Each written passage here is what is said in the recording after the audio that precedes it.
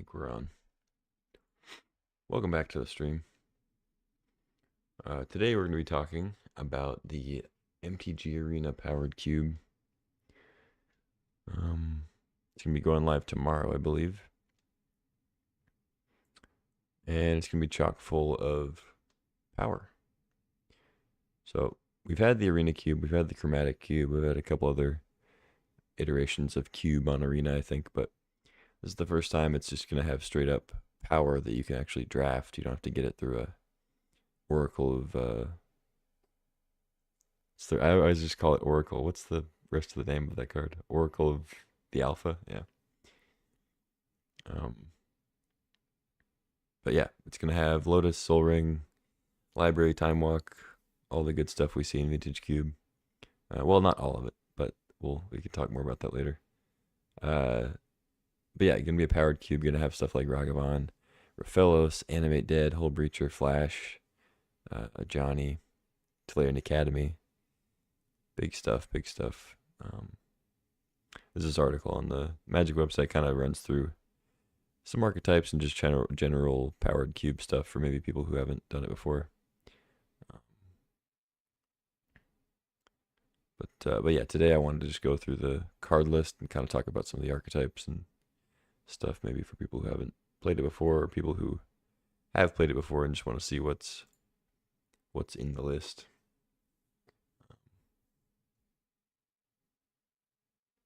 But yeah, so I guess I'll start with white and just run down. I might actually see if Scryfall has. Let's see if Scryfall has a list that's like the card images all out. They might not.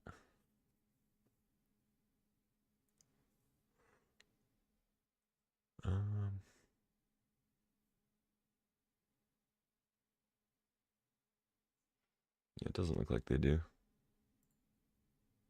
Let's see. No.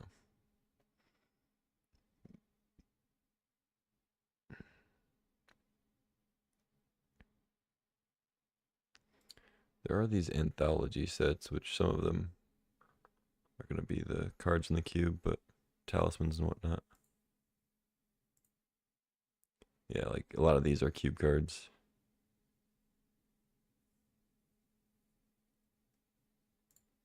But alright, I guess we'll just run through this then. Oh, maybe Cube Cobra. I bet Cube Cobra has it.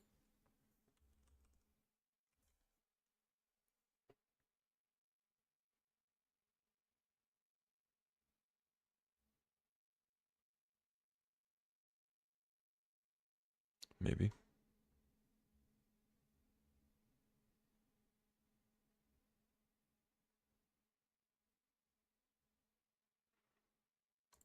Is Cube Cobra down?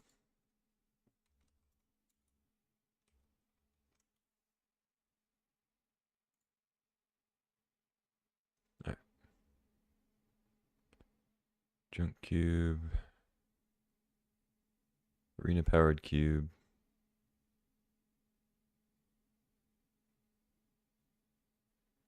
PGA Powered Cube.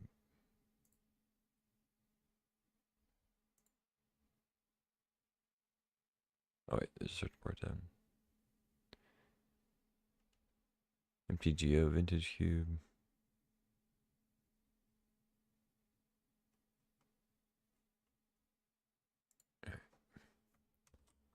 MTGA. Or we'll just shoot. We'll just search Powered Cube, I guess.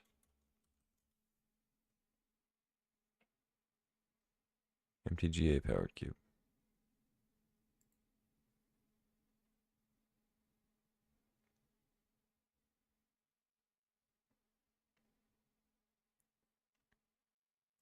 All right, list.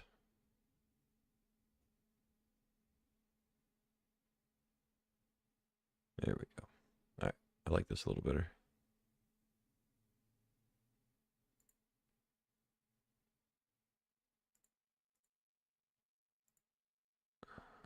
Okay. All right, so here we have it. It's got cards from white. It's got cards from blue, black, red, green, all the classics. Yeah, so we'll just start from the top. I'm not gonna go through every card like explaining what they do or anything. Most of you have at least seen these cards, so I don't need to like explain what everything does. But just wanted to give a quick overview and talk about Cube as a whole. So white, a lot of white is going to be good aggressive creatures, but it also has good removal that can be played in mid-range control decks. Of course, has a couple sweepers usually, but here we have in the early goings, it's going to be the aggressive creatures like Descendant of Storms, Esper Sentinel, Giver of Runes. It's a Mother of Runes variant. If you haven't seen this one, it's pretty good. It can't target itself, which is one of the great things about Mother of Runes. It protects itself so that it's not so easy to get rid of the protection effect. But Giver of Runes does have an extra toughness, which does matter more often than you might think. And another big thing about Giver of Runes is that it can give protection from colorless, which does actually come up quite a bit against like Karn tokens, Urza Saga tokens, Urza tokens, Walking Ballista, channel land targets like Otawara. You can get protection from colorless for that. Comes up quite a bit. So I wouldn't say it's better. I think Mother of Runes is still better, but there are spots where Giver of Runes is better than Mother of Runes in a game. But I think on average, Mother of Runes is going to be like perform better than Giver still, but Giver is great. Guide of Souls, one of my favorite newer cards in the white aggro archetypes. Single white for a 1/2. When a creature enters under your control, you gain a life and get an energy. And obviously it has a built-in energy function, but also just works well with other energy cards, which there are some. But whenever you attack, you can pay 3 energy. When you do, put 2+1/+1 counters and a flying counter on an attacking creature, and it becomes an angel, blah, blah, blah. But yeah, 1 mana for a card that gains you some life and then eventually throws some things in the air, makes them bigger. This card combined with one I'll talk about in a second, I guess, or I'll talk about now, Ocelot Pride is really, really good. So 1 mana for Guide of Souls, 1 mana for Ocelot Pride. You can even just wait till turn 2 to play both of them if you don't want to face removal, sorcery speed removal before getting a token. But basically, you play Guide of Souls, you play Ocelot Pride.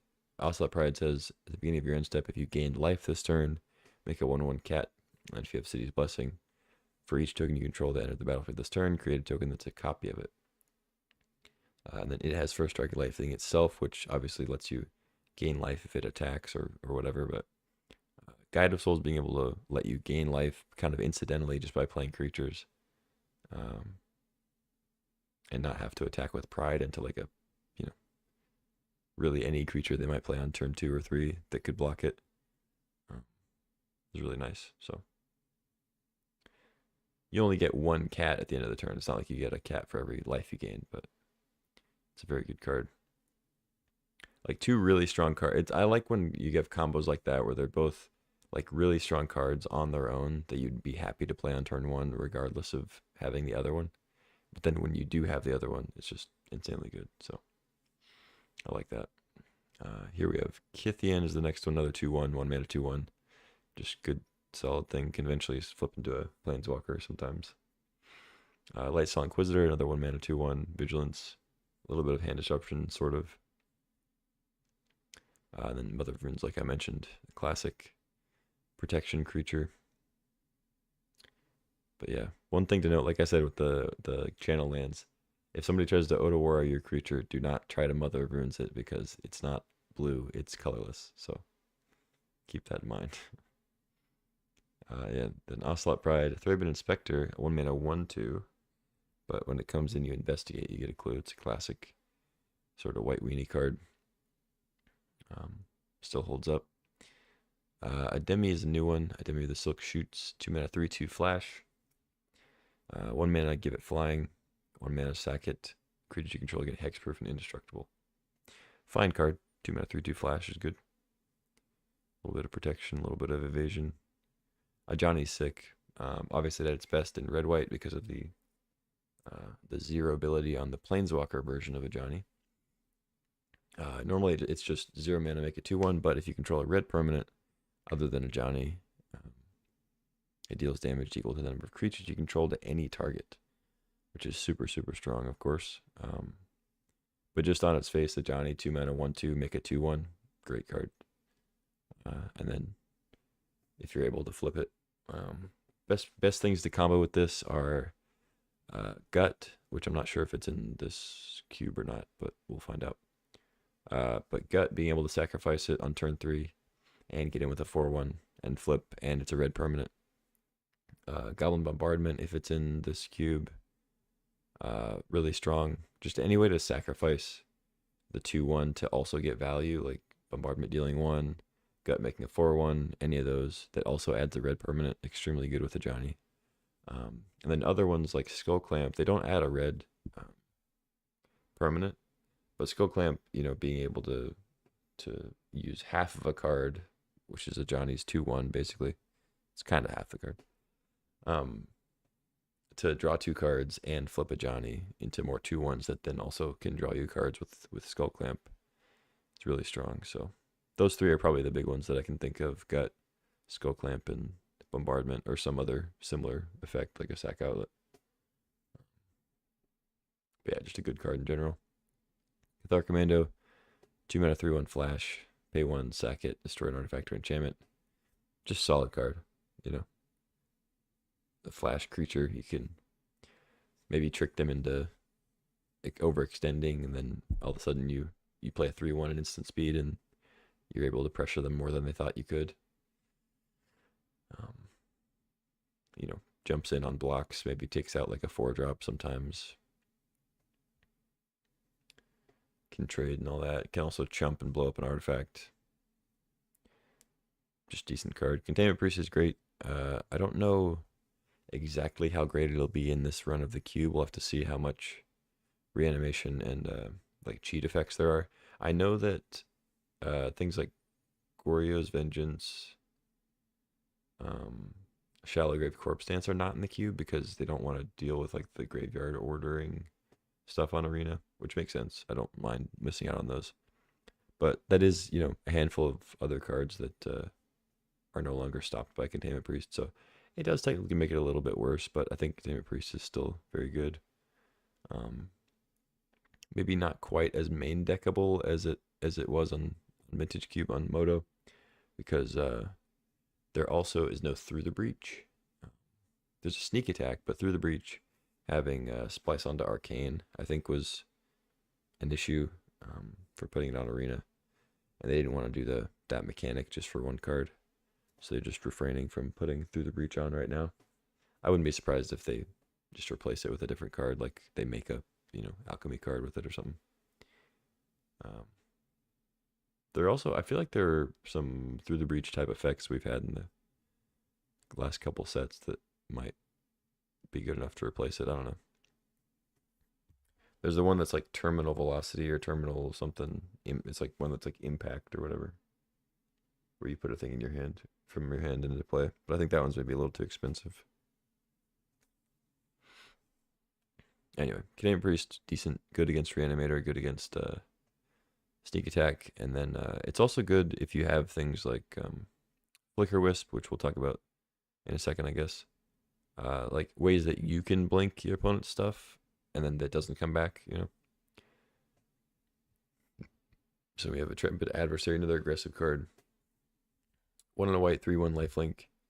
When it comes in, like all the other adversaries, you can pay 2 any number of times, and it comes in with that many counters to do whatever it does, which in this case is act as a lord for all your creatures.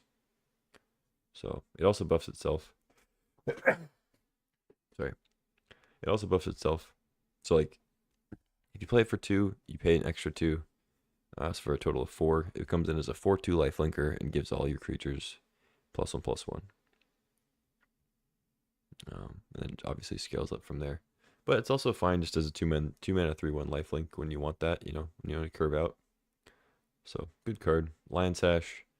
I don't find myself main decking this one super often, but It's kind of a scavenging use effect. 2 mana, 1/1, pay a white, exile a card from a graveyard. If it was a permanent, put a counter on the land sash, and then you're able to reconfigure it, move it on another creature, maybe put it on a flyer, whatever you want to do. It's also, you know, the reconfigure thing is also good against like sweepers and stuff. You throw the thing on a creature, and then when they play a sweeper, you still end up with a creature on the field. You can keep bashing, but yeah, not an outstanding card, but it's good when it's good, you know. Luminarch Aspirant I really like. Very simple card. 1 and a white, 1/1 at the beginning of combat on your turn. Put a 1/1 counter on target creature you control. Just awesome. You just get value every turn, every combat. You don't have to put any more mana into it. Yeah, works well with like any counter synergies, anything that wants to buff creatures, you know, make them larger, whatever. Maybe gets a bonus for being bigger. Felia is great. Probably one of the best white cards.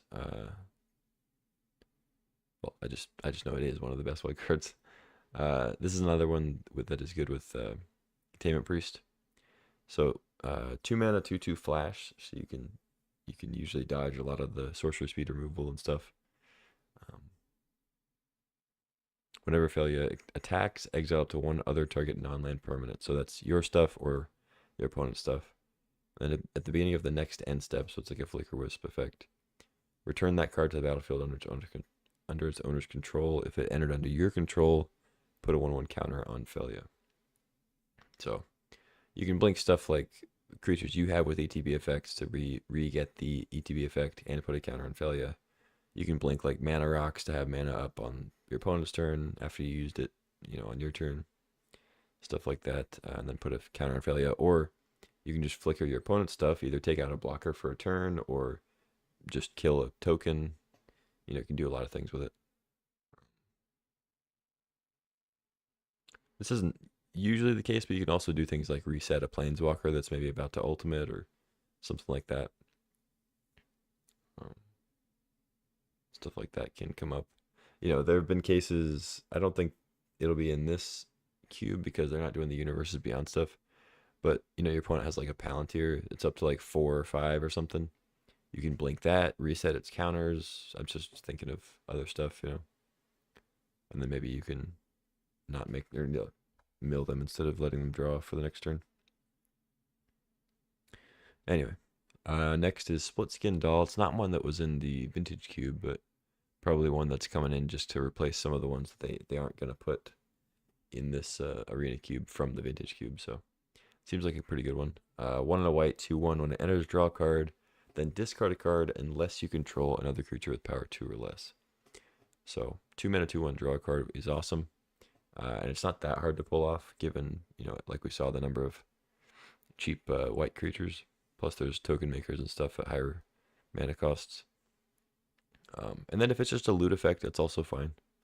2 mana, 2/1 loot is also decent, especially if you have graveyard stuff potentially. It's not as likely in white, obviously, to have like graveyard things going on. But you know, you could be like red white, be playing Flage or something.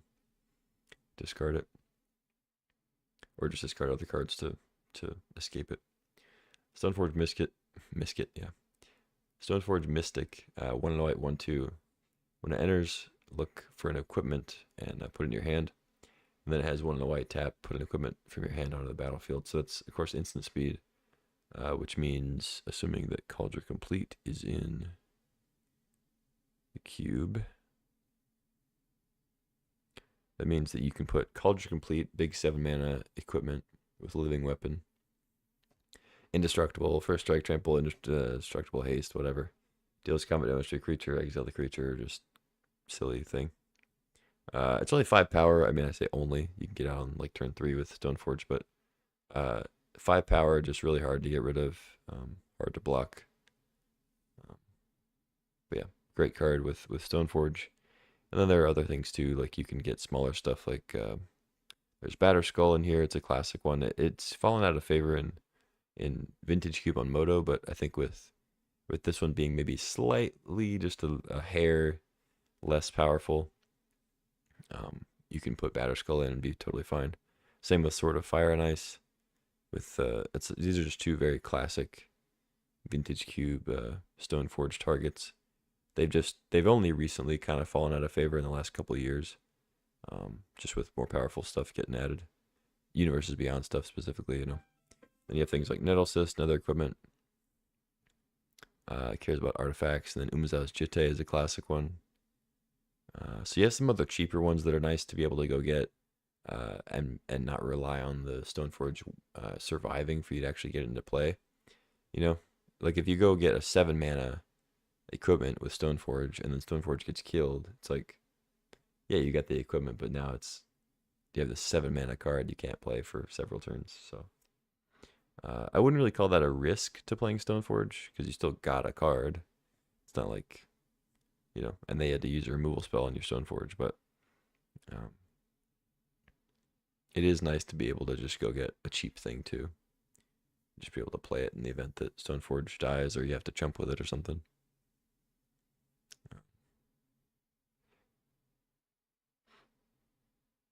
There's also sometimes the case where, like, you have Stoneforge, you have like 6 mana, you know, it's later in the game, you have like 6 mana, so not quite enough to like get Kaldra and play Kaldra that turn, but you do have enough to go get Jitte, play Jitte, and equip it. So sometimes that's, you know, that's gonna be better for you. So good things you keep in mind. Lightning Greaves, probably not one you're gonna look for all that often unless you have Nadu.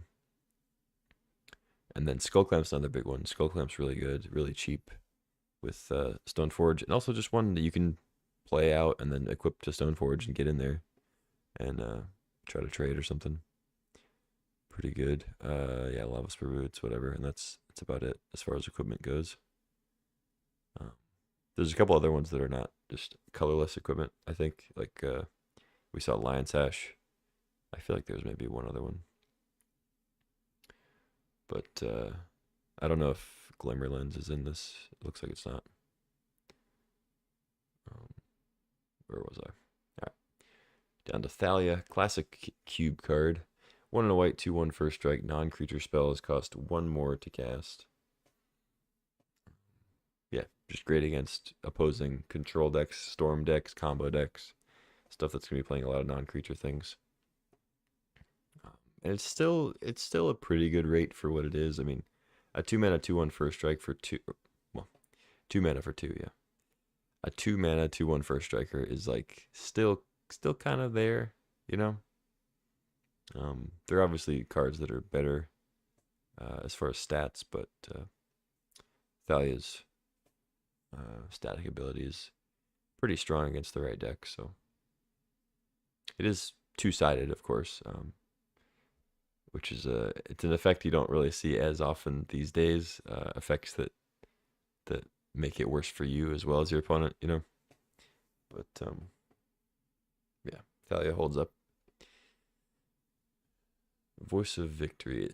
One thing about Thalia, you are incentivized to play more creatures. You definitely need to be aware of your creature count when you play Thalia in the main deck if you want to play it in the main. You can always just put it in the sideboard though.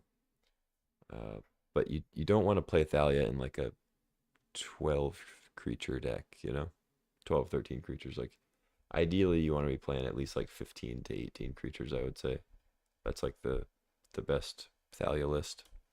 And your non-creature stuff, you want to be cheap, you know, Swords to Plowshares, Oust, Path to Exile. Not that like you should be building around Thalia completely, like as if it's some big build around thing, but it just is not good in a deck that only has, you know, in a deck that's like half non-creature spells. It's just not going to work. So anyway, Voice of Victory, one of my favorite recent additions to the Vintage Cube in terms of the white aggro cards. 1 and a white 1/3 mobilize 2, so when it attacks you get 2 tapped and attacking 1/1 red warrior creature tokens, and then you sack them at the end of your turn. But it says your opponents can't cast spells during your turn, so pretty strong, kind of similar to the 3 mana Teferi effect.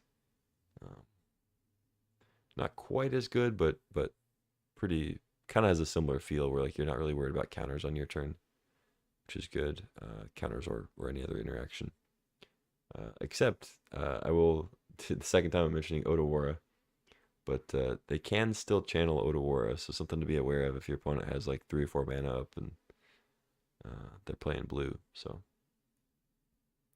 but yeah, voice is really good. It's also another good one with a Johnny because it does make red warriors. So even if you're a mono white list, you're playing a Johnny and voice, you can attack with voice, and then activate a Johnny if you have it flipped, and it triggers the deal damage effect, and of course, add some creatures to the board for more damage. What's up, Zed? Just going over the cube list here, getting pumped up.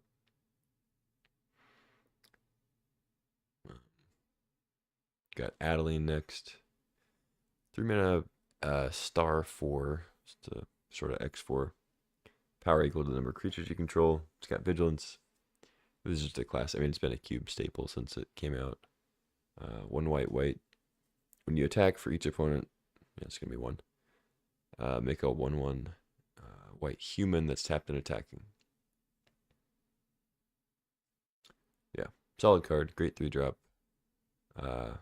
It's double white, so it is one that sometimes you can get late, which is nice when you're heavy white, maybe not battling for it in the draft. And you get like a, sometimes you can wheel Adeline if it's like white's just open, or if you saw it in like pack 1 or something. Sometimes it'll come around, but it's one of those that like you can kind of sneakily get late, but it's a really good card because of the double white. But yeah, Blade Splicer. Another classic one, 3 mana, 1/1. Make a golem when it comes in, and then golems you control at first strike. So it only has first strike as long as the splicer's out. But great to blink with things like Felia, Flicker Wisp, which we'll see in a second, and whatnot. But yeah, Cosmogran Zenith, another new one, really good card.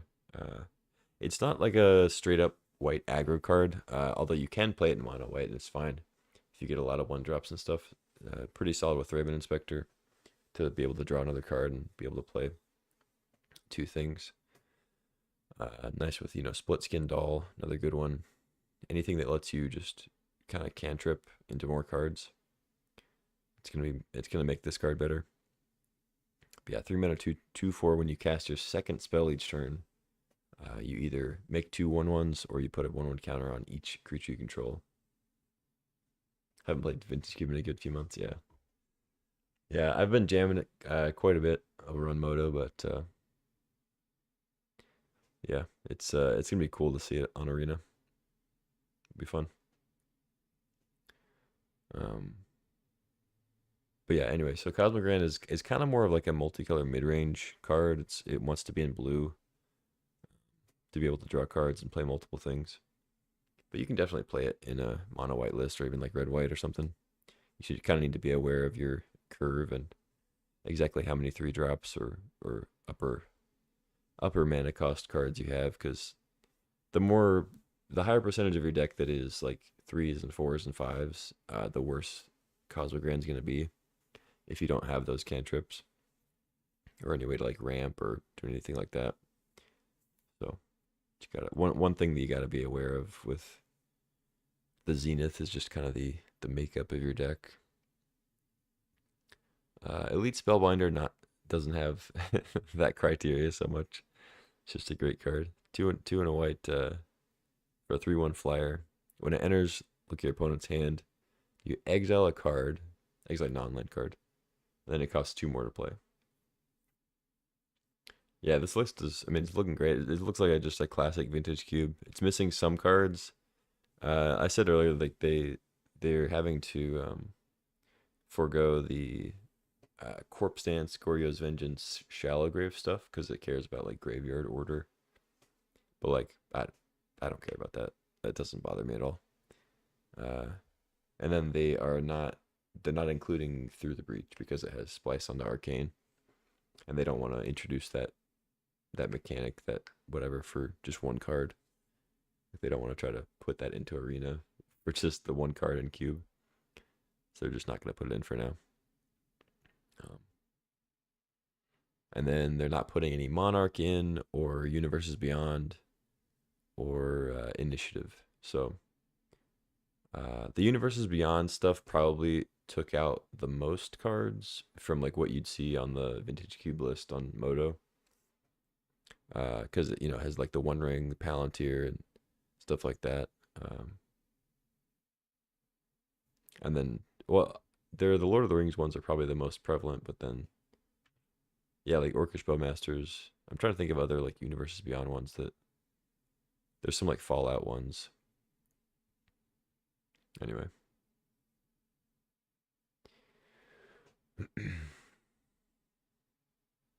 No, Lord of the Rings is weird. Yeah, I think they just made like a general no Universes Beyond rule.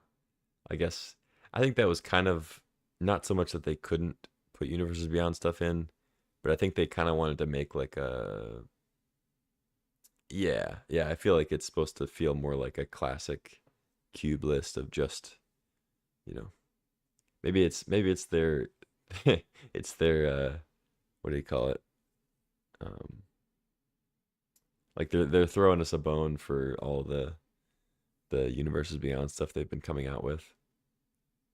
You know, they're like, all right, here you can have this cube of all classic cards with no core, no non-core Magic IP. You know, although they still put the Through the Omen Paths cards in here, so I don't know. It's a dicey one. Anyway, Spellbinder's great. Take it and play it. It's a good card. Enduring Innocence is next. 1 white, 2/1 lifelink. When one or more other creatures you control power 2 or less enter, draw a card. It only triggers once a turn. It's a fine card. I don't find myself taking this very highly. Oh, and then of course it's an enduring card. So when it dies, if it was a creature, return to the battlefield as an enchantment. It's not a creature, so you still get the static ability. But yeah, like I said, fine card. One thing you gotta remember about 3-drops in Cube, especially, and just in drafting in general. But you're playing like mono white, you're playing red white, you're playing whatever, any semi-aggressive list or even mid-range list. You got to be aware of your threes in the drafting, because it's not that you don't want to take threes, but there are so many good 3-drops to choose from, and you just don't have to prioritize them highly. You want to prioritize your 1s and 2s, and the 3-drops will come. There's like no avoiding taking 3-drops, so you really don't need to prioritize them over other ones. So, you know, since that is the case, Enduring Innocence ends up being kind of a low pick, just because it is a 3 and it's kind of on the lower end of the 3s, so it's kind of below pretty much every 1 and 2, and then it's below most of the 3s, so then it kind of becomes pretty low on the list at that point in terms of pick order. But you know, when you have it in your deck and you have the creatures for it, it's definitely a good card. So yeah. It also depends on when you see it in the draft, right? Like if you have a deck that's just is able to make tokens every turn, like it has, you know, some way to consistently make tokens, or cares about drawing cards, like, you know, Zenith, I guess, would probably like it because you're drawing extra cards. Easier to play 2 spells. Yeah, then Innocence becomes better, but you know, pack 1, I'm probably not taking this over most of the other 3s. Speaking of 3s, Flicker Wisp is next. 1 white, 3/1 flyer. When it comes to play, exile another target permanent. So you can actually exile lands if you want. If you want to flicker one of your own lands to like untap it for your opponent's turn or whatever. But yeah, exile any permanent and then return it to the play at the beginning of the next end step. Yeah, great card. 3 mana, 3/1 flyer, still pretty good rate. And then you're able to flicker stuff.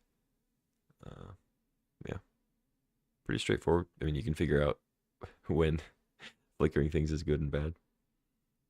But speaking of which, Lauren's a good one to flicker. 2 and a white, 2/1 vigilance. When it enters, destroy an artifact or enchantment. Then it has tap. You and target opponent each draw a card. So you definitely don't want to do the tap ability every time you're able to. But there are cases where it is good to do. Like say, I mean, in spots where you just really, really need an out, and you're kind of getting beat down, it feels bad to like give your opponent a card when they're already beating you. But you know, especially if they only have like one threat that's really, really getting you, you know, that's maybe a time when you want to give your opponent a card and you a card. But I would say you don't want to do it every single time you're able to. Like if you're winning and you have a good board presence and whatever, you don't just want to give your opponent extra cards to try to get back in and hope that you also get good cards, you know. Anyway. Monastery Mentor is in. I think Mentor has actually, I think it's been taken out of the Vintage Cube on Moto in the last couple iterations. Or at least I feel like I haven't seen it. Maybe I'm thinking of LSV's Cube, because I've drafted that a handful of times too, and sometimes I get confused as to like which ones are still in which cube. But I feel like Mentor's maybe been taken out, but it's back here, which is cool. Mentor kind of reminds me of, or rather, Zenith reminds me of Mentor. I guess it came first. But I think Mentor and Zenith are kind of similar in the sense that you can play them in mono white or like a more heavy white semi-aggressive list if you get the right build with non-creature spells.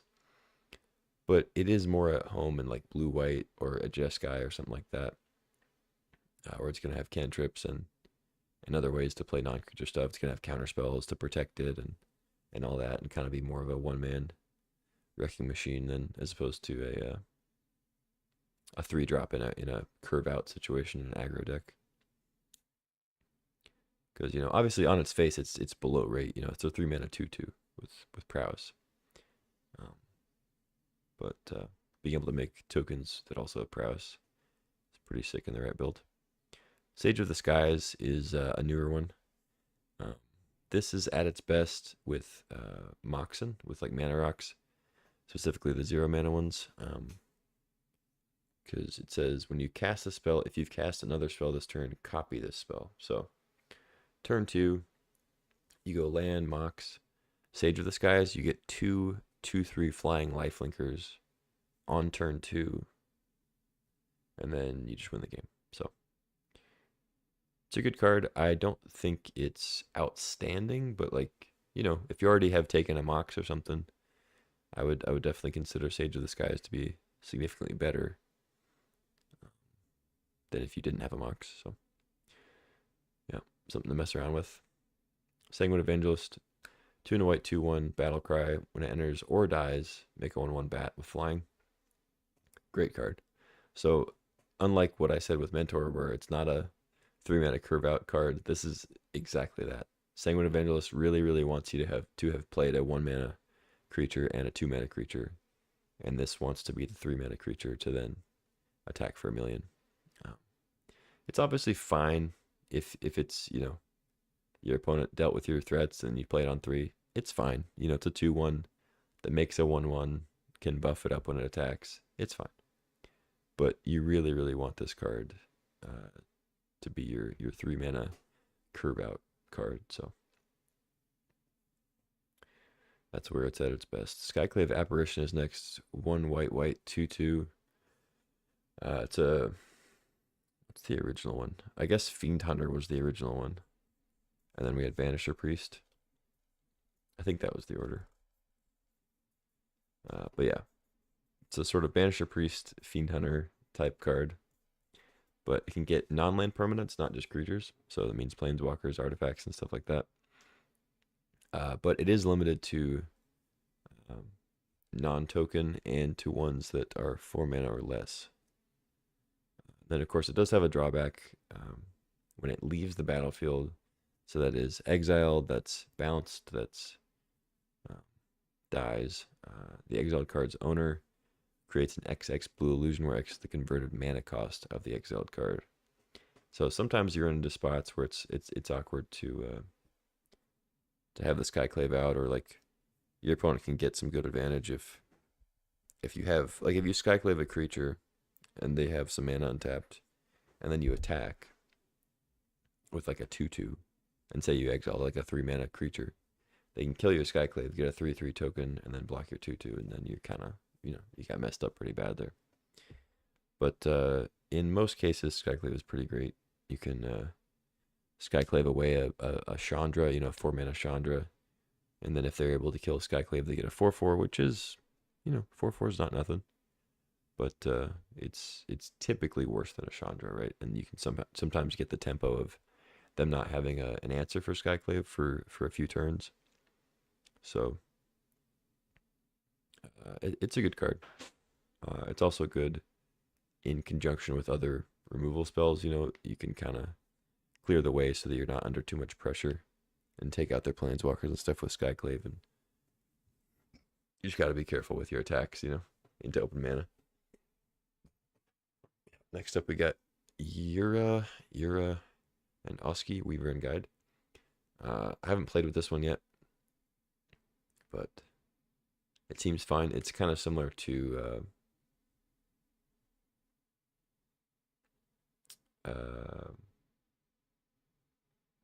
what's the name of that card?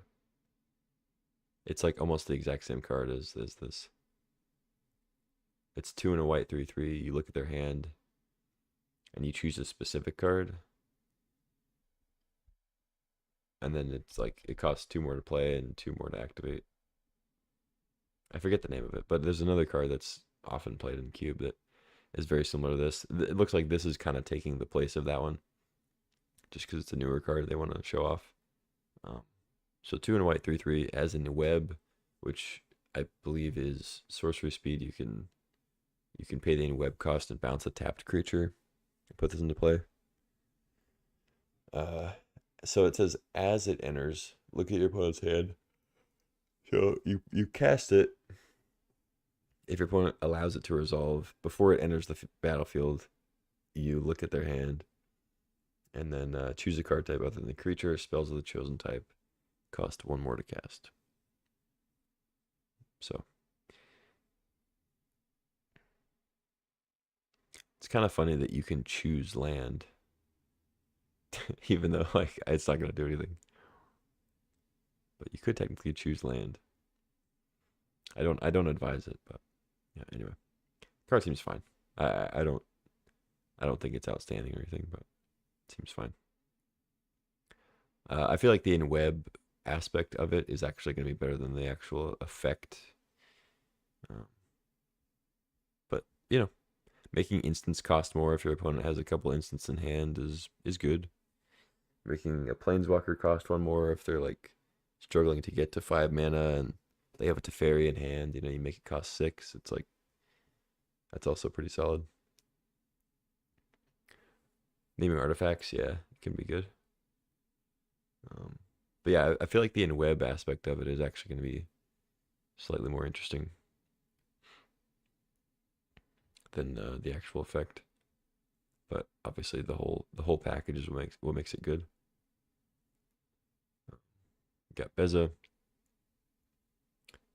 I feel like this one. I don't think this one has been in the Vintage Cube yet. I could be wrong. Well, maybe it's been. I think it's maybe been in, but I think it promptly got taken out. But yeah, this one 4 mana, 4/5. Basically, when it comes in, you get a bunch of good stuff if you have less of that stuff than your opponent. So when it enters, make a treasure. If your opponent has more lands than you, you gain 4 life. If an opponent has more life than you make 2 1/1 blue fish if they have more creatures than you. And then you draw a card if they have more cards in hand than you. So, yeah. It's not often that you get all of those things, but if you get half of those things, it's a good card. So, and it's a good rate. 4 mana, 4/5. It's fine. Plus some bonus stuff. But just kind of gets you back from behind. It's good in a mid-range list. It's good in a controlling list. It's not the best like 4-drop to have in like an aggro white deck, because you're probably going to have more life than your opponent. You might have fewer cards, I guess. You're probably going to have more creatures already. You may not have more lands, but like you probably don't care about that too much when you're already at 4 mana, right? You don't really care that much about getting a treasure. So you can definitely find better 4-drops in an aggro list, but card seems good in mid-range control. Sarah Paragon, it's a great 4. 2 white, 3/4 flyer. Once during each of your turns, you play a land from your graveyard or cast a permanent spell with mana value 3 or less from your graveyard. And then if you do, it gets, when it's put in the graveyard from the battlefield, exile it and you gain 2 life. So it kind of gets like a finality counter, but you also gain 2 life. So it's pretty cool. Really good with fetch lands.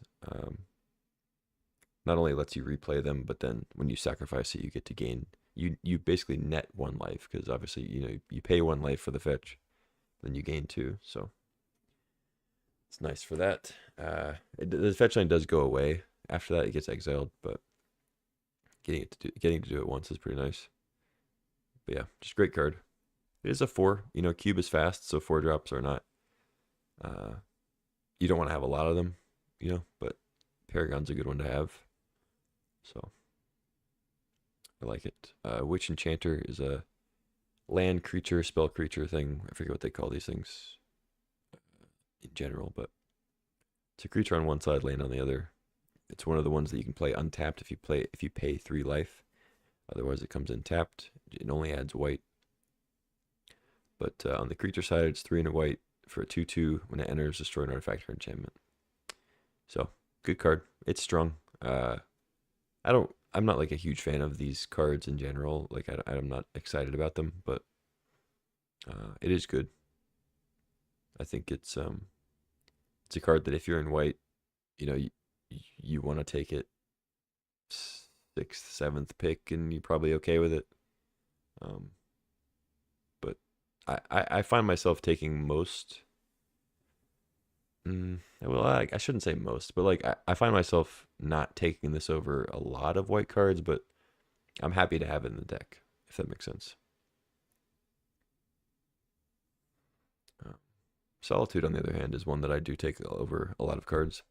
3 white, flash, lifelink for a 3/2 that says when it enters the battlefield, exile up to 1 other target creature. That can be yours sometimes if you need the life. That creature controller gains life equal to its power. So it's a Swords to Plowshares on a body.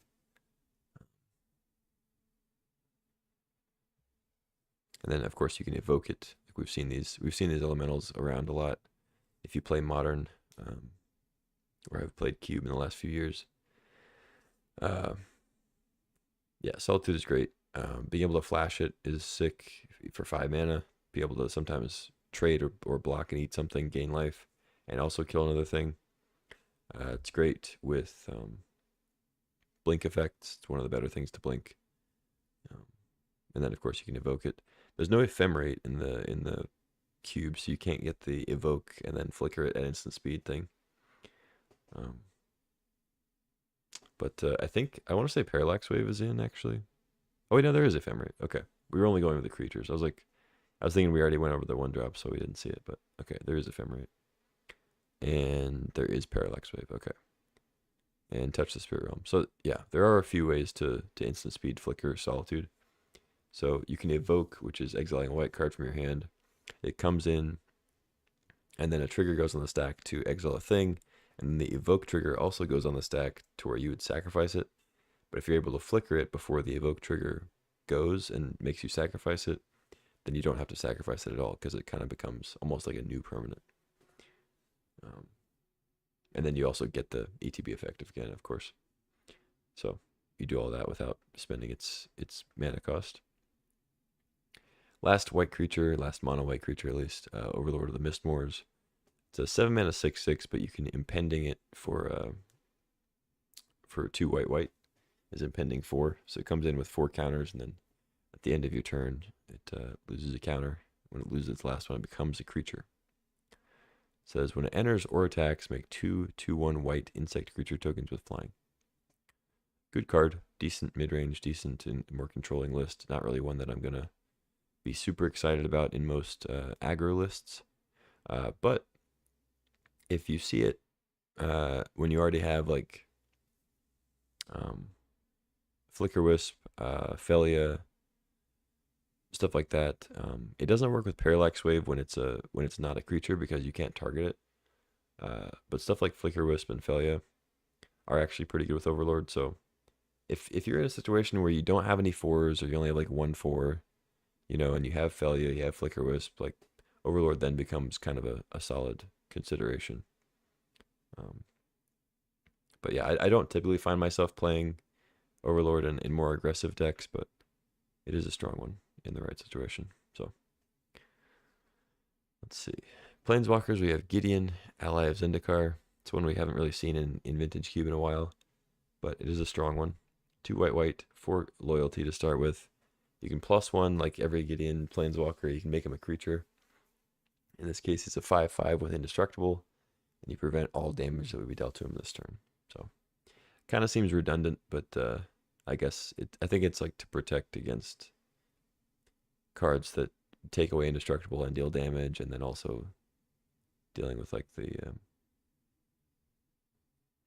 I don't know. I think there's a couple reasons why it has indestructible and damage prevention, but I don't know. The 0 ability, put a 2/2 white knight ally creature token on the battlefield. I don't think there are any ally synergies in the cube, but that was a thing at one point.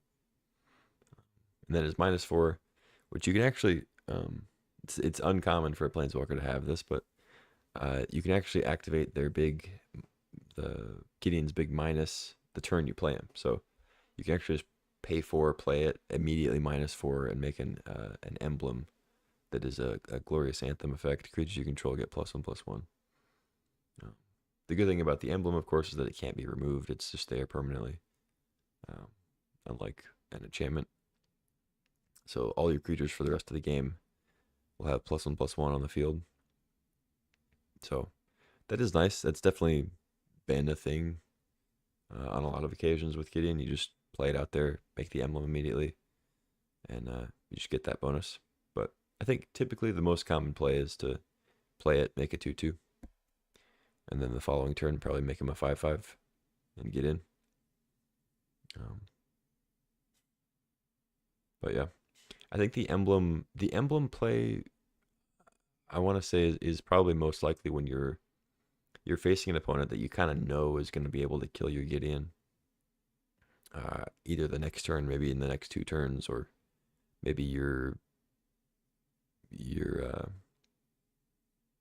suspicious that they may have a way to deal with it with like a spell on their turn at sorcery speed. You can just jam it out, make the emblem, and just kind of get your value and move along. But yeah, anyway. Then we have Wandering Emperor, 2 white, 3 loyalty, flash planeswalker. As long as it entered this turn, you can activate it anytime you could activate an instant, anytime you could cast an instant. So you can flash it in and then activate a loyalty ability on your opponent's turn, or like during your combat or during the end of your turn. Anytime you could cast an instant. And it has put a 1/1 counter on a creature. Gains first strike, or I get a splinter. I don't know. I think it's a cat scratch. Gains first strike, -1, make it 2/2 with vigilance. So could be an instant speed blocker. Could be instant speed, give a thing first strike on your side, or instant speed -2, exile target tapped creature. You gain 2 life. So that's kind of the big one. I feel like that's probably what Wandering Emperor gets used for the most often, is 4 mana, exile a thing, gain 2 life, and then still have this planeswalker on your side to get more value. It is, at this point, we've all seen Wandering Emperor around in different formats. So if you know it's available and you're playing against a white opponent that has left at least 4 mana up, and you have a creature you're about to attack with, it's like, you got to be aware of it. And you also, as the Wandering Emperor player, you kind of got to keep in mind that your opponent might sniff out that you have Emperor. So something to be aware of. But pretty good card. More of a mid-rangey card than an aggro. Elspeth Stormslayers is the last planeswalker in mono white.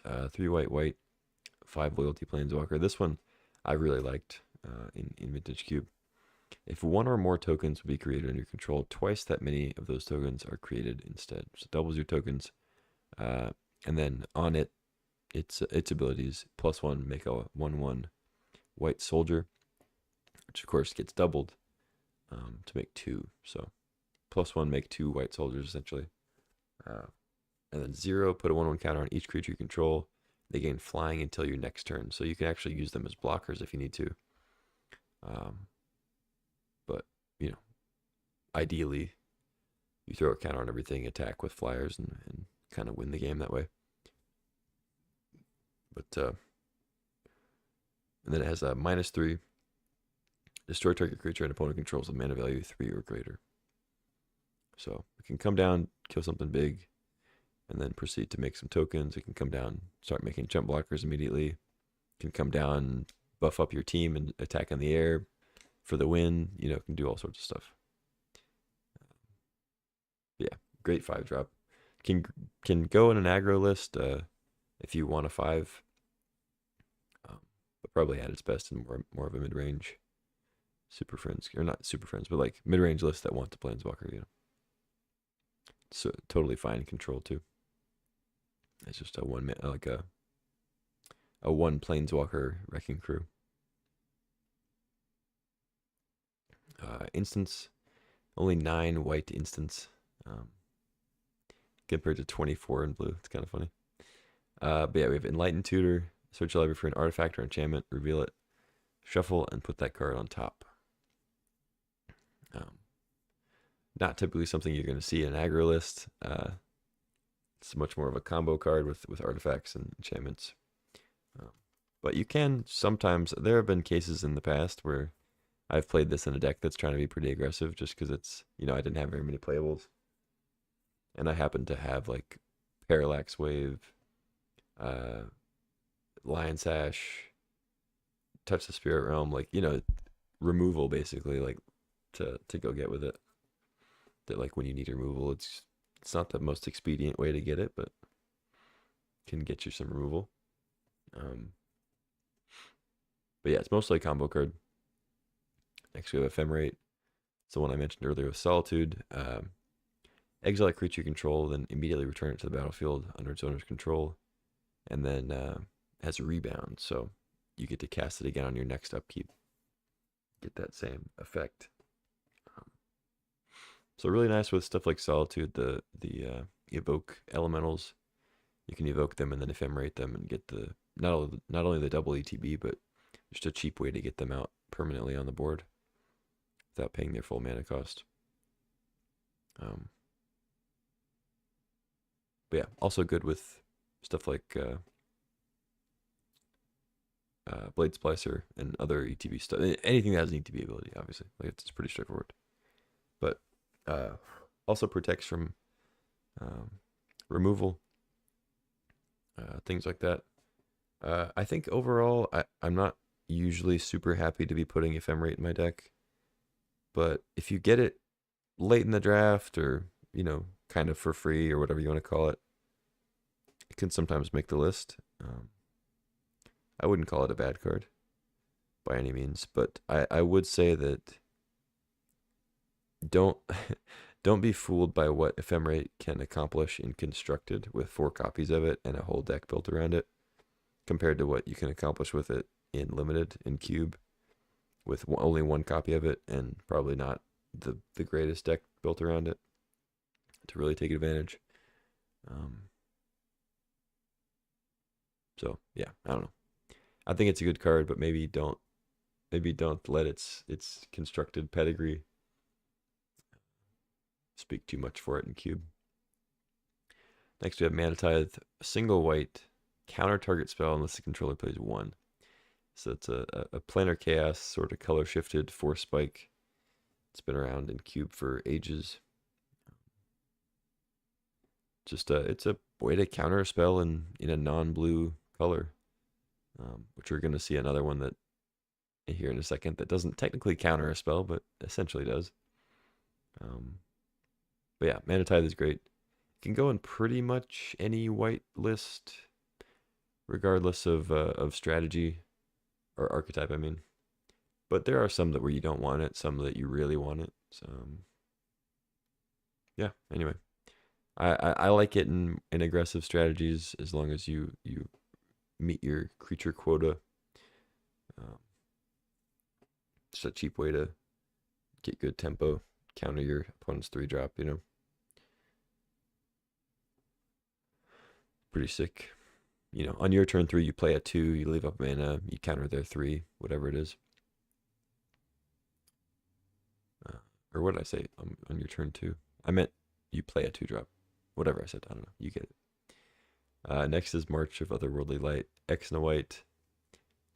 You can exile a white spells from your hand to make it cost 2 less for each of the cards you exiled. But then exile target artifact, creature, or enchantment with mana value X or less.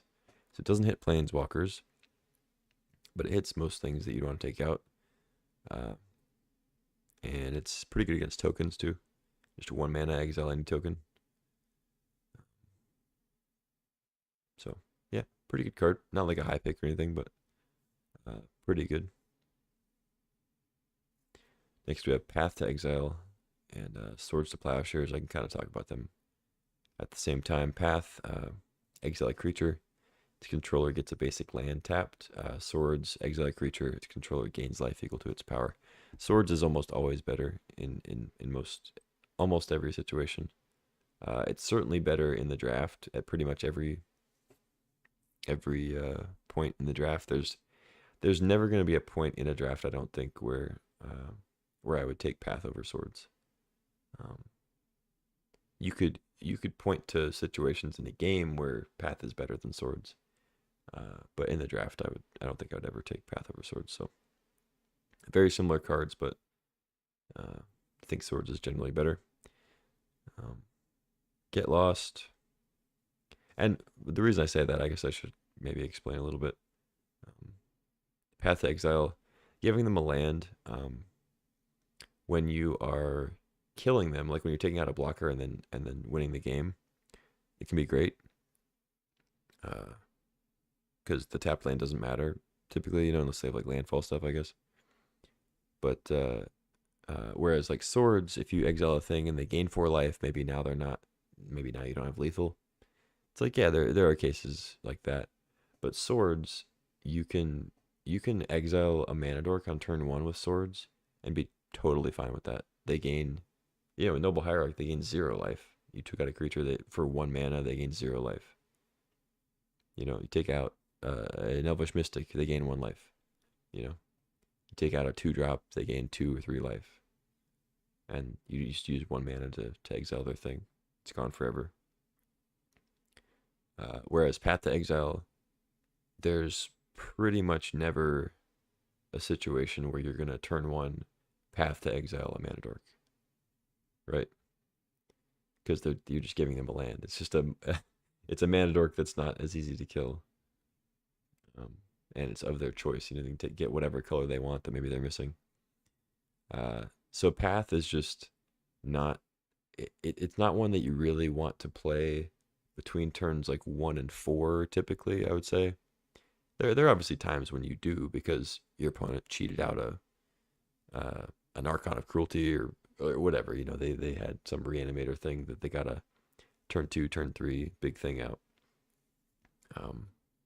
And Path is great to have because you easily trade a land for those creatures. But when your opponent's in the early to mid game and they're trying to curve out, hit their land drops and stuff, you pathing a 2-drop and giving them a land to them be able to play a 4-drop a turn early, it's not going to work out very well for you typically. Whereas Swords is just like always good at every point in the curve. So yeah, that's what I mean by Swords being better, but Path technically could be better in certain situations, but very similar cards.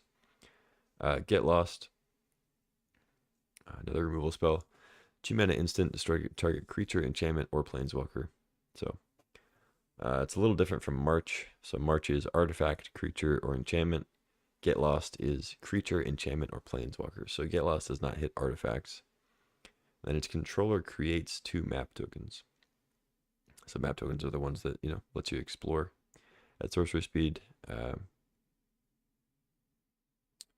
Yeah, there are a lot of white removal spells like this that um, destroy a thing and then kind of replace it with something small, like something trinkety, like a map token. But Get Lost is a good one. 2 mana to be able to kill a planeswalker is really nice. Sometimes the map tokens matter quite a bit for your opponent, but other times they really don't matter at all. So it can vary.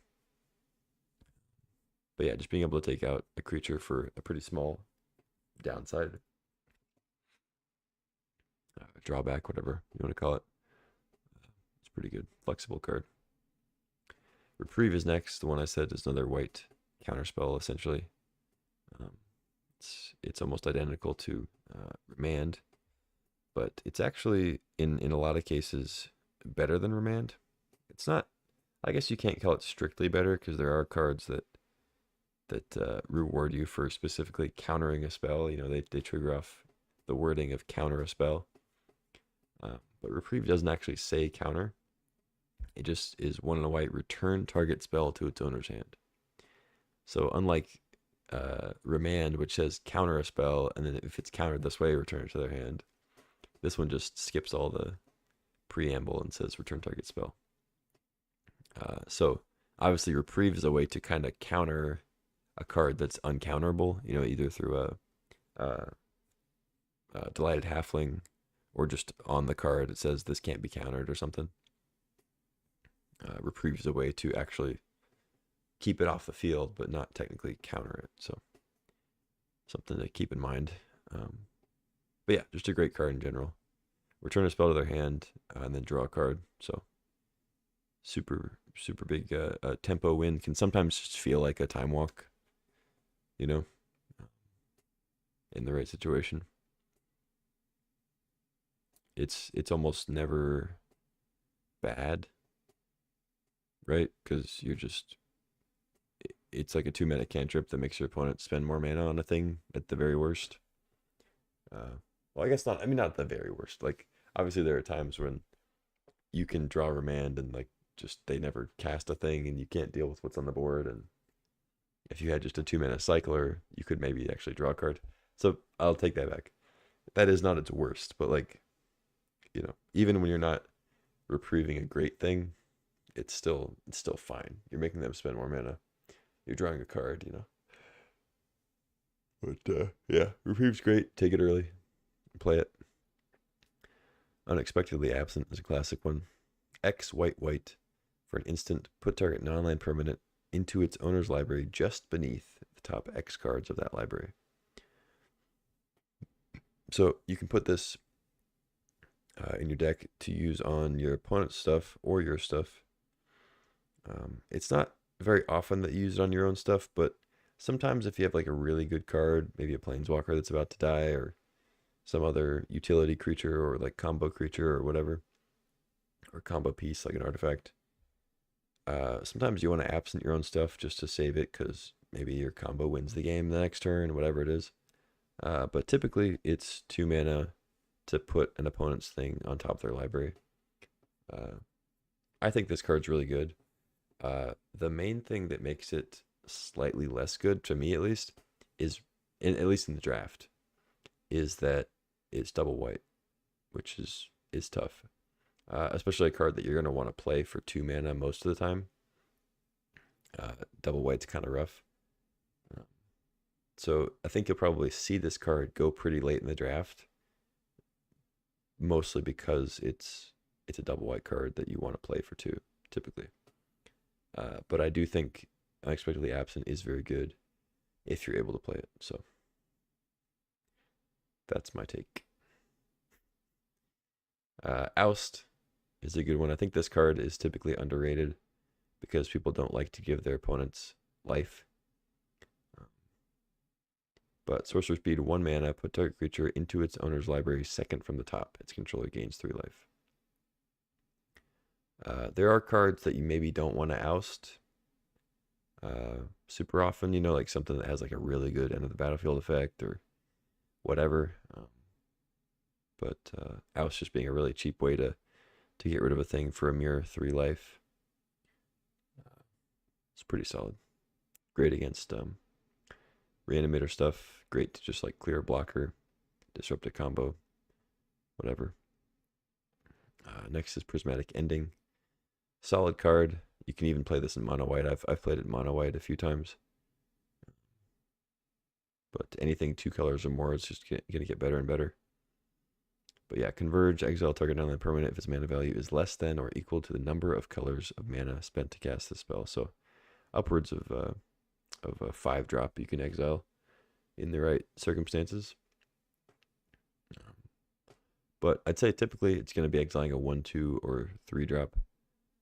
But you can also keep in mind that you can exile a 0-drop. You can exile a Mox with this for 1 mana, which does come up. So great card. Take it and play it. Balance is going to be in the cube. It's an interesting one. 1 and a white. Each player chooses a number of lands he or she controls equal to the number of lands controlled by the player who controls the fewest. Then sacrifices the rest. Players discard cards and sacrifice creatures the same way. So it is what, it's a very flavorful card. You're balancing your hand, the creatures on the board, and the lands on the board. But the cool thing about balance that it doesn't balance, which is, I guess, is kind of a flavor fail if you want to think about it that way, is that it doesn't balance artifacts or enchantments or planeswalkers. It's just lands, creatures, and cards in hand. So you can take advantage of the balance effect by playing mana rocks, by playing planeswalkers as your threats instead of creatures, and then also by like dumping your hand, in some way, or do all of those and play Tolarian Academy and a bunch of rocks and then balance and win. Another cool combo with balance, I assume, well, I shouldn't assume, but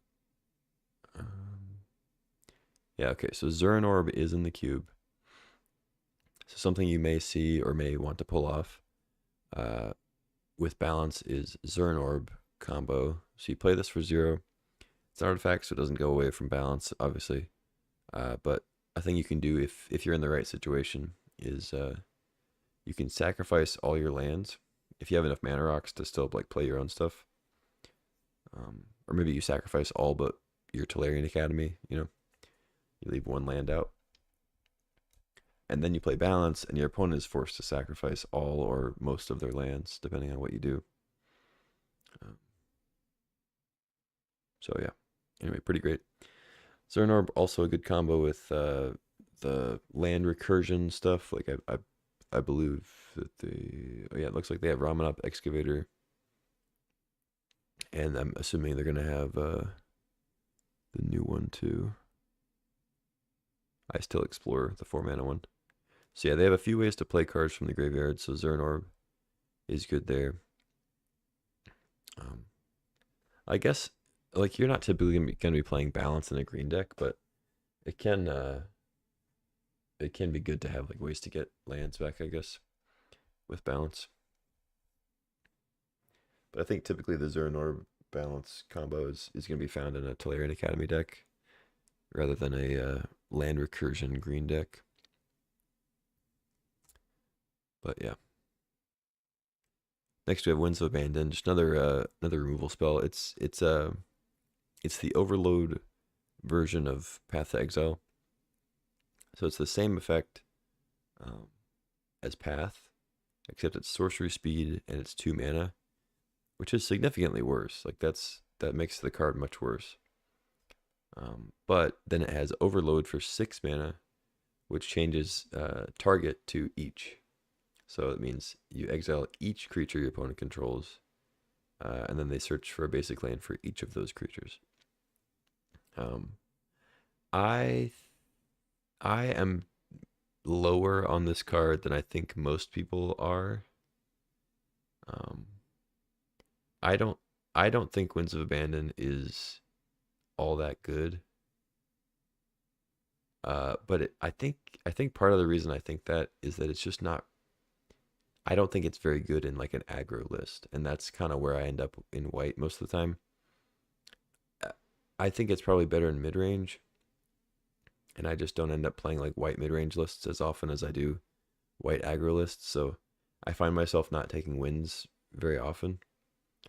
Um, I don't know. I just don't think a 2 mana sorcery speed removal spell that gives your opponent a land is where you want to be very often.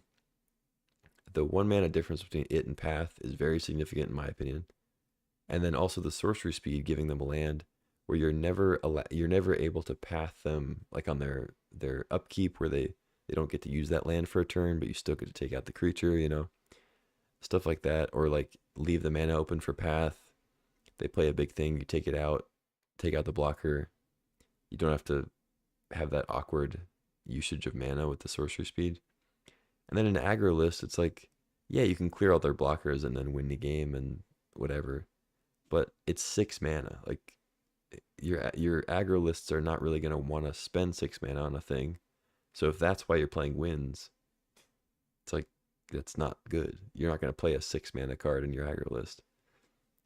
I understand it's flexible, but like I just feel like you're rarely gonna want either ability or either side of the coin on an aggro list. So anyway, all that to say, I think this is probably still a good card, but maybe don't listen to me when it comes to how good wins is, because I think I'm lower on it than most people that play Cube. So anyway, Lingering Souls, 2 and a white. It's a classic Cube card. 2 and a white, put 2/1/1 white spirit creature tokens with flying onto the battlefield. And then it has flashback for 1 and black. Do the same thing. So, at its best in black-white, of course. Oftentimes, I will play it in mostly like a mono-white list that has a couple ways to produce black mana, random duel, random fetch, whatever. Maybe a talisman, like a black-white talisman or whatever. Although, I guess, do they put all the talismans in? It looks like they did. Okay. Yeah, not every cube has all the talismans, but it looks like they put all of them in. 3, 4, 5, 6, 7, 8, 9, 10. Okay, yeah. I feel like a lot of cubes don't play the green ones because green has great fixing otherwise. Like they won't play Unity, Resilience, Impulse.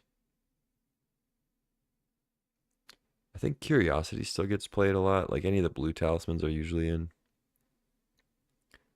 But yeah, like Conviction, Creativity, Curiosity, Dominance is usually in. And then I feel like Hierarchy is oftentimes in. I know Indulgence is usually in. And then Progress, yeah. So like all the blue ones are usually in. The green ones I think sometimes get cut. Anyway, they're all here for this one. Where are we at? Wrath of God, classic sweeper. It's the namesake of, wrathing the board. 2 white, destroy all creatures. They can't be regenerated. That's it. You don't want to play this in an aggro list. You want to play it in mid-range or control. And it is what it is. Next up, another Wrath effect, Sunfall. 5 mana, exile all creatures, incubate X, where X is the number of creatures exiled this way.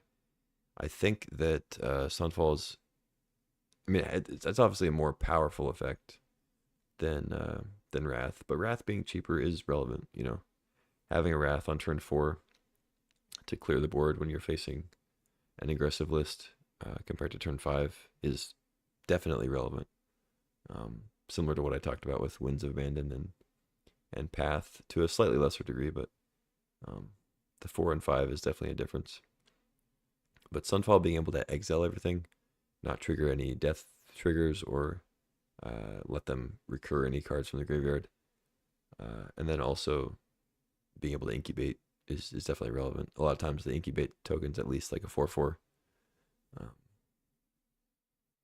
and it's a relevant card. Anyway, Sunfall is great in the right deck. Wrath is great in the right deck. Portable Holes next to the removal spell in white. 1 mana artifact. When it comes in. Alright, Glimmerlens is here in the artifact. So it is there for Stoneforge. I was looking for it. I always think of it as a creature, but obviously it's an artifact equipment that makes a creature. But yeah, Portable Hole, just another removal spell.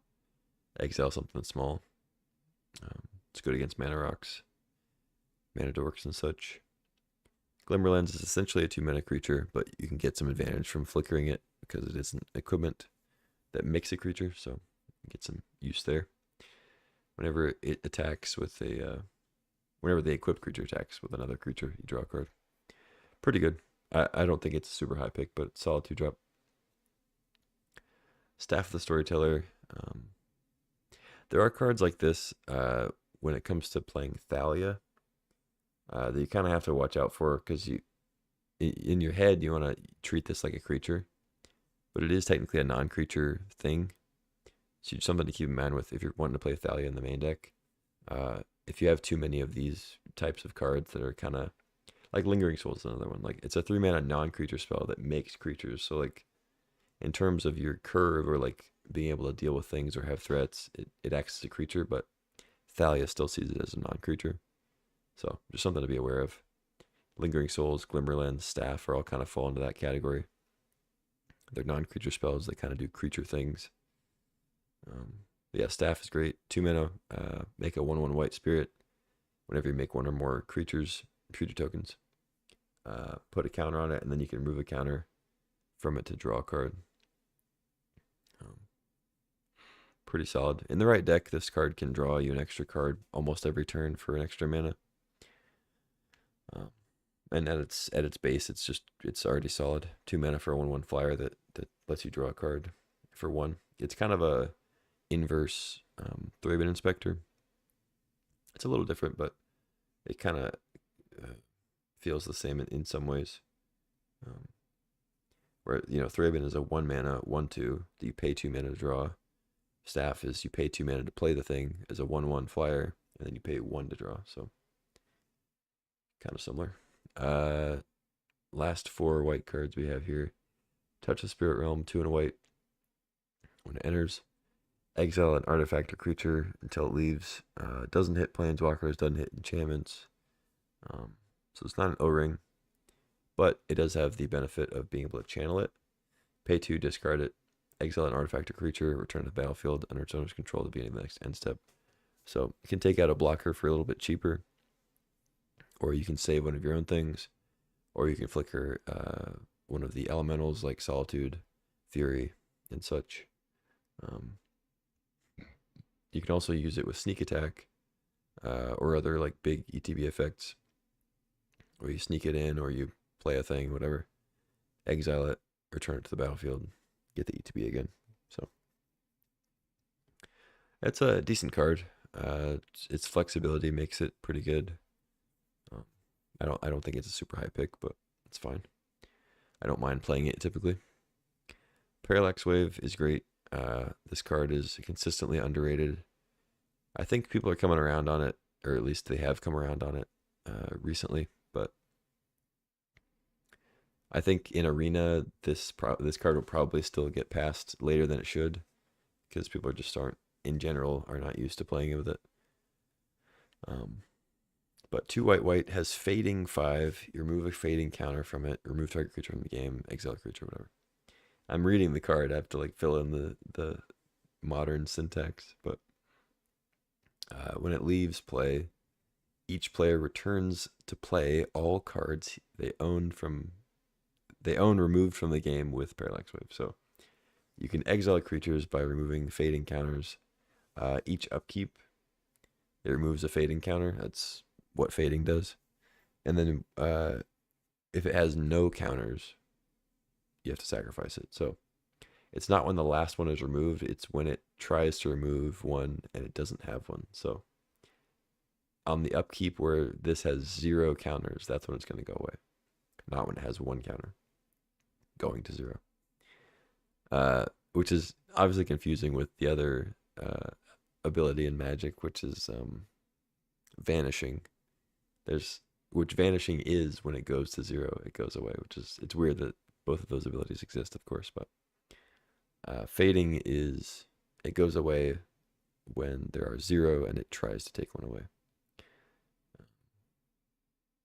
But yeah, essentially, Parallax Wave can be 4 mana, take out a creature or 2 for several turns. It can be take out 4 creatures for 1 turn cycle. It can be take out 5 creatures, attack for the win. You know, it can be play it, make your opponent like make it to where your opponent's removal is worse because you can exile your own creatures and save them for a little bit. You can also do some interesting things with like tokens. Well, the tokens are not interesting. It can just kill tokens, multiple tokens. But you can also do things like with Cathar Commando is a good combo with it. Let's find that one. So if you play Parallax Wave and then you exile all of your opponent's stuff, in response to the exile activations, you can blow up the Parallax Wave. The trigger to return those things goes on the stack and then resolves, and then all of the exile activations resolve. So you can exile all their creatures without ever having to bring them back. So it's an interesting combo with Commando. I feel like there's a couple other ways to do a similar thing. They used to have Samwise in the cube, which was another one with Parallax Wave. It's something that could return the wave from the graveyard on the turn it goes away. But that hasn't been in the Vintage Cube in a little while, and it's not going to be in this one because it's a Lord of the Rings card. But I feel like there's probably a couple other ways to do a similar effect, but I know Cathar Commando is kind of the cleanest one. But yeah, Parallax Wave is very good. Take it and play it. Virtue of Loyalty. It's a 2 mana instant on the one side, on the adventure part. 2 mana instant, 2/2 with Vigilance. Another kind of Cathar Commando, Thalia type thing. Get a flash blocker or just apply unknown pressure, you know. And then after you adventure it, well, it doesn't have to be after, but typically after you adventure it, you can play it for 5. At the beginning of your end step, put a 1/1 counter on each creature you control, and then untap those creatures. So if you're in kind of like a board stall or mid-range matchup where things have stalled out, or you just need that extra advantage to finish out the game, the 5 mana aspect of Virtue can be decent.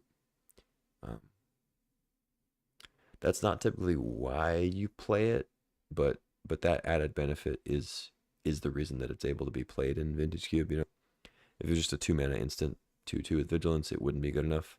So while the 5 mana enchantment aspect is not going to be like crazy strong every time, the potential benefit is makes it good enough, I think. I wouldn't call it a high pick, but it's fine. Last card, Leyline Binding. It says 6 mana up there in the corner, but it's never 6 mana. But enchantment with flash. It's an O-ring effect. Exile an online permanent until it leaves the battlefield, but it has domain. It costs 1 less to cast for each basic land type among lands you control. So great with triomes, great with dual lands. You can get this card down to 1 mana. I won't say easily, but like it's not super hard to get it down to 1 mana in the right deck. And as long as you're playing it for like 3 or less, it's a really, really strong card. And then, you know, there are times where you're like, you probably don't want to play it in a deck where its best case in that deck is going to be 4 mana. You know, you almost never want to play it in a mono-colored list like mono white, because it will be 5 mana, which is like not an insane card to play, like a 5 mana removal spell, but it's not even like a 5 mana exile creature. You know, it's exile until it leaves the battlefield. So that's not ideal. But Um, but I'd say as long as you can sometimes get it to 3 mana in a deck as the floor, then Binding's good enough to play. And then of course it's at its best in a domain list that can consistently get it to 2 or 1 mana. Yeah. Anyway, strong card. I don't think it's as playable in every deck as Prismatic Ending is, but Binding is also, I would say, stronger in a domain list. Like if I was already domain and I had the choice between Binding and Ending. Well, actually, I don't know, but Ending is pretty strong in Vintage Cube, just being able to kill cheaper stuff. But anyway, Binding is good. You should take it if you're domain. All right, that's it for white. I probably spent too much time on that and try to go a little quicker through these other colors, so this doesn't take forever. But I'm trying to talk about like archetypes while I'm talking about the cards and not just reading stuff. But I have to remember that most of the people interested in this have at least seen all of these cards already. So Tamiyo, 1 mana, 0/3. It's part of the Ajani cycle of creature planeswalkers from Eternal Masters. Or not Eternal Masters, Modern Horizons. Yeah, single blue, 0/3 flyer. When it attacks, investigate, make a clue. You can pay 2 to sack to draw a card. And then when you draw your 3rd card in a turn, you flip it into Tamiyo Seasoned Scholar, which is a very strong planeswalker at +2. So it starts at 2, so you can't minus it yet when it first flips, but you can +2 until your next turn. When a creature attacks you or planeswalker control, it gets -1/0 until end of turn. So it completely negates little tokens and stuff, and then also shrinks any other attackers that are trying to kill your Tamiyo.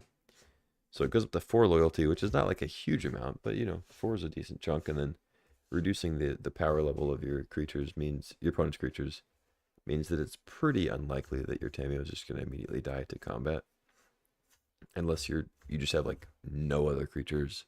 You haven't removed any of your opponent's creatures. Like it's pretty uncommon for Tamiyo to just immediately die to combat when it flips. So it's pretty good there. And then if you're able to keep it from taking any damage, then you can use -3 to return to instant or sorcery from your graveyard to your hand. So it's any instant or sorcery. But if it's a green card, add 1 mana of any color to your mana pool. It's not usually a green card, I'll say that. Usually it's, well, I don't know. I shouldn't say usually. Ideally, it's a Time Walk. It's an Ancestral. It's a Lorien Revealed and whatever. It's a Time Twister. It's a Wheel of Fortune. Or some such. Or, you're in blue-white. It's a Swords to Plowshares. It's something like that. But yeah. But when it is a green card, you get to add 1 mana of any color, so that's cool. And then if you ever get up to its +7, draw cards equal to half the number of cards in your library, round it up. You get an emblem with you have no maximum hand size. I recently actually won a game where my opponent did that, and the game still went on for like 2 more turns, and I still was able to win, even though they had like 20 cards in hand. But yeah, Tamiyo's a great card, and you should take it and play it. And also draft Time Walk, so do that. Do both of those, and you should be good to go. Duelist of the Mind. Nathan Stoyer's invitational card, or I guess World Champ card. 1 in a blue for a *3. Flying Vigilance. Its power is equal to the number of cards you've drawn this turn. Whenever you commit a crime, you draw a card and then discard a card only once each turn. Committing a crime, as a reminder, is like targeting your opponent or targeting any permanent they have. So any like Thoughtseize effect or like counterspell, burn spell, stuff like that. you get to loot. It's pretty good. 2 mana, 3 toughness, blocks stuff, gets in for vigilance damage. And then if you draw a handful of cards in a turn, you like Wheel of Fortune, you Time Twister, draw a bunch of cards, can hit for a decent chunk of damage. I think overall Duelist is not a high pick in my opinion, but it is nice. It's cheap, it's a nice little tempo blue creature if you're in that sort of deck. I think it's solid. Next we have Fairy Mastermind, another good 2 mana flyer. I think I would typically take Mastermind. It's funny that they're both World Champ cards, but I think I would take Yuta's card over Nathan's typically. Places where Duelist is better, but Mastermind, flash 2/1 for 2. Whenever opponent draws their second card each turn, you draw a card. So good to play in response to their card draw. Good to just play on the end step and then kind of punish them for drawing cards, and then has 3 and a blue. Each player draws a card, so you kind of force them to draw a second card on their turn, and then you're able to draw one, or draw an additional one.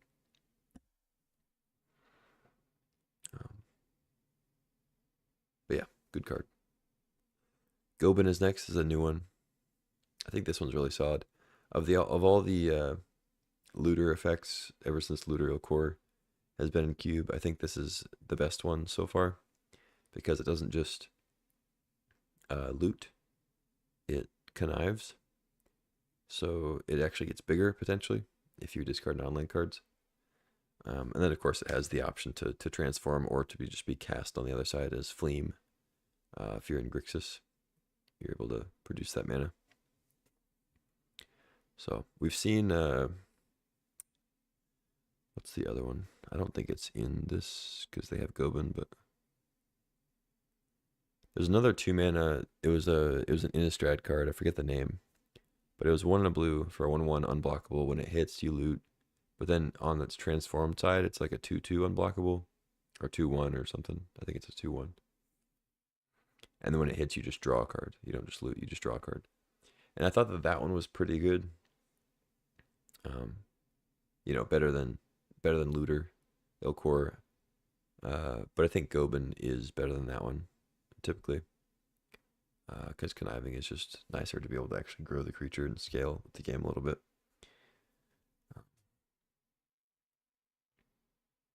But yeah, then we have Jace, another looter. 1 in a blue, 0/2, tap, draw a card, discard a card. If there are 5 or more cards in your graveyard, you flip Jace into a planeswalker that can shrink a creature on its +1. And similar to Tameo, you can -3.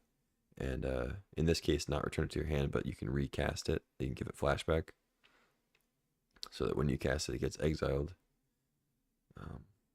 So it's still good with similar cards to what Tameo is good with, like Time Walk Ancestral. But the difference, of course, is that Tameo, getting it back, you can play Time Walk, and then still have a Time Walk in your graveyard to recur with stuff like, the blue-green Tameo, or other regrowth type effects. Eternal Witness. So Jace is obviously still good with Time Walk. You want to play as many Time Walks as possible, but it does exile it. So something to keep in mind, I guess. But yeah, Jace is great. Great in Reanimator, great in anything that's going to be able to put stuff in the graveyard and then let you flip Jace. Another looter. Blue's good at looting. 1 in a blue, 2/1. Malcolm Alluring Scoundrel. 2/1 flash flyer. When it deals combat damage to a player, put a chorus counter on it, and then you loot. And then if there are 4 or more chorus counters, you can cast the discarded card without paying its mana cost. It's a great card. These flash flyers are really solid. Mastermind, Malcolm, both really good because you can keep up counter spells and other interaction.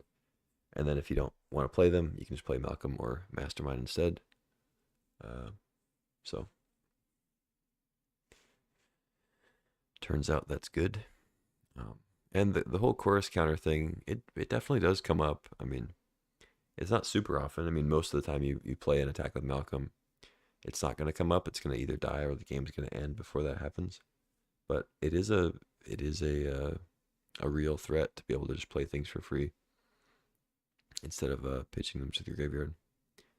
So it's funny because like Malcolm, you don't end up getting to do that very often, but because that ability is there, that's kind of like partially why you don't get to that point with Malcolm, right? Like, 'cause your opponent's even more incentivized to kill it, um, rather than if it was just a looter.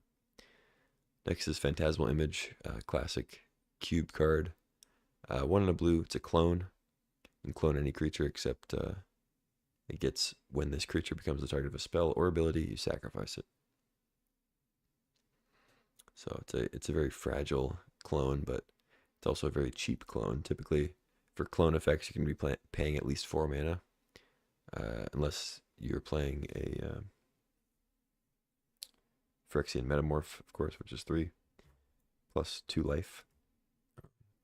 But I'd say I think most clones are 4. Image here is 2, which is a pretty big discount. But then it dies easily. So the best things to clone with Image, apart from just a good creature, is anything with an ETB effect, because then you can get the ETB effect and not care as much about it dying.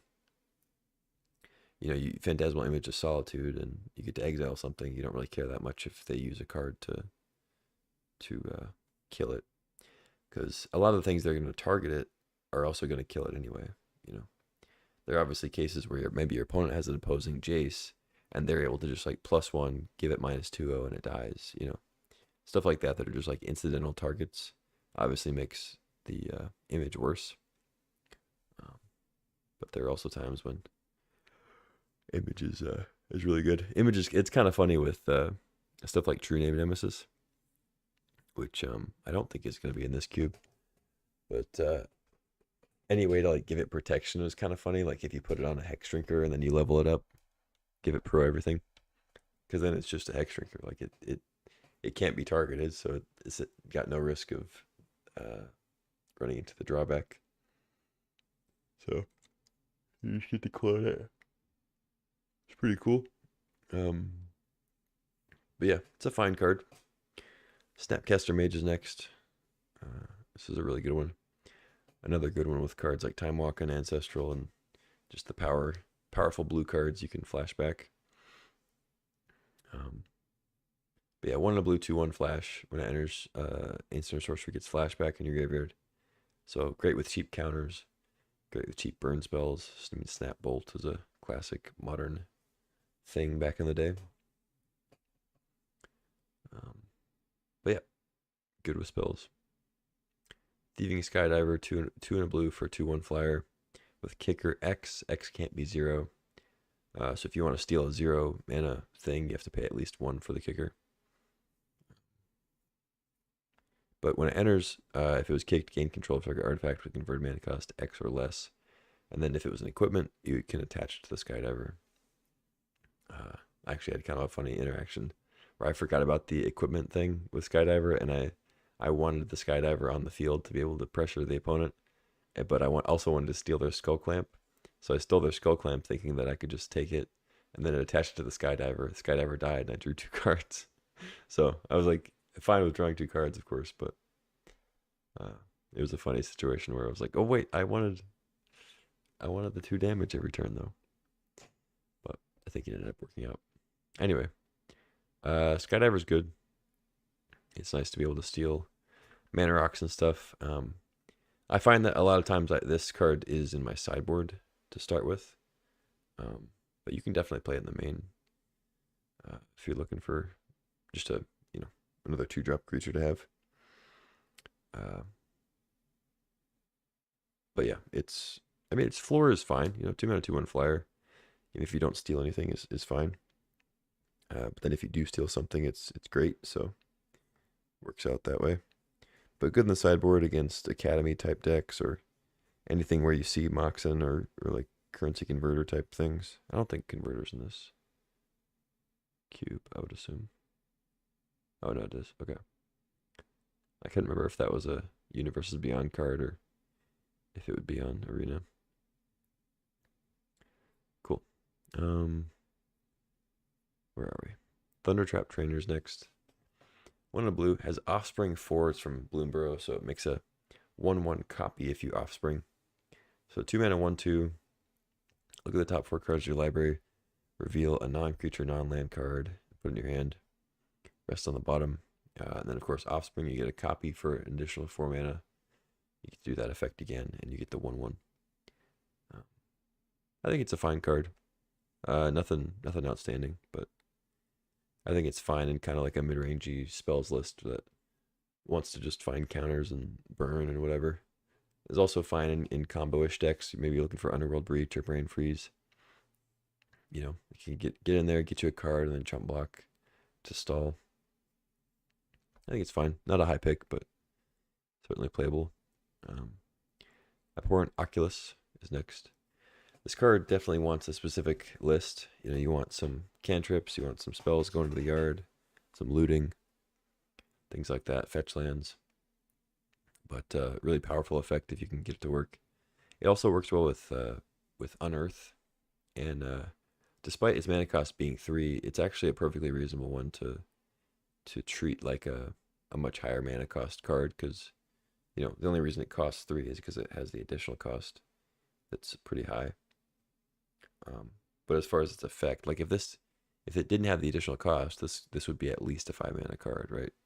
So you can think of it as a pretty good like Grave Titan type thing to recur, where it's not quite Archon status, but it's still really good.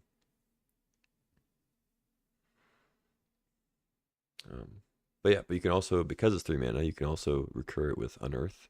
I don't know if I mentioned that or not, but looks like Unearth is in the cube.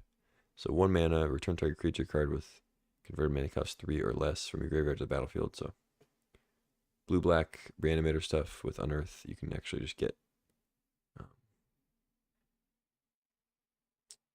Oculus, which is obviously much more value than just a regular 3 mana creature. Next is Brazen Borrower. Nice disruptive thing that can also be a creature. Great in tempo, like mid-rangey blue decks. I'm a pretty big fan. Just having a flash creature that you can play in place of a counterspell, or have the option to Petty Theft. Really solid. Good way to pressure planeswalkers while also dealing with a threat or taking out a blocker or whatever. Solid card. Chromos Seed Shark is back. We saw this card. I think there's so many cubes floating around. I think this was in Vintage Cube at some point for a little bit. It had to have been, right? Like when that set came out. But I know it was in Arena Cube, and I played it a lot in Arena Cube. But I'm pretty positive it was in Vintage Cube for a little bit. But yeah, 3 mana, 2/4 flyer, big butt. Whenever you cast a non-creature spell, you incubate X, where X is that spell's mana value. So incubate, of course, makes a incubator token with X 1/1 counters on it, and then you can pay 2 to make it a creature. So its power would be equal to those counters. But yeah, Sea Shark's good. 3 mana creature that's kind of hard to kill with burn and stuff like that. It's a good blocker on 3. Blocks like 3/1 creatures they may have played on 2 or whatever. And then if you untap with it, you get to make a couple incubate tokens usually. And it's pretty solid. It's good with Tolarian Academy and anything that cares about multiple artifacts. It's good with cards that, you know, maybe you want to sacrifice random little permanents, make some chaff.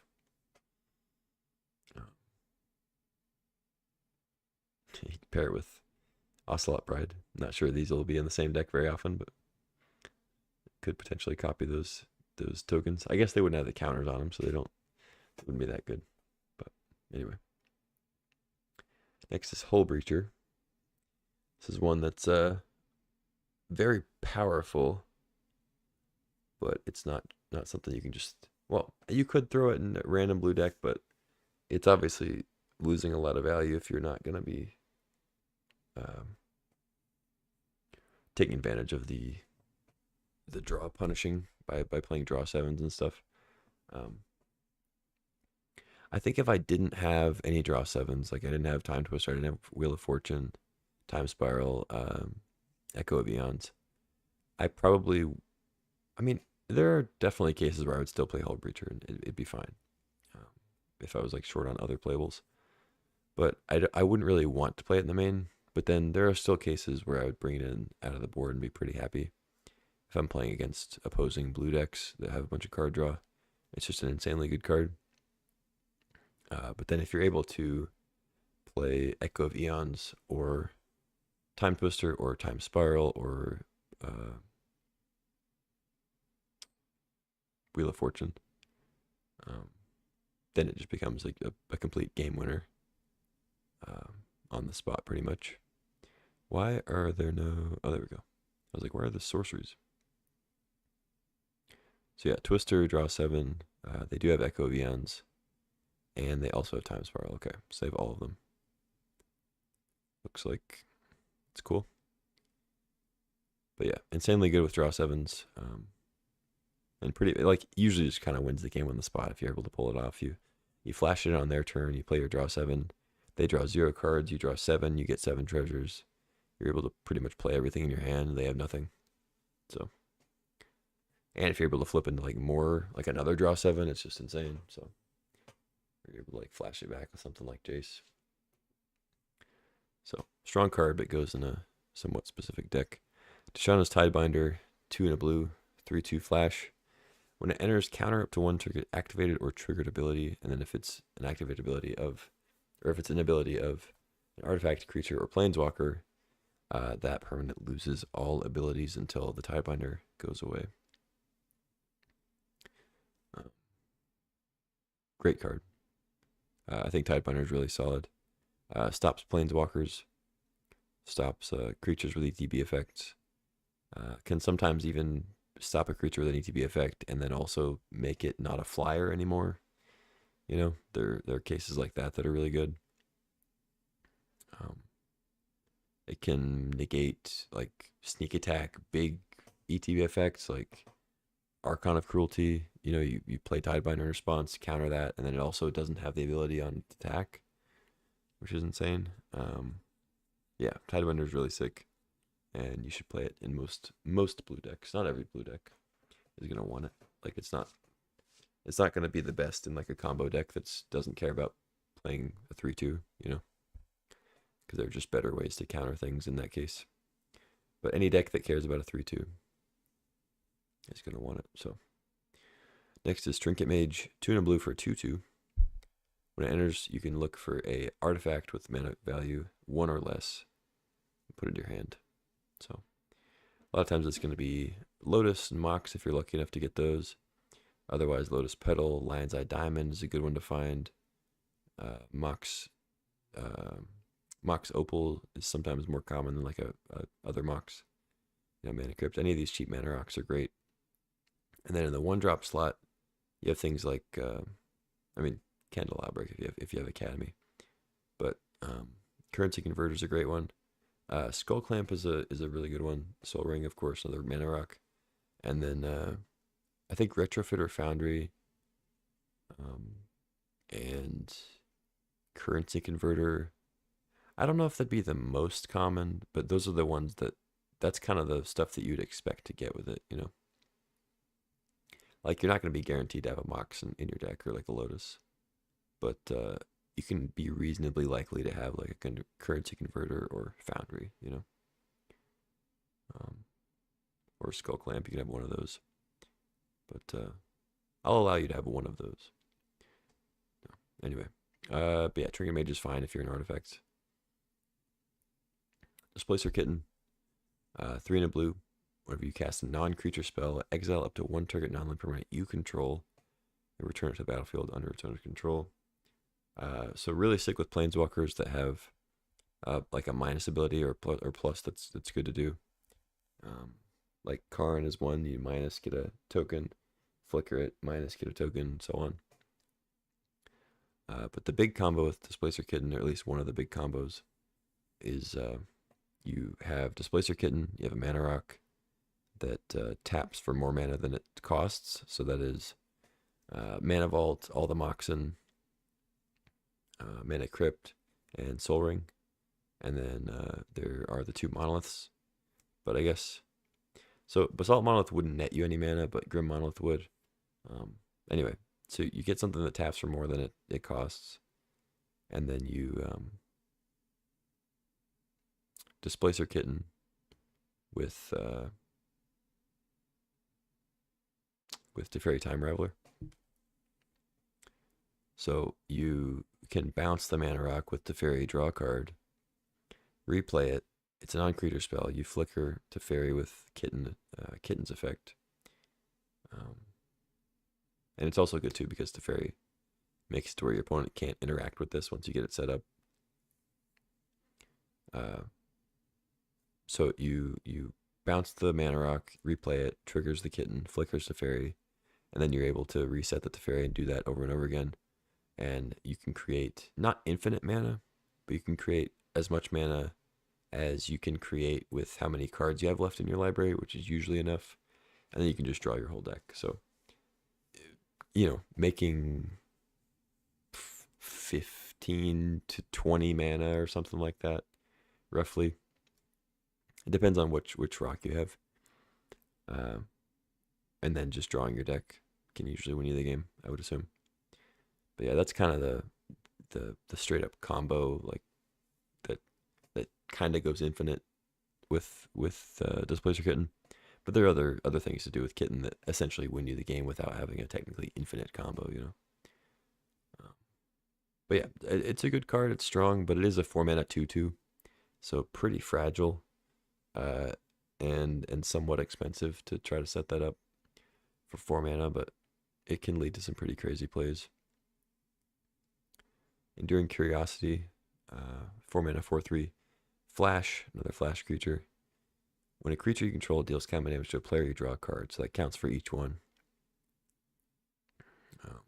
And then because an enduring creature, whenever it dies, it comes back as just a regular enchantment that's not a creature, so you still get that static ability. I like Enduring Curiosity. It's a little expensive. You don't end up taking a lot of 4s, so that slot's kind of contested.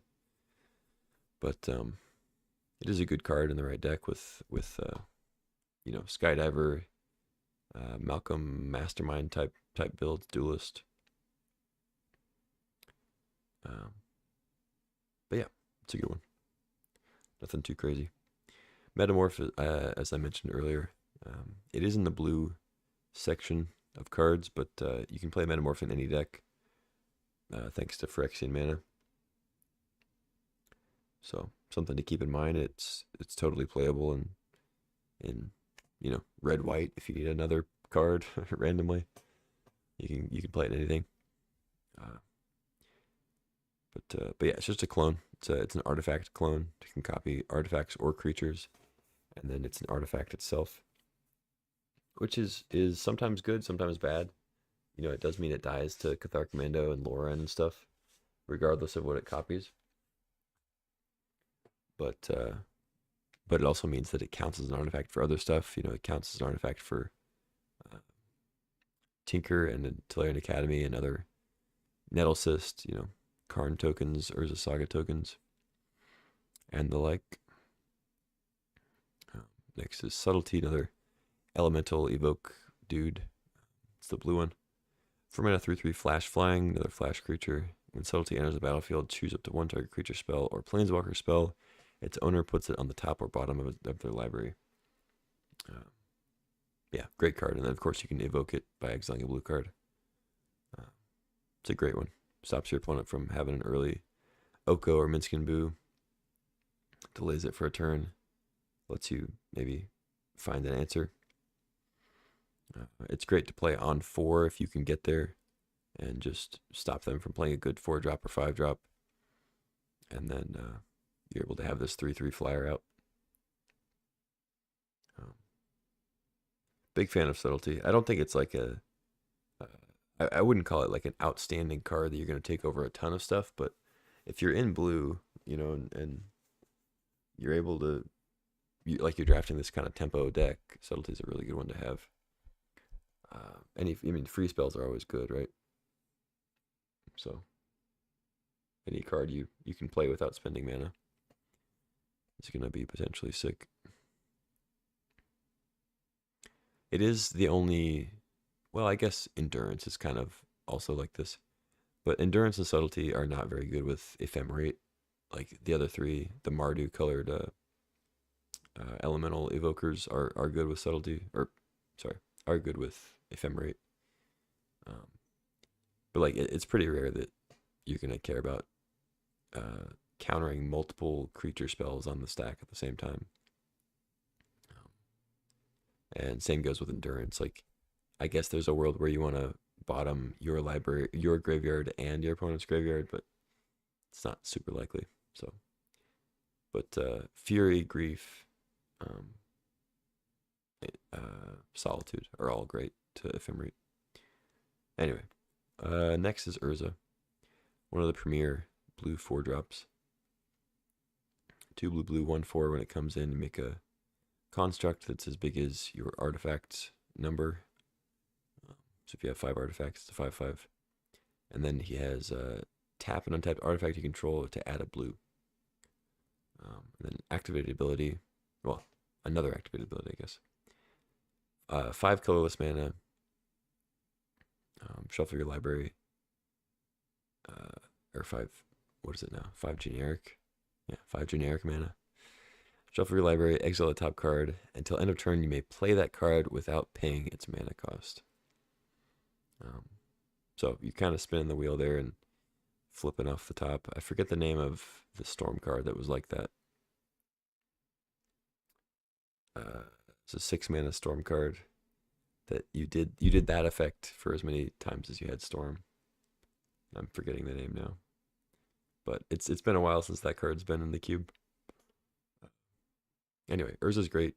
Play it with artifacts. You don't actually need a ton of artifacts for Urza to be playable, but it is great if you do have enough, right?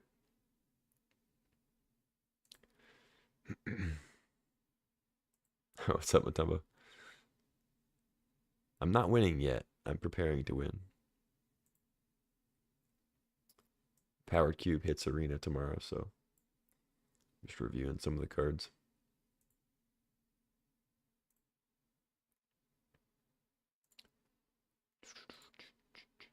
And by some of the cards, I mean every single card.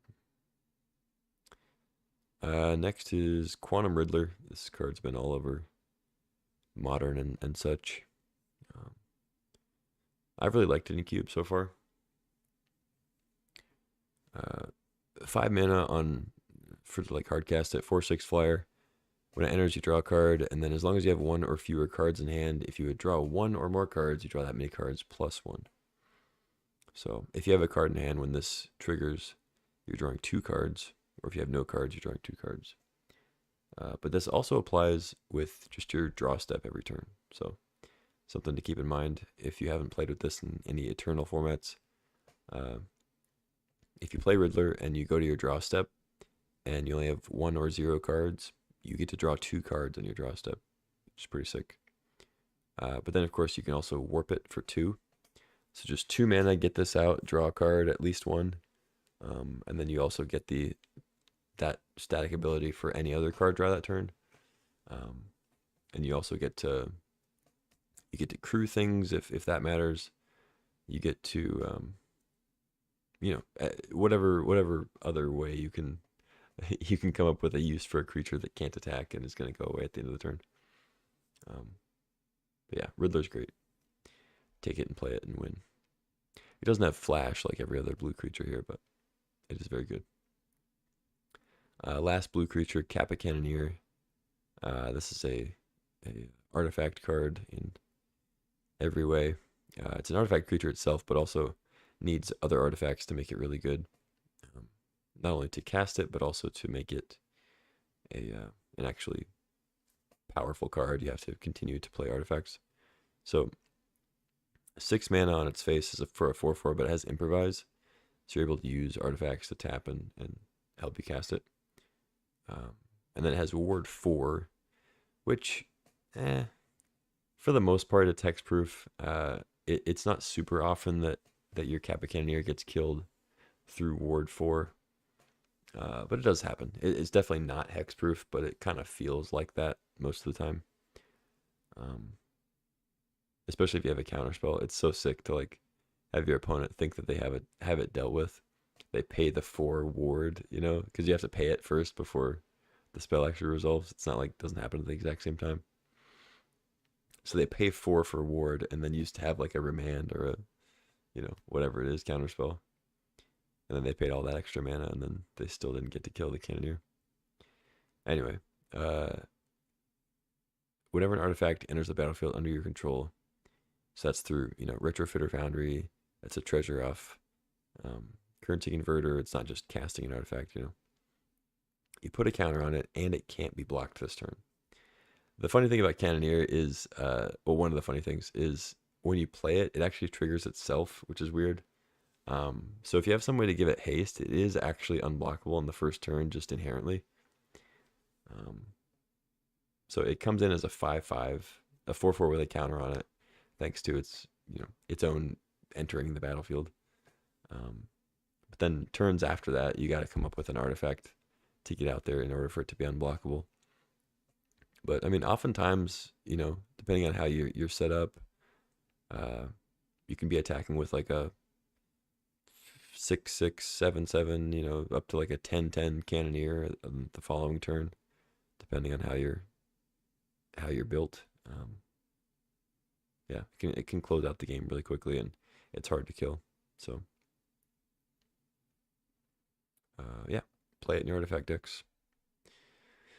Narset is next. First of our planeswalkers here in blue. 1 blue, 5 loyalty planeswalker that only has one ability, only one loyalty ability. It's only a minus ability, so it's not going to get any bigger. But it has a static ability, which is big. It says each opponent can't draw more than 1 card each turn. So another good one with draw 7s, similar to Hullbreacher, except it's not quite as good as Hullbreacher, of course, because it does keep them from drawing a bunch of cards, but it doesn't give you a bunch of treasures. Also, 1 card is significantly different from 0 cards, right? So Narset, when you play a draw 7, they get to draw 1 card, whereas Hullbreacher's 0, and you get all the treasures. Anyway, but Narset has -2, look at the top 4 cards of your library, and you get to take a non-creature, non-land card from them, put the rest on the bottom. So you usually get to activate this twice. One when you first play it, and then the next turn you put it down to 1 loyalty. So then it just kind of hangs out until your opponent has a way to deal with it, to be able to then draw cards. But yeah, solid card if you have enough spells in your deck. Hullbreacher kind of says the same thing. Yeah, that's what I was saying. I was saying with Breacher though, they don't get to draw any cards. If an opponent would draw a card except the first one they draw, instead you create a treasure.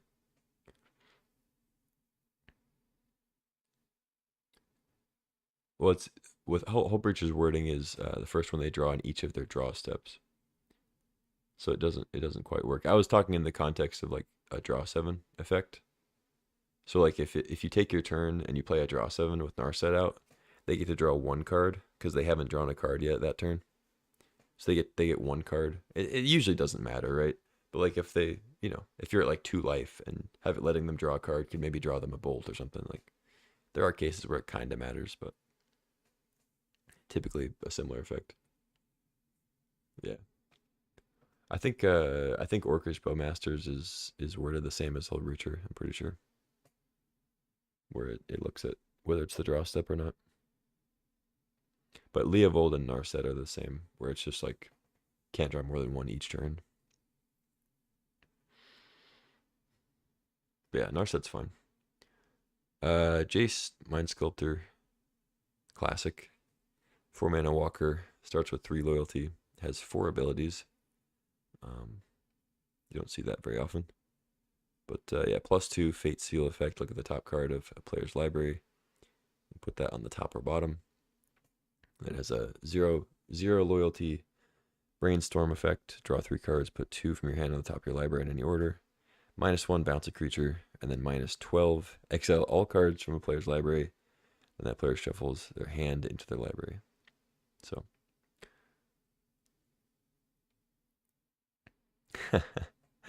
yeah, it's true. Jace is definitely a boomer card now, but it's still good enough to be in Vintage Cube, like be in Powered Cube. But yeah, there was a time when Jace was like a slam dunk, first pick, where you're like, oh, no power, but we got a Jace, let's go.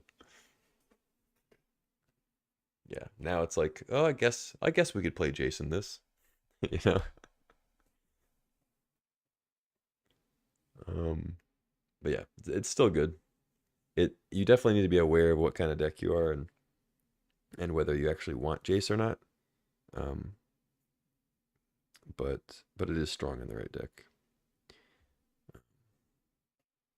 But you do need to have ways to kind of protect it. You need to maybe have some cheap interaction, cheap burn spells, removal counters, and things like that. You can't really expect to have Jace be like your first play on the board and really do anything. Then we have another Jace Wielder of Mysteries. It's more of a combo card. 1 and then triple blue, 4 mana loyalty, 4 mana and 4 loyalty. Jace, if you would draw a card while your library has no cards in it, you win the game instead. So, Laboratory Maniac effect. Has a +1, target player puts the top 2 cards of the library into their graveyard, and then you draw a card. Then -8, you draw 7 cards. Then if your library has no cards in it, you win the game. The reason it kind of repeats the effect is if -8 killed your Jace, then you kind of need that ability to say the thing too. Anyway, but yeah, Jace is kind of more of a combo card. Like if you're able to brain freeze yourself and get all the cards out of your library, then you can Jace yourself and win. I don't think that Doomsday. I have to imagine Doomsday is not in this cube. I don't think that. Yeah, yeah. They don't have Doomsday. Okay, good. I think it's a little early for Doomsday to make its way onto Arena. Where was I? Okay, Wielder of Mysteries. But yeah, it's potentially playable with like Brain Freeze and stuff. I don't think it's out of the question to play it in like a deck that's not comboing super hard, but I don't know. not understand what's happening, yeah, for sure. Yeah, there'd be a lot of misinterpretations of what Doomsday is actually going to do for them.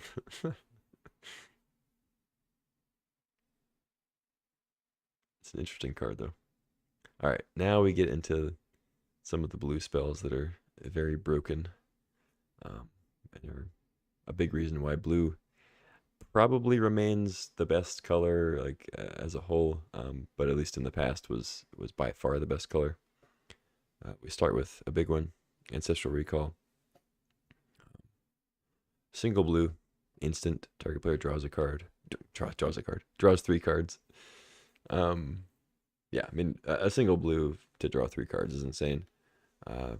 Anyone watching this probably already knows about Ancestral Recall, but if you see it in the pack, take it, unless there's another card that is a part of the Power 9. Or if you're just not in blue, and it's like pack 3, and there's a Swords to Plowshares, and you're in white, like, I guess, don't take it, but more often than not, if you see Ancestral, you're going to take it, so I don't think I need to explain why it's good. Brainstorm, it actually says the exact same thing as Ancestral Recall, except with some other words that make it not quite as good. But it's a single blue, instant, draw 3 cards, but then you have to put 2 back onto your library. So not quite as good, but it has its uses. There are actually times where Brainstorm is technically better than Ancestral Recall, like with miracle cards and such. But or say your opponent say your opponent plays Thoughtseize, and you want to hide one of the cards in your hand. It's a combo card that's going to win you the game. You know, Ancestral is just going to draw you that card, whereas Brainstorm can tuck it and keep you alive. I don't know. Pretty narrow. Next, another cantrip. Consider single blue. Look at the top card of your library. You can put that card in your graveyard. So it's just a surveil one, and then draw a card. Yeah, just a cantrip. Mystical Tutor. Single blue. Search for an instant or sorcery card, and then reveal it. Shuffle your library. Put that card on top. Good combo card. Good if you want to find draw sevens, stuff like that. Not really a card where you're gonna like go tutor up a counter spell typically, like that's not really the line with Mystical Tutor. Most often, like there are cases where you want to go find Force of Will because you already have your combo in hand. It's like, okay, I think my opponent has counters maybe or some other disruption. You're like, let's just go Mystical Tutor for Force of Will, and then go off next turn. Like that's definitely the case, but typically you're searching up Ancestral Recall, you're searching up Time Walk, you're searching up a combo piece, a draw 7, and the like. Next is Spell Pierce. First counter spell. Single blue, counter target non-creature spell unless its controller plays 2. Spell Pierce is great. It's a really cheap, efficient card. You should take it and you should play it. 3 steps ahead, another counter spell with some other modes. It's got Spree, so you have to pay a mana cost. The mana cost is determined by what ability you want to use. So it's 1 blue to counter a spell. It's 3 in a blue to make a token that's a copy of target artifact or creature you control. It's 2 in a blue to draw 2 cards and discard a card. And then you can do any number of those, but you just have to add on their mana cost. So 6 mana to counter a spell, make a token, 5 mana to loot and also counter a spell and so on. But it's a decent card, I think. Having multiple modes makes it very flexible, of course, but none of the modes are on rate. Like you're not gonna be happy about playing a 3 mana, like a cancel essentially, but having the flexibility of being able to play a 3 mana cancel or play a 5 mana cancel and draw 2 cards, discard a card. It's like, it's probably good enough. I don't know. I don't think it's that great. But next we have Brain Freeze, which I have a feeling will be the cause of a lot of, I don't want to say frustration, but kind of maybe moments in some people who haven't played Powered Cube. There can be some moments in their drafts where they go, how the hell did I just lose? Some more like experienced cubers out there might be cooking up Brain Freeze lists that leave some others in shock. But yeah, Brain Freeze is a great card. There is Underworld Breach in this cube, so we have Breach, Brain Freeze, Lion's Eye combo, as well as Lotus Petal, Black Lotus to help with that too. But yeah, the main goal with Brain Freeze is to mill out your opponent so that they have 0 cards and you win by passing the turn. But there are also times like with Jace Wielder Mysteries where you can mill yourself to win the game. Try to draw into a library of 0 cards. I think we already passed up all the creatures and we didn't see Thassa's Oracle, so they're not going super hard, which makes sense because there's no Doomsday. So I don't think it'd make much sense to go super hard on the Thassa's Oracle stuff, but they put Jace in, so I guess they thought Jace was fine to put in for that kind of thing. Yeah, but yeah, that's Brain Freeze. Consult is next. 1 in a blue with a kicker for 1 in a blue. Look at the top X cards of your library, where X is the number of lands you control. Put 1 into your hand, or put 2 into your hand if it was kicked. What's up, Bartrap? Wild part about Breach Freeze combo is you can just throw it in a non-storm deck like you would with a twin combo. Yeah, that is funny. You can just be playing like a regular mid-range game, and then all of a sudden, breach, brain freeze, you die. Yep. Yeah, that's partially what I was getting at with like people who are not used to playing with that combo or playing with brain freeze in general. It's gonna be some moments of like, wait, how did I just lose? What happened? What's going on? Where's my car? Yeah. Anyway, consult's good. Just another kind of factor fiction type thing. Um, Next is counterspell, just classic counterspell, blue blue counter target spell at instant speed, no less. Uh, Not much to say about that. Solid one. Take it if you're in blue. Take it if you're not in blue early, and then become blue. Next up is Daze, 1 in a blue, instant, of course. You may return an island you control to its owner's hand instead of paying Daze's mana cost. And then it counters a spell unless its controller pays 1. So one thing about, we went over Mana Tithe. One thing about Mana Tithe is people know that Mana Tithe exists. So if you leave one single white mana up and you have a card in hand, they might be thinking that Mana Tithe could be a play. So you can play around it.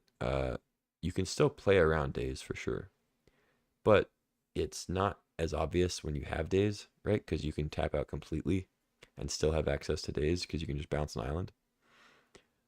So it's a little trickier to kind of try to tell when your opponent might have Daze. The best way to tell if your opponent has Daze, at least in their deck, is by seeing them play it game 1. So that's a foolproof way to know that Daze could be there. But I guess that also goes into a more tricky aspect of Daze after game 1, which is, did they side Daze out? Because that's actually a reasonable sideboard technique. Is like, if you already played Daze game 1, you can just like replace Daze with something else, and then you still get the benefit of your opponent maybe playing around it without actually ever drawing it. Anyway, Daze is good. Take it if you're in blue. You do have to have enough islands to be able to take full advantage of it, so be aware of that. It's not a card you're gonna splash, you know. Yeah, it is good. Flash is a combo card. You need to use it with big creatures that have ETB effects. So it might be a little confusing at first read, but 1 in a blue, put a creature card from your hand onto the battlefield. If you do, sacrifice it unless you pay its mana cost reduced by up to 2. So I guess the initial idea of this card is that it just makes a creature have flash, right? So you're gonna you're gonna be able to play a creature at instant speed, and now you have this creature that you trick your opponent. You got it in there at instant speed, and it's great. And now you can block and you can win the game. But in reality, its best use is not to ever pay the extra mana for the creature to stay on the field. It's 2 mana to get the end of the battlefield ability of a massive 7-8 mana creature, right? Or to get the death trigger of something like a Worldspine Worm, which I guess we'll see later, but I can just point it out now. Yeah, Worldspine Worm. So this is the best combo with Flash. So Flash is an instant, of course. You can instant speed at the end of your opponent's turn, flash in a Worldspine Worm. You don't pay the mana, of course. So Worldspine Worm dies. You sacrifice it as a result of Flash's ability. And then Worldspine Worm says when it dies, put 3 5/5 green worm creature tokens with trample onto the battlefield. So as early as turn 2 or even turn 1 with a Mox, you can flash in a Worldspine Worm and get an end step 3 5/5s and start attacking for 15. So that's the goal. The nice thing about the Flash combo is you can take Flash early, and then you can usually get Worldspine Worm really late. So that is nice that the other half of that good combo ends up kind of wheeling and going around late. So yeah, anyway. There aren't very many other uses for World Spine Worm besides sneak attack and flash, so the odds that you get it late are pretty high. Other good combos with flash are actually right next to World Spine Worm here. That's Woodfall Primus. It's an 8 mana 6/6. When it comes to play, destroy target non-creature permanent. It's oftentimes a land, but can hit any non-creature permanent artifact or whatever. And then it has persist. So if it dies, it had no -1/-1 counters on it. Return to play with a -1/-1 counter on it. So this was flash. Basically says 2 mana instant speed, blow up 2 non-creature permanents because you get the ETB when it comes in, plus the ETB when it comes back with persist, and you're left with a 5/5 with trample for just 2 mana. So really strong. These are probably the most powerful 2 creatures to pair with flash, because they leave behind creatures and have an effect, or they just leave behind a ton of creatures. Like Worm leaves behind 3 5/5s with trample, which is insane. Primus leaves behind 1 5/5 with trample, but also blows up 2 lands or 2 other permanents, whatever. So both are pretty insane. Other good ones, I mean, anything with a powerful ETB could be good with flash, but ideally you want to, because you're using 2 cards to do this, you want to have a really good effect like Primus and Worm. So other good ones are, I assume Atraxa is in this.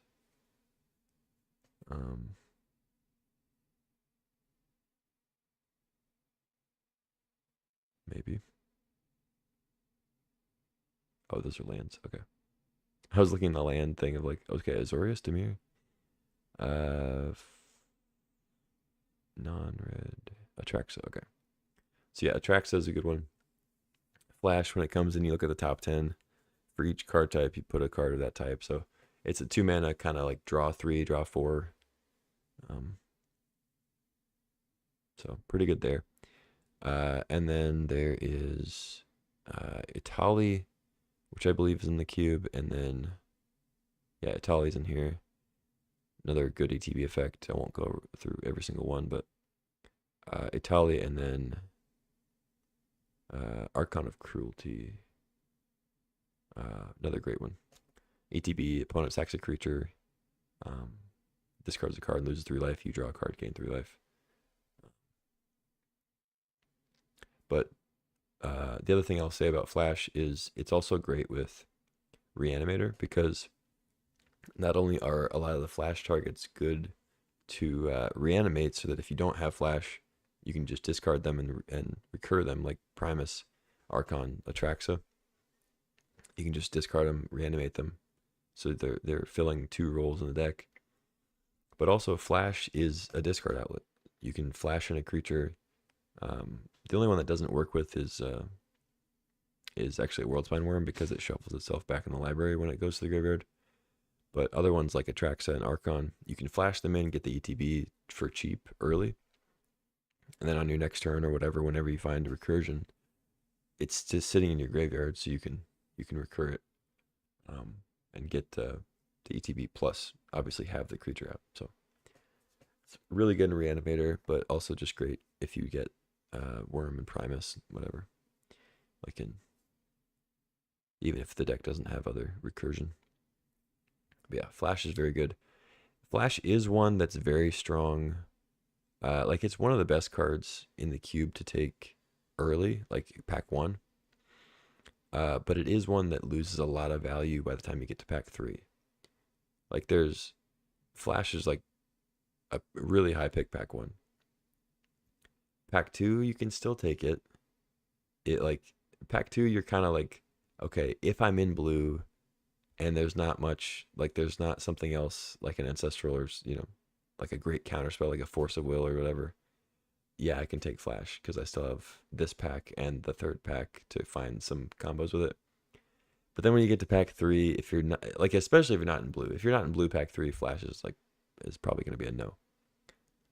But even if you are in blue, by the time you hit pack 3, if there's any other like decent card in the pack, you're probably not going to end up taking Flash, because you still need to, within that same pack, find a World Spine, find a Primus, find a Atraxa, So It is one that loses quite a bit of value as the draft goes on, but it is very, very strong early to try to build your deck around. Next up, we have Mana Drain. It's essentially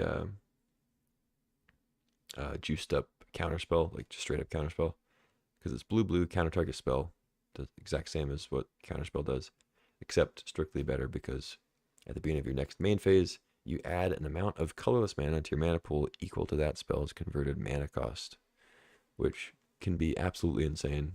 Of course, anywhere from countering a 1 mana spell to countering a 6 mana spell or more. It can be a really, really good tempo swing where, like, on their play, you counter a 2-drop. On your next turn, you have an extra 2 mana for your turn. You play like a 5, play like a 5 mana spell on turn 3 after countering their thing. Whereas, as opposed to like a mana rock where you pay 2 mana to add mana to your mana pool, or like add mana to your next turn, but you're sacrificing board presence and disruption, whatever. Mana Drain says, no, you can have that mana, but you also counter their thing. So it's incredibly powerful card. But it is double blue, so you got to be aware of that when you're building the deck. It's harder to put in like a 3 or 4 color deck. You got to have enough islands to be able to play it, but really strong. A few more counter spells here. Mana Leak, 1 in a blue, counter target spell unless the controller plays 3. Really strong card.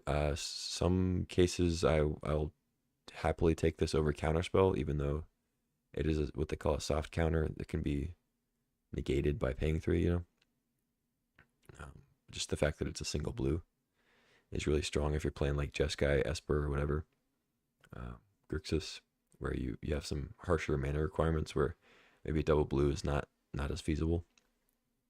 Because Mana Leak, the truth is Mana Leak oftentimes is just a counterspell. Like they can't pay the 3, or it doesn't make sense to pay the 3, or whatever, If you get it at the right time, Mana Leak is essentially the same as counterspell. So, yeah, great card. Memory Lapse, 1 in a blue, counter target spell. Put that spell on top of its owner's library. So we saw Reprieve, and I talked about Remand. That goes back to their hand and lets you draw a card, which is great.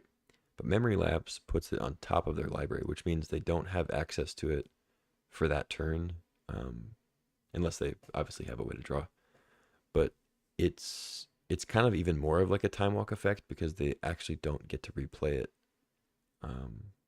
until their next turn. So like they top deck something, you're able to Memory Lapse it, puts it back on top. It's like they didn't even draw a card that turn. So really strong effect. Yeah, I don't know. It's a counterspell. It's just, these are all just variations of counterspells that you can try out and see which ones are better. They're all unique. They're all different. They're all better in certain situations, worse in other situations. So you just got to kind of test them out for yourself. But Miscalculation is similar to Mana Leak, except it's not as much of a tax, so it's easier to pay for. It's counter unless they pay 2, which is significantly easier to pay for, of course, than 3. But then the other benefit you get as a result is you can cycle it for 2. So if you're at a point in the game where you maybe don't want to hold up a counter anymore, you want to cycle, you're looking for something, you can cycle it and draw a card. Maybe you're in a spot where like they have 4 or 5 mana, they play like a 2-drop or something that you can't really miscalc, but you don't want to keep holding it in your hand. You can just cycle it and draw a card, move on with the game. So I like miscalc. I don't like as much as Mana Drain, Mana Leak, Memory Lapse. Like it's probably the lowest end of the counterspell totem pole, but counterspells are still good. So I think miscalc is still good, but I would probably say it's the worst counter. Looking at these, yeah, I would say in general it's the worst counter, but like I said, counterspells are still good, so miscalc is still good. We have Remand, similar to Reprieve, like I said earlier, 1 in a blue, counter a spell. If you do, return it to its owner's hand, and then you draw a card. It's great. Force of Negation. You can pitch a blue card rather than pay its mana cost, as long as it's your opponent's turn, or as long as it's not your turn. And it only counters non-creature spells, but If you counter it, it gets exiled, which is relevant sometimes. You counter a Time Walk with it, they don't get to recur it with like a Eternal Witness or Jace or whatever. Same with like Ancestral or another powerful spell. So it does apply occasionally. What else? Yeah, that's about it. But yeah, you can also just play it for 3 mana, which is not super expensive. Frantic Search is next. 2 and a blue. Instant, draw 2 cards, discard 2 cards, and untap 3 lands. It's a cool one. Good in Reanimator, good in combo decks. It's good in Breach, which I guess I've talked about Breach a bunch, and I didn't actually show it for people who maybe haven't seen it. But Underworld Breach, if you've played any Modern or Cube, you already know it. But 1 and a red enchantment. Each non-land card in your graveyard has Escape. The escape cost is equal to the card's mana cost plus exile 3 other cards from your graveyard. Then if we have your instep, sacrifice it. So it's only a 1-turn thing, but it's usually all you need if you're comboing with this. So some good combos with Breach are, the best one is Brain Freeze, because you can play Breach, have like a Lotus effect, like Lion's Eye Diamond, Black Lotus, or Lotus Petal, and you're able to cast Lion's Eye Diamond, Lotus Petal, or Black Lotus, and then sacrifice it for mana, play it again, and do that for as many cards as you have in your graveyard. But then if you have a Brain Freeze along with that, you can mill yourself to have enough cards to make a bunch of mana, get your Storm count up, and then replay Brain Freeze from the graveyard, and Brain Freeze your opponent out and win the game. So that's the most powerful combo with Breach.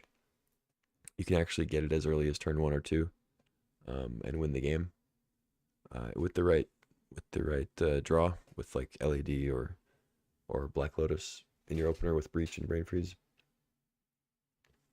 It's just an instant dub. But Frantic Search, the reason I'm talking about it now, Frantic Search is also good with Breach because you can like Frantic Search is net 0 mana, and you're drawing and discarding cards, which is filling the graveyard. So Frantic Search is a way to just go find the Brain Freeze combo, essentially, because you do go down a card as far as the escape cost each time, but essentially exiling 1 card from your graveyard to draw 2, discard 2, and like dig for Brain Freeze is pretty good. But yeah, anyway. I don't know what else to say about Frantic Search. It's, like I said, good in Reanimator. Yeah, I don't know. It's an interesting card. Try it out. At one time, there were combos with like High Tide. It was good. Mana Flare, where like your lands actually tap for more mana, so untapping them was good. But that kind of a strategy has kind of fallen off. So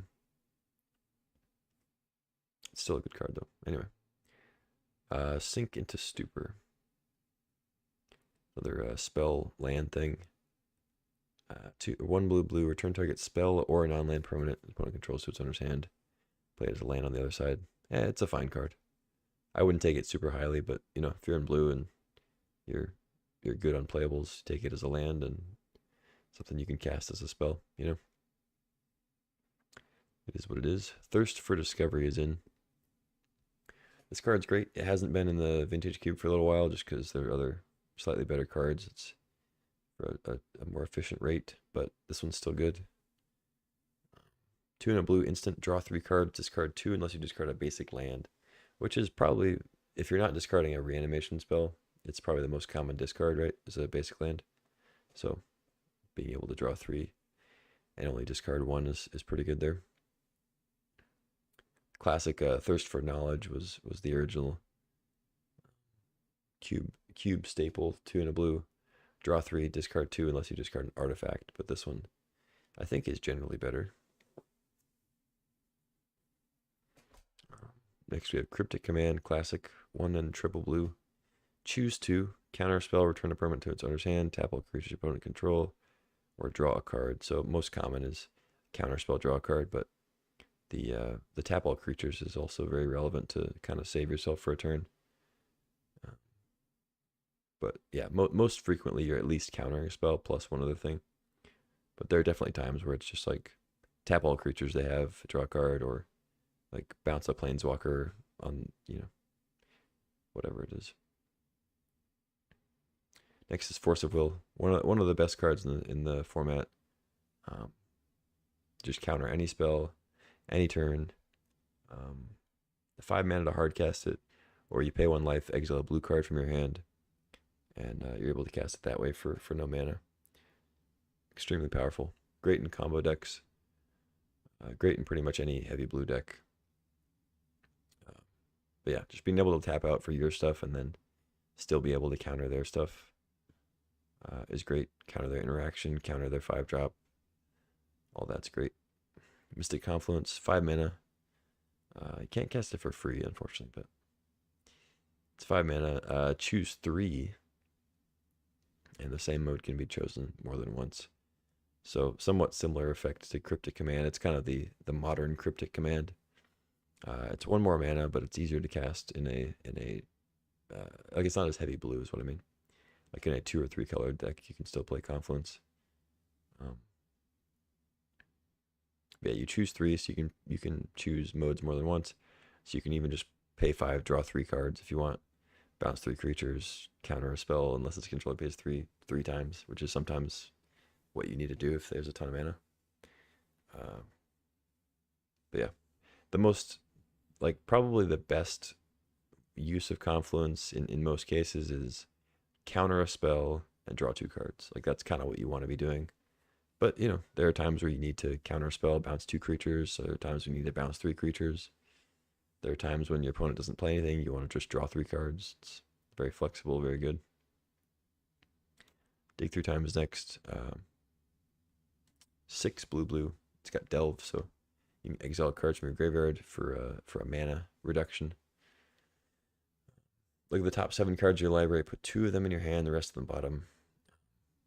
It's just a good instant speed, like draw effect, like consult the star charts. And then, it's good to like hold up counters, hold up removal, and then have this other option to play a draw spell. It's pretty nice. You don't really want too many graveyard matters cards like this, like delve cards, in a deck. Like, you probably don't want to be playing Uro and Dig Through Time and another thing that wants the graveyard stuff to be there, because you only have so much graveyard to work with. But yeah, just pick your graveyard synergizers wisely. Onto the sorceries. Got Gitaxian Probe. This is for somebody who maybe hasn't played much Cube or maybe just hasn't played with Probe very much. This card is possibly better than it looks. I don't know. It's hard to say it's better than it looks because I don't know how it looks to you, but it's certainly not like a secret that Gitaxian Probe is good. But it could be possible that a lot of the people who are going to be playing on Arena and playing this cube, which may be their first foray into Cube, maybe they don't recognize Gitaxian Probe for what it is. But anyway, all that to say, it is a single blue or a Phyrexian mana, so just 2 life. For a sorcery that says look at target player's hand and then draw a card. Looks inconspicuous, but it is very strong. You just get to look at their hand as early as turn 1, and information is powerful, especially when the card replaces itself and you don't even have to spend mana on it. You can just pay 2 life and still be able to play your 1-drop, play your whatever, hold up a counter, whatever it is. It's also just a free draw, so like if you have a Mystical Tutor or something like that, and you don't want to spend a mana on a Ponder or a Preordain or a Consider, you can just Gitaxian Probe, and for just 2 life, you get to draw that card. And all that might sound small, but it's it's really good. Take Gitaxian Probe. It's like it's like it shouldn't go past the first like 5 picks of the draft, I'd say, in most cases.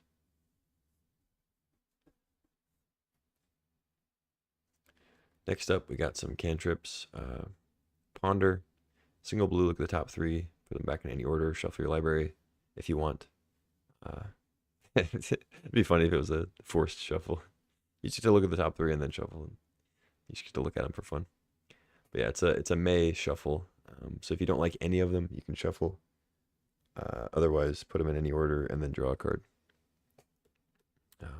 So solid. Preordained similar, except you get to scry 2 instead of look at the top 3. So you can put 2 on top in any order. You can put 2 on bottom. You can put 1 on top, 1 on bottom, and then you draw a card.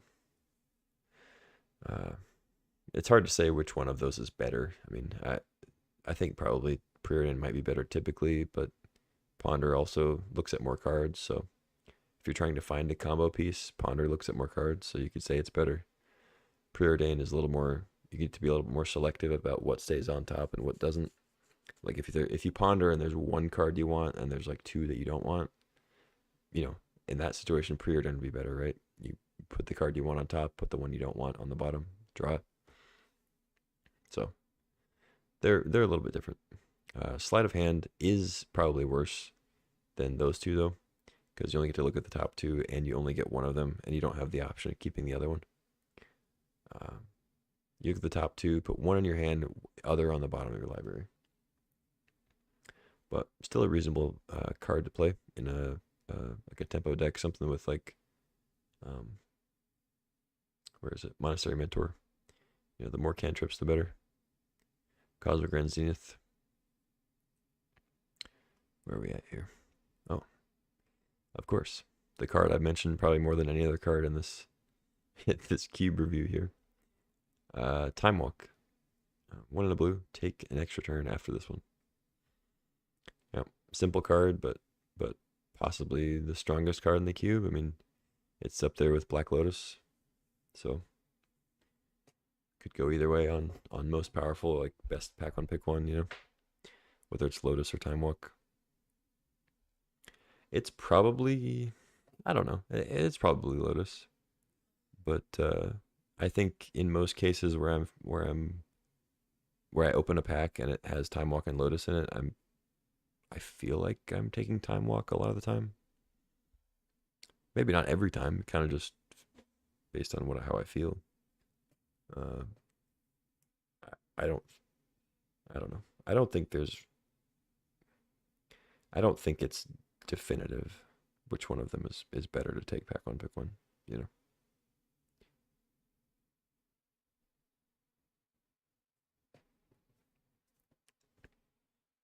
I don't think there's much of an argument for like ancestral over those 2.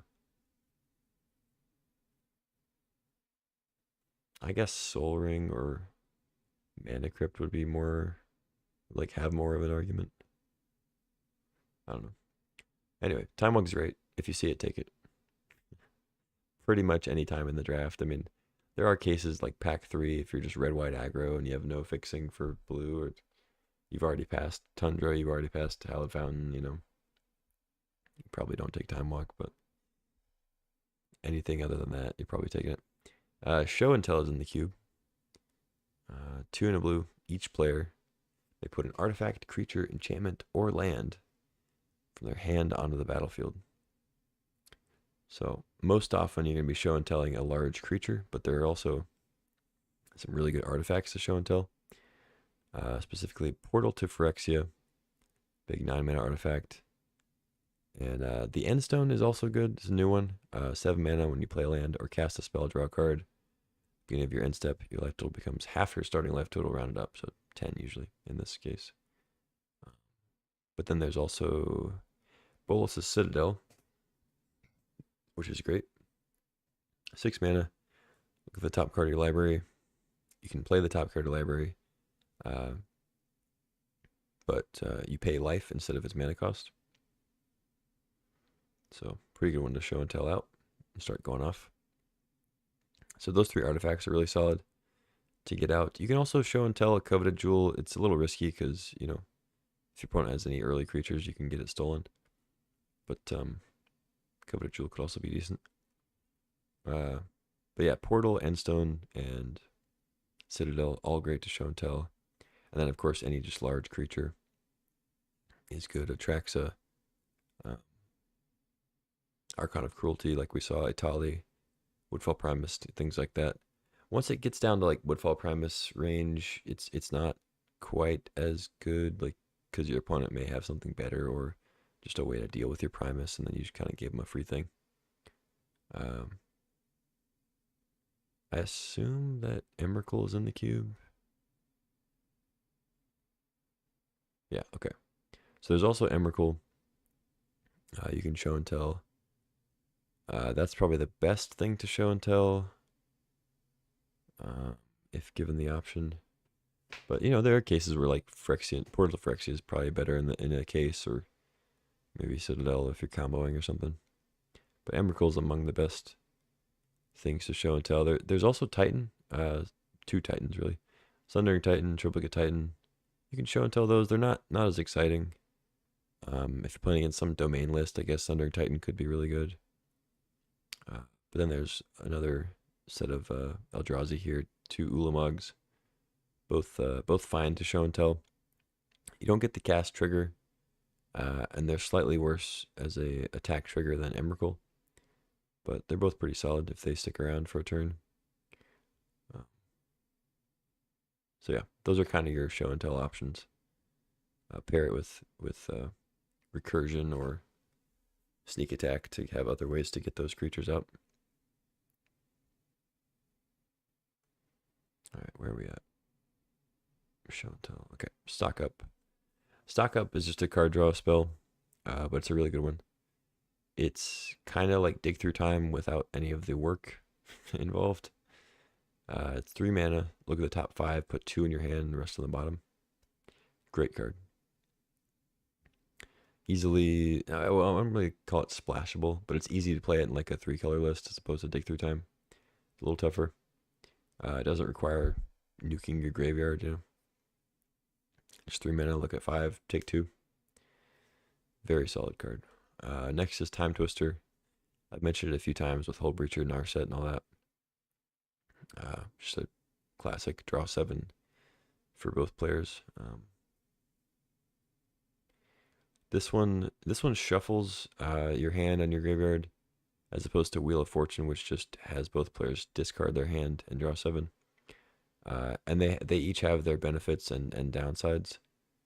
Time Twister, shuffling things back can be really good for you if you want to shuffle back like a Black Lotus or Time Walk or something like that, something really good. Wheel of Fortune has its benefits where like you want to keep your graveyard intact, or maybe you want to draw your opponent out. Like if they have fewer cards than you can maybe play Wheel of Fortune, flash it back, play Wheel of Fortune again, and mill them out. So they both have their differences. I don't know. I would say that Time Twister is typically better. Like if I had the option between Wheel of Fortune and Time Twister, pack one, pick one, I would probably take Time Twister, I would say. But I think part of that is just the fact that Time Twister's blue, really. Like I think Wheel of Fortune actually has a lot of interesting combos that doesn't, like the Time Twister doesn't allow for. But it's in red, which is like you kind of already know you're going to be pairing it with blue for the most part. There are times like in the other cube when there's like Orcish Bowmasters and Shieldred, where you can just be like red, black, Wheel of Fortune, or whatever else. But typically, Wheel of Fortune is going to get paired with blue, because that's where most of its combos lie. But yeah, there's also plenty of red, black Wheel of Fortune lists. Anyway, Time Twister is good. Take it if you want to do draw 7 stuff. Or if you're comboing or storming or whatever. Next up is Tinker. It's kind of similar to Show and Tell, except it requires some other things, like you need some trinkety, like cheap artifacts or mana rocks to sacrifice to it. So you need that element, but also you need the big payoff artifacts. The nice thing about Tinker instead of Show and Tell is your opponent doesn't get a thing. So Show and Tell, of course, the risk is that your opponent plays, like, gets to drop something either better or it gets to drop something that deals with your threat, you know, like a Solitude or something like that. Um, but yeah, Tinker doesn't have that. It just requires you to sacrifice an artifact. So you need to build your deck around it. But yeah, all the artifacts I mentioned are the best ones to get. But Tinker, you can also get things like Cauldron Complete, Coveted Jewel, Nexus, even down to like Batter Skull sometimes can be good. That's kind of the lowest you want to go though. But the ideal ones are Portal to Phyrexia, Endstone, and Bolas's Citadel, as far as those kinds of artifacts. And then up in the creatures, you also have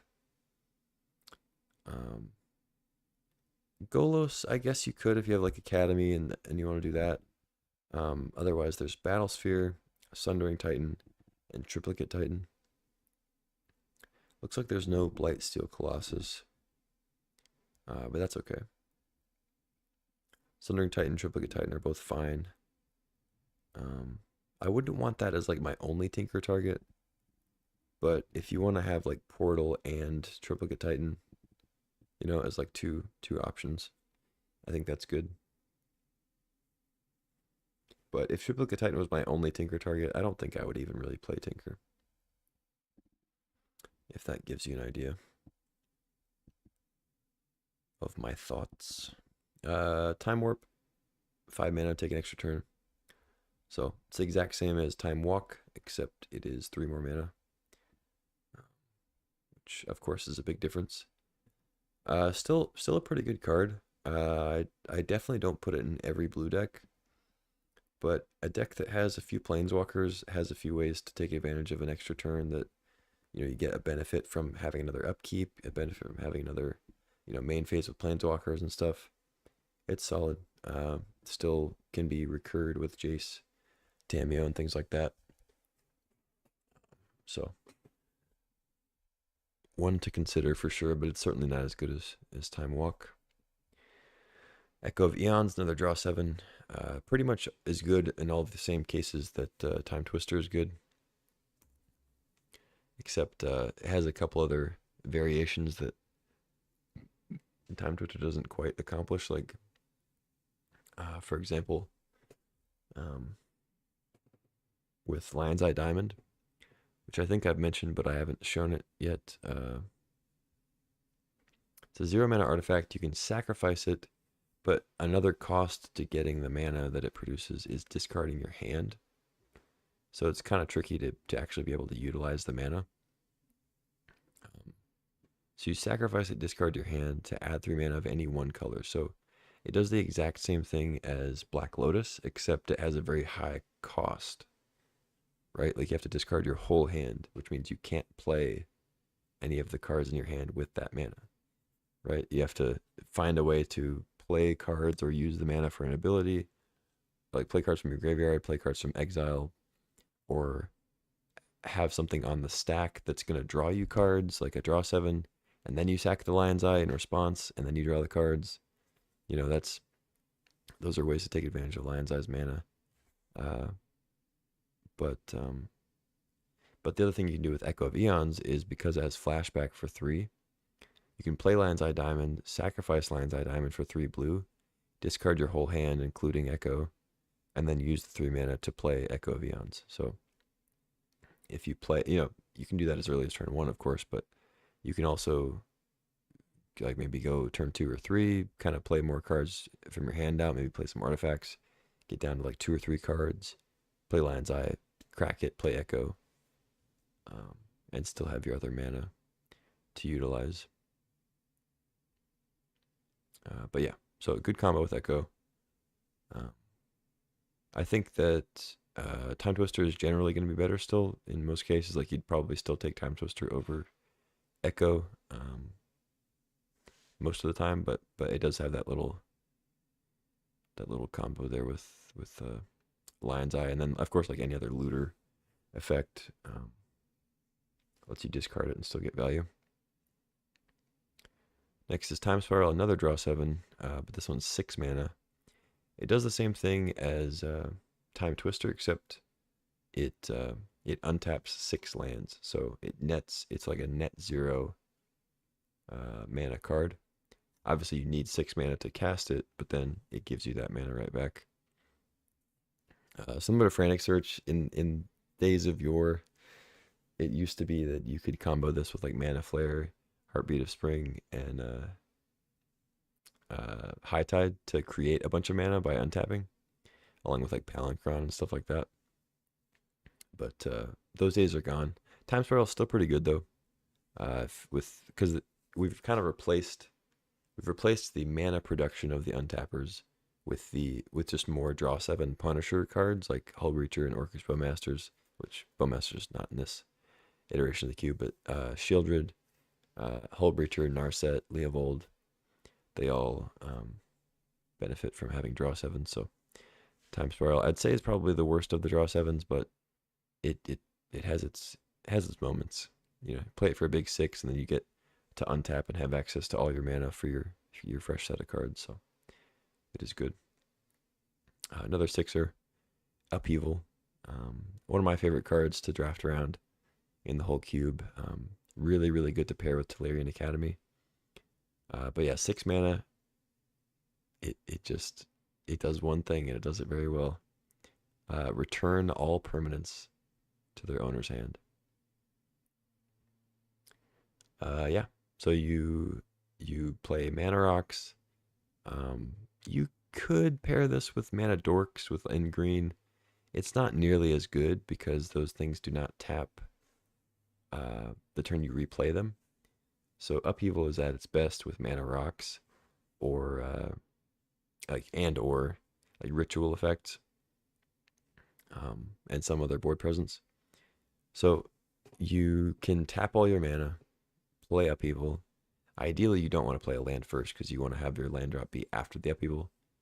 So you get a quicker start, like a quicker rebuilding start.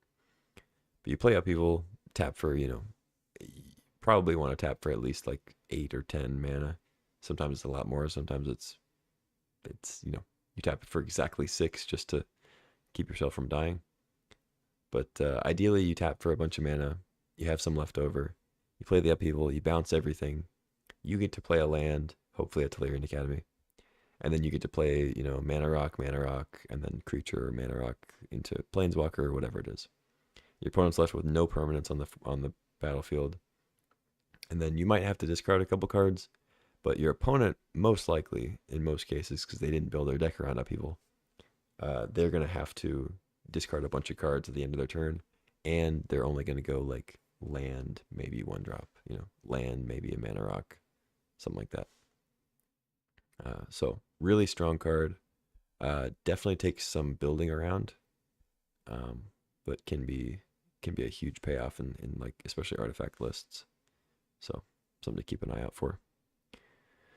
Treasure Cruise, 7 and a blue for a delve spell, similar to Dig Through Time. Can be as cheap as 1 mana, plus exile 7 cards to draw 3 cards. So it's kind of a build your own Ancestral Recall. It's funny. It just shows you how good Ancestral Recall is by the fact that a card like Treasure Cruise is still good enough to be in the cube, even though it's so much worse than Ancestral Recall. Like, you look at this card, it requires you to get down to the mana cost of Ancestral. You have to exile 7 cards from your graveyard. Like, that's a lot of cards, obviously. And you exile them, they're gone. To draw 3 cards. And that's at sorcery speed. Ancestral is instant speed. 1 mana, draw 3 cards. And there are even very narrow cases where you make your opponent draw 3 cards and you win the game because they have no cards in their library. It does happen. Or you Ancestral them because you have a Hull Breacher out and you want 3 treasures. Anyway. That's enough about Treasure Cruise. Just a card draw spell. You figure it out. Ether Spellbomb. Single blue for an artifact. You can pay a blue, sack it, return a creature to its owner's hand. Or pay a generic, sack it to draw a card. Solid. Solid in the artifact list. Solid in like any kind of blue mid-rangey list too. It's easily replaceable in like bluer, more blue mid-rangey lists. Probably other cards you want to play over it, but in the artifact lists, stuff that care about little trinkets, Tinker, it is very good because it has a good effect. It cycles for essentially 2 total mana. You can spread that out across turns if you want. You can threaten to bounce a thing. Yeah, it's very cheap and efficient, and is pretty. I don't want to call it safe, but like, there's not really a world where Spellbomb is gonna be bad, because you can just play it for 1, sack it for 1, draw a card, try again. Speaking of cantrips, Dress Down is in. It's been a while since this has been in the Vintage Cube, but it's a strong one. I think typically I would not play this in the main, just because it's kind of similar to Phyrexian Revoker, where you just don't know what your opponent has yet. But you could play it in the main deck if you really wanted to. You'd probably find some use for it. And at the end of the day, it just cycles. So anyway, I guess I can read the card. 1 in the blue, flash. When it enters the battlefield, draw a card. So there's the cycling. It says creatures lose all abilities. At the beginning of the end step, sacrifice it. So it does make your creatures lose their abilities too, but so it can stop ETB effects. It can stop like creature combo effects, like the Displacer Kitten one I mentioned.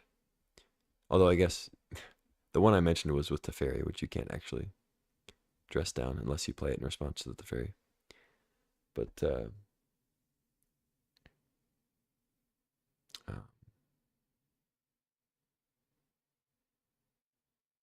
was I going to say? Oh, but yeah, anyway, Dress Down, I would probably put in the sideboard most of the time, but it's a pretty potent sideboard card once you know their deck and what they're capable of playing. But yeah, I would probably treat it more like a Phyrexian Revoker. It's a sideboard card you bring in a decent chunk of the time. Next is Proph's Eidetic Memory, last blue card here. 1 in a blue, legendary enchantment. They're trying this one out. When it enters, you draw a card. You have no maximum hand size. At the beginning of combat on your turn, if you've drawn more than 1 card this turn, put X +1/+1 counters on a creature control where X is the number of cards you've drawn this turn -1. So yeah, it's just equal to the number of cards you've drawn minus your draw step, essentially.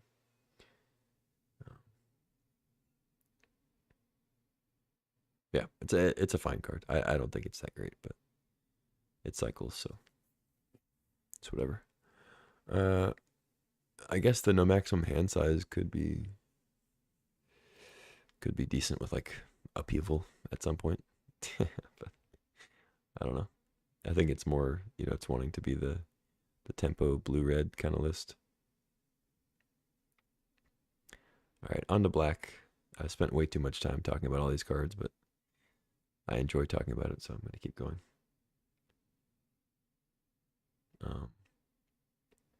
On to black. Oh, we have Concealing Curtains.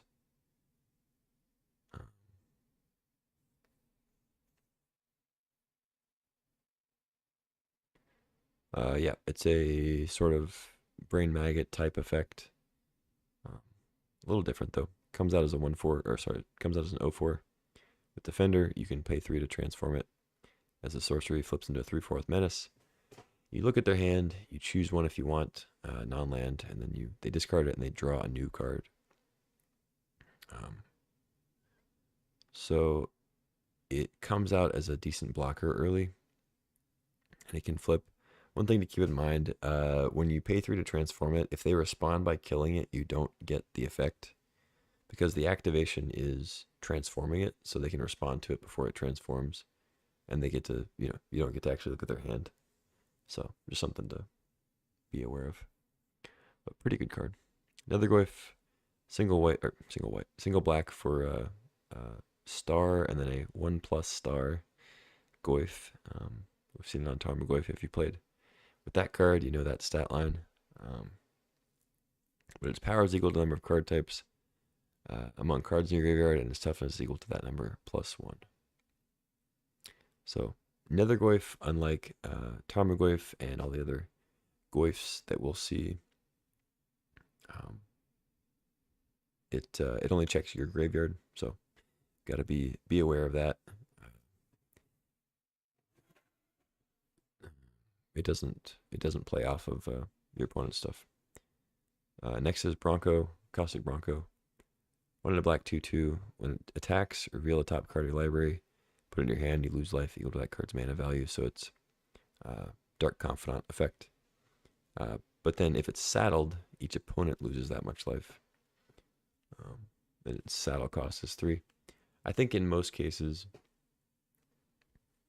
if you can attack with the creature that you would saddle with, you should probably just attack with it. Unless, of course, it's like, I don't know. Unless the creatures you're saddling with would die if they attacked or something. I don't know. But I think in most cases, the saddling is going to happen on a creature that you just played that can't attack. Because a card that can't, like a creature that can attack, you're probably better off just attacking with it rather than trying to make them lose maybe slightly more life, because you can always just hit a land, you know?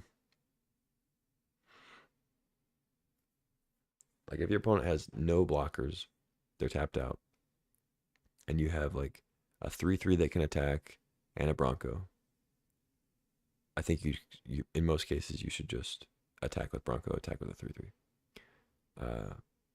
But obviously the exceptions are when you're at a really low life total and you don't want to lose the life, or you know what your top card is. Like if you had some kind of a preordain effect and you know that your top card's like a 5 mana spell, then obviously, you know, you want to saddle and then deal 5 and hit him for 2. But yeah.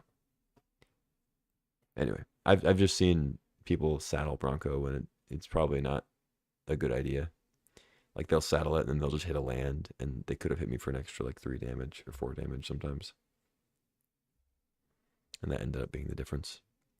So right next to it, very similar card, Dark Confidant. So instead of having to attack, it just does this every upkeep. 1 in a black 2/1 at the beginning of your upkeep. Reveal the top card, put it in your hand. You lose life equal to its mana cost. So at its best in a deck that's going to have cheap removal, cheap creatures, cheap answers, cheap ways to win the game, kind of mid-rangey. Or you can definitely play it in combo decks. It's not quite at its best in a Reanimator deck, just because you end up having a handful of really expensive cards, and you can get somewhat unlucky, or just, you know, eventually you're gonna end up hitting an 8 mana card off of Dark Confidant. It's not gonna be great for you in most cases. But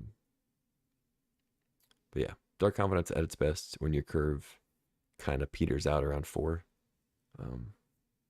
Just so you're not losing too much life as you go along. But yeah, Bob's great.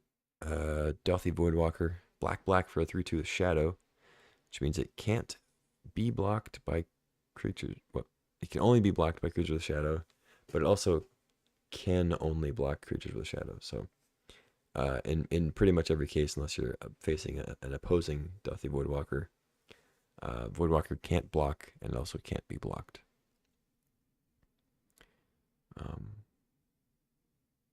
And that's it. It's just a 3/2 with Shadow. No. It says if a card would be put into opponent's graveyard from anywhere, exile it instead with a void counter on it. And then it has tap, sacrifice it. Choose an exiled card an opponent owns with a void counter, and you can play it this turn without paying its mana cost. Really strong card. It's pretty like black mana intensive. It's 2 black for 2/2/3. 2 black mana for 3/2. So a card you definitely want out early, but kind of difficult to play early unless you're heavy black.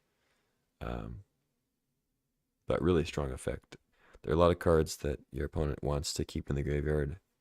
It's obviously great against breach combo stuff or Reanimator, or anything that, you know, escape cards, Uro, Flage, Croxa. Yeah, really solid. And then at any point, at pretty much any spell that your opponent has cast while Dauthi's been out, you can just cast at any point.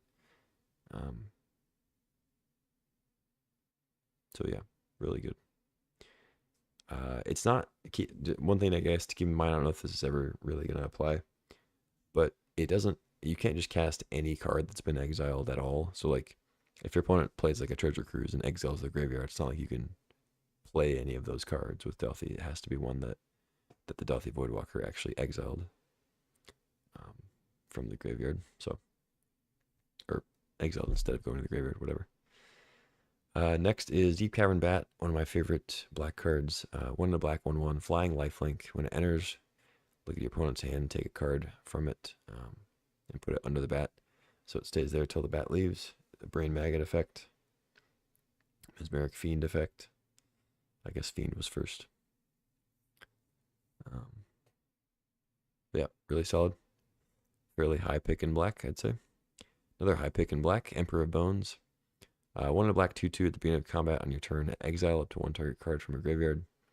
Then it has 1 in a black adapt 2, and then whenever 1 or more counters are put on the Emperor, you can put a creature card exiled with it onto the battlefield. It gets haste, and then with a finality counter, which means it gets exiled when it dies. And then you sacrifice it at the beginning of the next end step. So, really good card. You get to exile your opponent's stuff, any graveyard matters things, and you also get to just shallow grave, basically a creature of your choice at some point, and make the Emperor 4/4. And a bonus that doesn't really come up super often, but is relevant. If adapt, you can only do once it has counters on it. So because part of adapt's check is that you get the counters as long as it doesn't already have counters on it. But because of how Emperor Bones is worded, if you're able to put counters on it some other way, like with, say, Intrepid Adversary, or sorry, not Intrepid Adversary, I always get those mixed up, Luminarch Aspirant, then you can put more creatures out that it's exiled, because it doesn't say, when it adapts, it just says when 1 or more counters are put on it. So it does come up sometimes. But yeah, great card. Jadar, not so great, but can be useful, I guess. 1 in a black, 1/1. At the beginning of your end step, if you control no creatures with Decayed, create a 2/2 black zombie creature token with Decayed. It means it can't block. It can't block, and when it attacks, sack it at the end of combat. So just makes little token fodder things. I don't know if Goblin Bombardment is in the cube or not. It looks like it is. Okay, so pretty good with Goblin Bombardment. And any other like sack stuff you got going on. But I think typically not a super high pick. Next we got Luis, Pompous Villager. X black for a 2/1 lifelink. Enters with X 1/1 counters on it. And it deals X damage to target opponent. So it does have an ETB effect, but it doesn't work with like blinking because it's based on the mana that you spent on casting it. But it seems like a pretty good card. 2 mana, 2/1 lifelink is not super exciting, but it kind of scales pretty well. You also keep in mind that the damage it deals as part of its ability, it still has lifelink, like because it's being dealt by Luis. So you also get to gain that amount of life that it's dealt.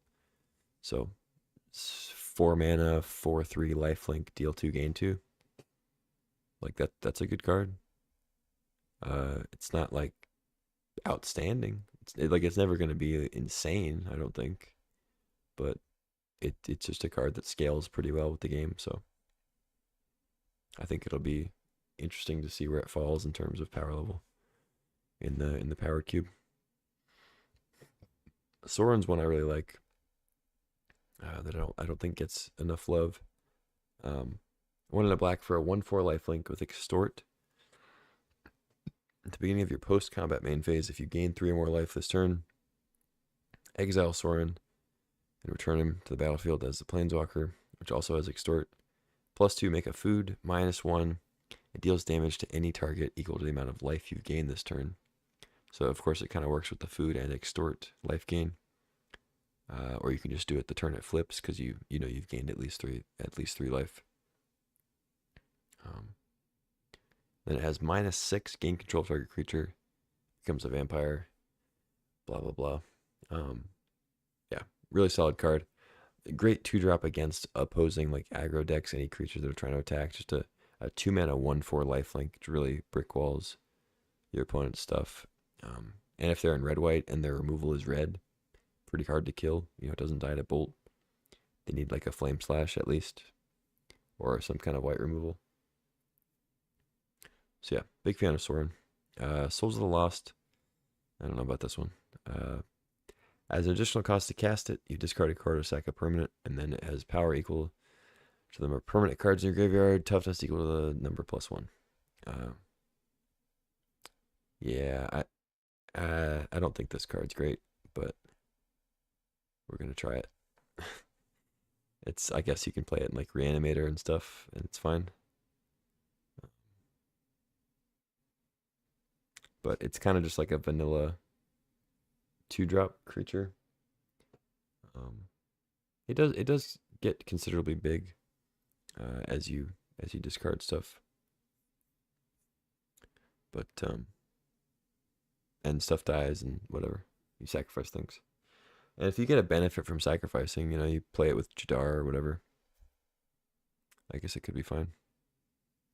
But I don't expect this card to perform very well. Valki, God of Lies, 1 in a black, 2/1. When it enters the battlefield, each opponent reveals their hand. For each opponent, exile a creature card. They revealed this way until Valki. Okay. So obviously you're only going to have one opponent. But you can pay X to make it a copy of the creature it took. But you have to pay the creature's mana cost essentially to make it a copy. But it's not until the end of the turn it becomes a copy of that. So pretty cool. Then the other side is Tybalt, big 7-mana planeswalker. Yeah, does a lot of cool stuff. Vampire Hexmage, black. I think there's Dark Depths in this, I assume, if Hexmage is here. Yeah, so Dark Depths is in the cube. That's essentially Hexmage's main use in the cube. It's the reason it's here. It's because if you play Dark Depths and you play Hexmage, you can sack it to remove all counters from Dark Depths, which triggers it and makes 20/20 flying indestructible. So that's the main use of Hexmage. I wouldn't really put it in. I wouldn't be happy to put it in any other deck really, unless it had Dark Depths. There are cases where you can bring it in on the board, maybe if your opponent has a bunch of planeswalkers or something. But Barrowgoyf is next. One of the best 3-drops in black, but also just in the cube, I'd say. But 2 in a black, Death Touch, lifelink, and it's a Goyf. This time it counts your opponent's graveyard as well, like a classic Goyf. So whenever it deals combat damage to a player, you mill that many cards if you want, and if you do, you can put a creature card from among them into your hand. So both of those are May abilities. You can mill if you want, and then you can put a creature in your hand if you want. Obviously, the mill being a May is good because you don't want to mill yourself out, but also taking the creatures being a May is also kind of good because if you mill a really big creature that you want to recur with like a reanimate spell, it's good that you don't have to put it to your hand, right? So that's kind of nice that both of those are May abilities. Anyway, Barrowgoyf's great. Take it and play it. Preacher, another good 3-drop. Death Touch, 2/4. If you played Standard, since this card's been printed, you probably are very familiar. Yeah, it's great on defense, great on offense. Solid 3-drop. Carsey Revenant is a fairly new one. 1 black. It's the new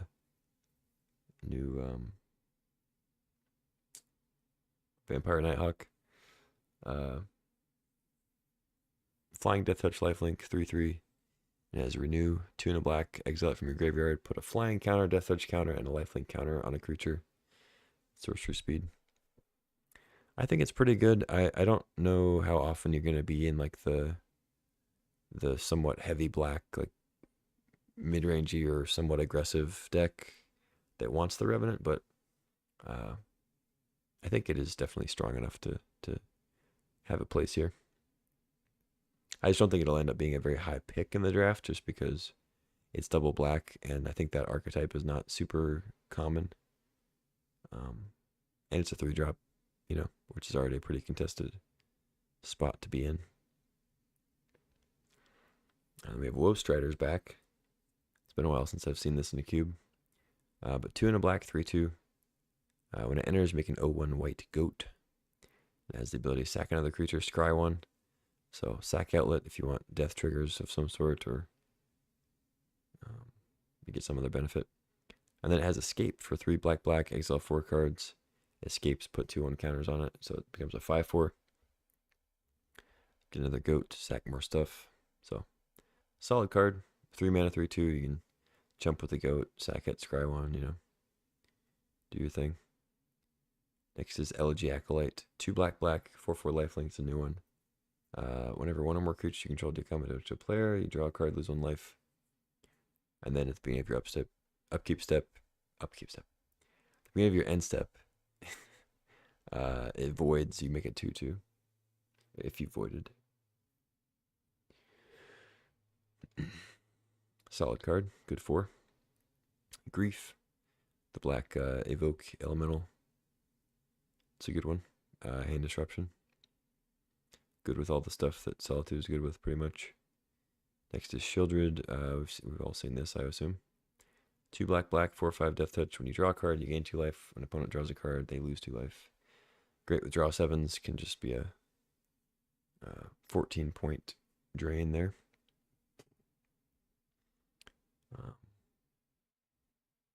Yeah, not much else to say about Shieldred. Just a good 4. Yawgmoth is back. This one's always been one that went pretty late in the draft, but there are times when you're happy to play it. 2 black, black, 2/4. It looks kind of similar to Urza, but significantly worse in most cases. Pro humans. Pay 1 life, sack another creature, put a -1/-1 counter on up to 1 target creature, and draw a card. So you don't have to have a target for the counter if you want to draw a card. If you just want to pay 1 life, sack a creature, draw a card. If your opponent doesn't have any targets.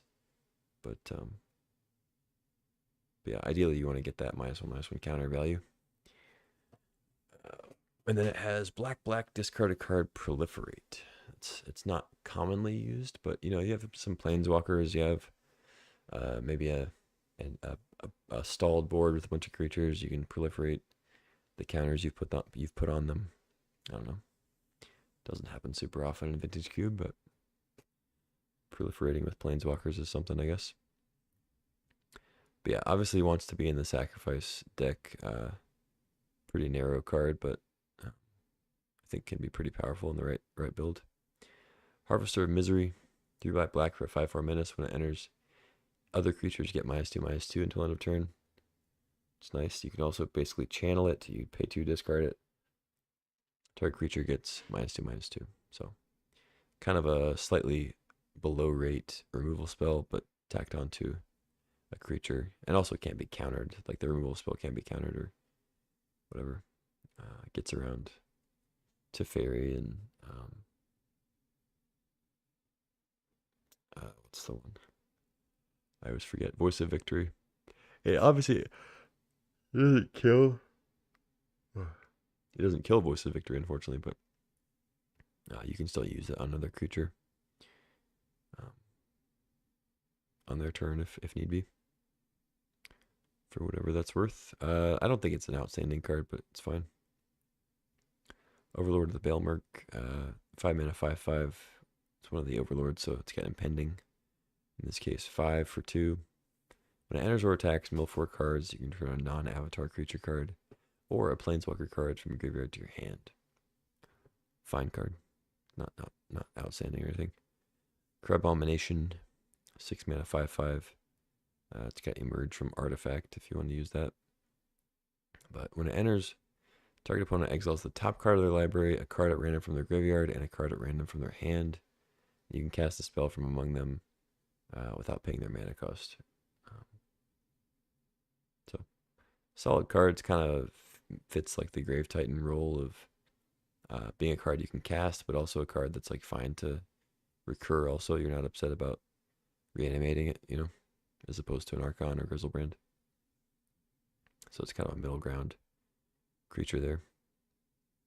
Um, I think it's a decent one. I think some people probably like it a lot more than I do, but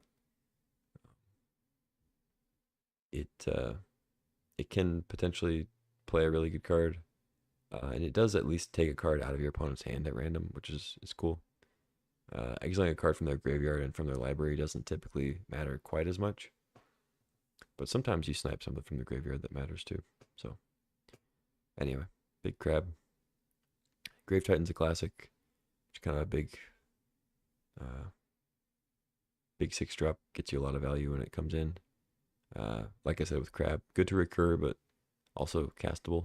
So it's that middle ground between your 4s and 5s and Archon Grizzlebrand recursion. And then we have Archon, which I've mentioned a few times. It's mostly just a recursion creature, but you can technically hardcast it, you know. And good thing to sneak attack. It's probably the best thing to sneak attack, I would say. We have Grizzlebrand. I guess, well, Emrakul, I don't know, maybe I guess you could argue that Emrakul's the best thing to sneak attack, but Archon usually does a similar job, but also disrupts their hand and draws you cards and gains you life. So sometimes Emrakul, you sneak it out, they sack some stuff, and they still just kill you. And they're, they don't die, like they go to 5 or whatever. Obviously, the same thing can happen with Archon. They just sack a few things, discard a couple things, still kill you. But it feels like Archon sometimes is better than Emmy. But anyway, if you're sneak attacking either one, you're probably going to win.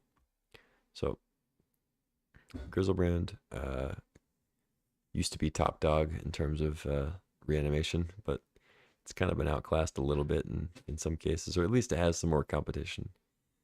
I don't want to say outclassed, at least not in front of him, but yeah, 8 mana, so you're very rarely casting it. But flying lifelink 7/7, pay 7 life, draw 7 cards. So the big lifelink helps you activate that ability multiple times sometimes, or at least threaten to. Usually your opponent either has an answer or they scoop. But yeah, it's a good one to show and tell. Sneak attack is also fine because you get to gain the life on the attack and then draw a bunch of cards. You also end up playing it in Reanimator, which means you can draw a bunch of cards and not really care about discarding, because then you can just discard more big stuff and play another recursion spell.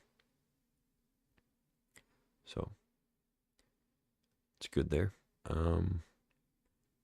Like I said before, we are not getting Shallow Grave or Corpse Dance, which does make Grizzlebrand a little bit, like, just very slightly worse, I'd say. But something to keep in mind. Maybe Reanimator is not quite as good as it usually is. Alright. Just one black Planeswalker, Liliana of the Veil. It's a classic. 1 black, +1. Each player discards a card. -2, target player sacrifices a creature. And then -6, you get to split your opponent's stuff into 2 piles. Make them sack one of the piles. It's a pretty good discard outlet for Reanimator stuff. And then you can also just play it in like mid-rangey black decks. Make your opponent sack creatures, discard cards. But yeah, it's not bad. Not exciting, but Booster Tutor is one that we haven't seen in the Moto Cube. I don't think ever, but maybe. I don't think in the mainline Vintage Cube it's ever been there, but maybe in like a off-Broadway sort of cube they've included it. But Booster Tutor, instant speed, single black, open a sealed Magic booster pack, reveal the cards, and put one of those cards into your hand. So it's kind of the first alchemy card where you're able to sort of conjure cards that aren't in your deck. So I think I assume that Booster Tutor is just gonna open a cube pack, but I don't know. I didn't actually look at anything on that. Maybe it's in this article. It could just be a card from any pack.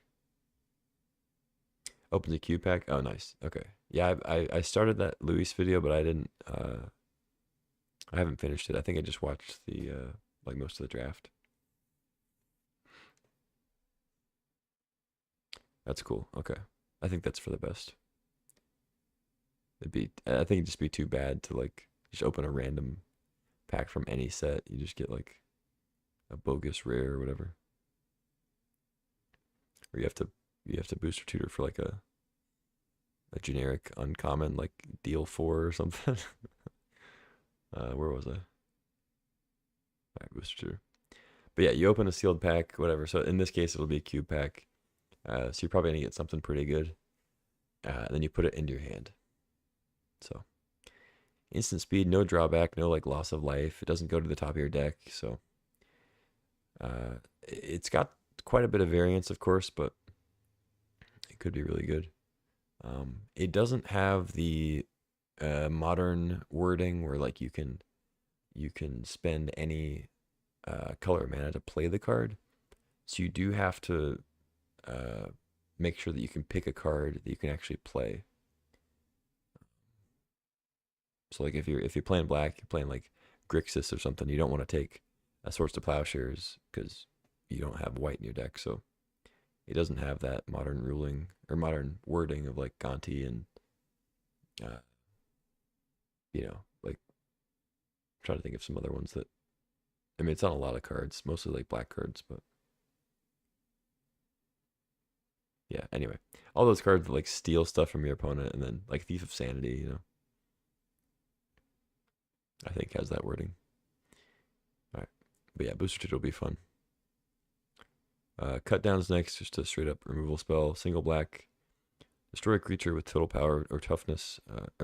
Total power and toughness 5 or less. So yeah, just kill a small creature. It does kill things like Urza though. It's something to keep in mind. It does potentially kill some 4-drops, but typically going to be between 1 and 3 mana. Cut something down. It's a card that I definitely will play in the main, but one that I'm probably more likely to play in the sideboard if I have enough other removal. But yeah, cut down's fine. Dark Ritual. It's a classic, very strong card. Great in combo, great with Yawgmoth's Will, great in Reanimator to get a quicker reanimation creature out there.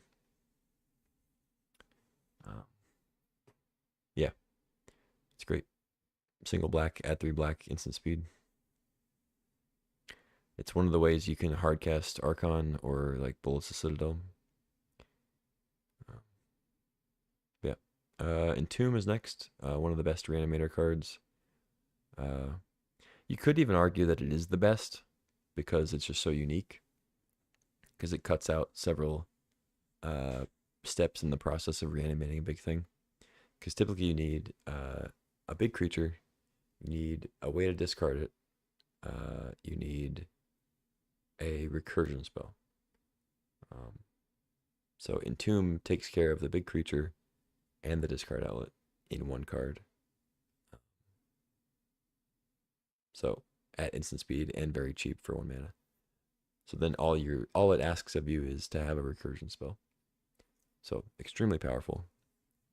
You can also use it with other combos. It's not nearly as common, but you can use it as like a tutor for Brain Freeze and Brain Freeze Breach. You probably want to have other Entomb things going on like recursion to actually play it in your deck, but that is an option to like Entomb for something like Brain Freeze when you have a Breach out, or like Entomb for Lotus when you have Yawgmoth's Will. There are other things you can do with Entomb, but the typical play pattern is Entomb for a large creature and then reanimate it and then win. Next we got Fatal Push, probably the best black removal spell, or one of the best at least. Single black, destroy creature with converted mana cost 2 or less, mana value 2 or less, whatever. Then Revolt, you can hit something for 4 or less if you revolted. You got Vamp Tutor next, another tutor. Single black, instant speed, look for a card, shuffle, put that card on top, you lose 2 life. So So we've seen Enlightened Tutor, Mystical Tutor, but this is just any card. And the drawback is that you lose 2 life. So that's it. Vamp Tutor's good. I wouldn't just throw this in any deck. I would want this in a deck where I'm trying to combo with something. Because this is not, this is card disadvantage. This is just card selection. You're using a card to put a card on top of your library. You're not using a card to get a card. So you are down a card in terms of card advantage, but you get to use this to find something very specific to hopefully win you the game. Next is Bitter Triumph. 1 in a black. As additional cost, discard a card or pay 3 life, and then you get to destroy a creature or planeswalker. I really like Bitter Triumph, especially in Reanimator lists where you want to discard a creature and still deal with a threat, like a planeswalker or whatever. And then like 3 life is really not that big of a loss either. Especially given the option to destroy a planeswalker. Like we have it's not in this list, but we've had Infernal Grasp as an option. Which is 2 mana, destroy a creature, lose 2 life. Obviously 3 is more life, but you also have the option to discard a card and it can kill a planeswalker, so I think it's significantly better. Next is Go for the Throat, destroy target non-artifact creature. Kills most things. Of course, there will be situations where you feel like you got unlucky because their threat is an artifact creature. It's a Kappa Cannoneer, or it's a Mer Battlesphere, it's a Sundering Titan, it's whatever, but for the most part, this is going to kill everything that you care to kill. Or at least it will have a target, even if it doesn't kill the thing that you really want to kill. But next is Shieldred's Edict. It's a card I really like. 1 in a black. Choose 1. Each opponent sacks a non-token creature. Each opponent sacks a creature token. Or each opponent sacks a planeswalker. So, really good way to deal with planeswalkers that sometimes black can struggle with. Good way to deal with like indestructible creatures or like very large things. It's nice to be able to dodge like hexproof and ward sometimes. Like I said, with Kappa Cannoneer has ward 4. Stuff like Hexdrinker, which I don't know if Hexdrinker's in here or not. Looks like it's not. But stuff with protection, stuff with Shroud like Sylvan Safekeeper. It just dodges a lot of that stuff, which is really nice. And then just giving you the option to choose between a token and non-token planeswalker is good. Dismember. I don't even really want to count this. When I said Fatal Push is one of the best black removal spells, I wasn't counting Dismember because Dismember is actually not strictly black because you can play it in any color deck, which is why it makes it such a great card. So it's a difference, I think, between Dismember and some other cards when you talk about how good it is. Because when you say Dismember is a really great card, I'm trying to think how to word this. It's really great in the draft, more so than what it actually does compared to some other comparable cards. So if you have Dismember in the draft and you're able to take it and you're playing like a green-blue list, Dismember is awesome because it lets you draft green-blue but still have a removal spell that kills up to like a 5/5. But you don't have to actually have black mana in your list. And it's 1 mana. It's 4 life, but it's 1 mana instant speed. Really good removal spell, but you get to play it in a blue-green list. When you're playing black, like black-red, whatever, Dismember is still very good. It's a good rate. It's a good card. But you have replaceable, it's very replaceable in a black deck, right? You have Go for the Throat, Bitter Triumph, all these other things that are pretty similar to it. But yeah, Dismember I think is just a lot better in terms of being flexible and allowing you to play it in a variety of decks. So I'd say it's better in the draft than it is in practice in certain decks, if that makes sense. I'm not wording that very well, but it's a great card. Snuff Out, you do need to play in a black deck though. 3 and a black for an instant. Destroy target non-black creature. It can't be regenerated. But if you control a swamp, instead of paying 4 mana, you can just pay 4 life to cast Snuff Out instant speed. So, really powerful effect. As long as you're playing swamps, you can just have this up for like when you're tapped out, kind of like how you would have a Force of Will or Daze or something. Just has the effect of similar to Force of Will, where you can tap out for your stuff and then still have an answer for your opponent's stuff and kind of win the race and get a lot of tempo there.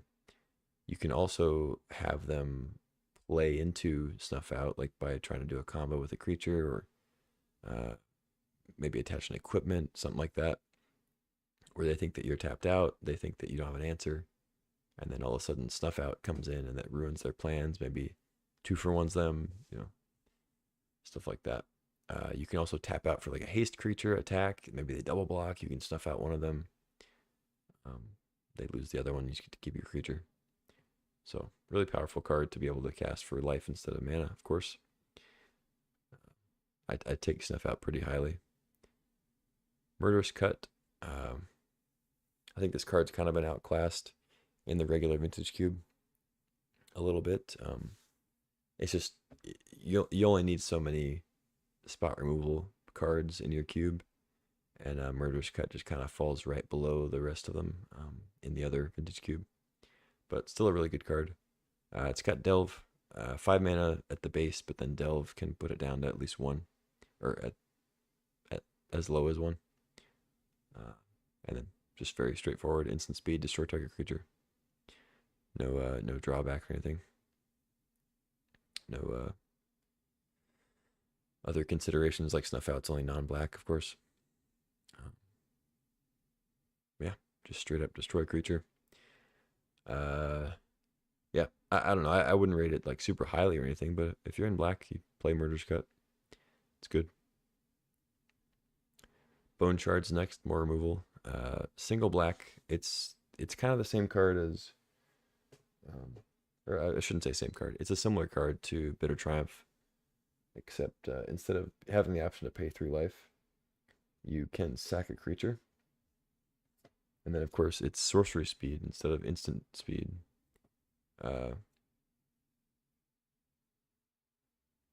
Which is,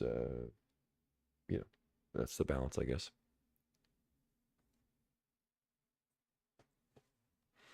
I'm not as big of a fan of Bone Shards as I am of Bitter Triumph, because I value the instant speed quite a bit. But Bone Shards is still good. It still kills Planeswalkers, which is useful. It's still a good discard outlet for reanimation stuff.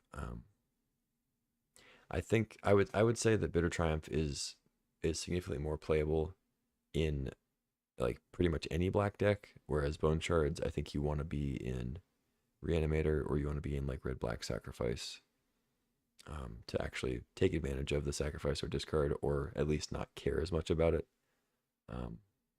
I wouldn't typically play Bone Shards in a deck that's just like kind of mid-range Grixis, whatever. No, doesn't care about the discard or sack.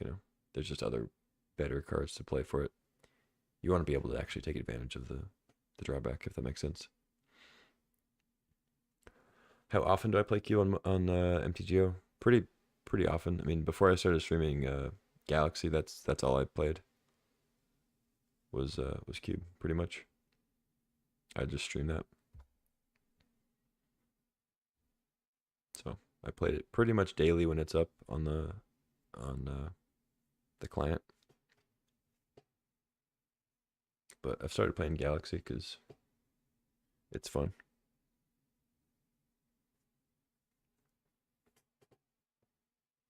No power, no artifact mana. What do you want? Pack one, pick one. It's a good question. In this cube, I'd have to think. Swords to Plowshares is very strong.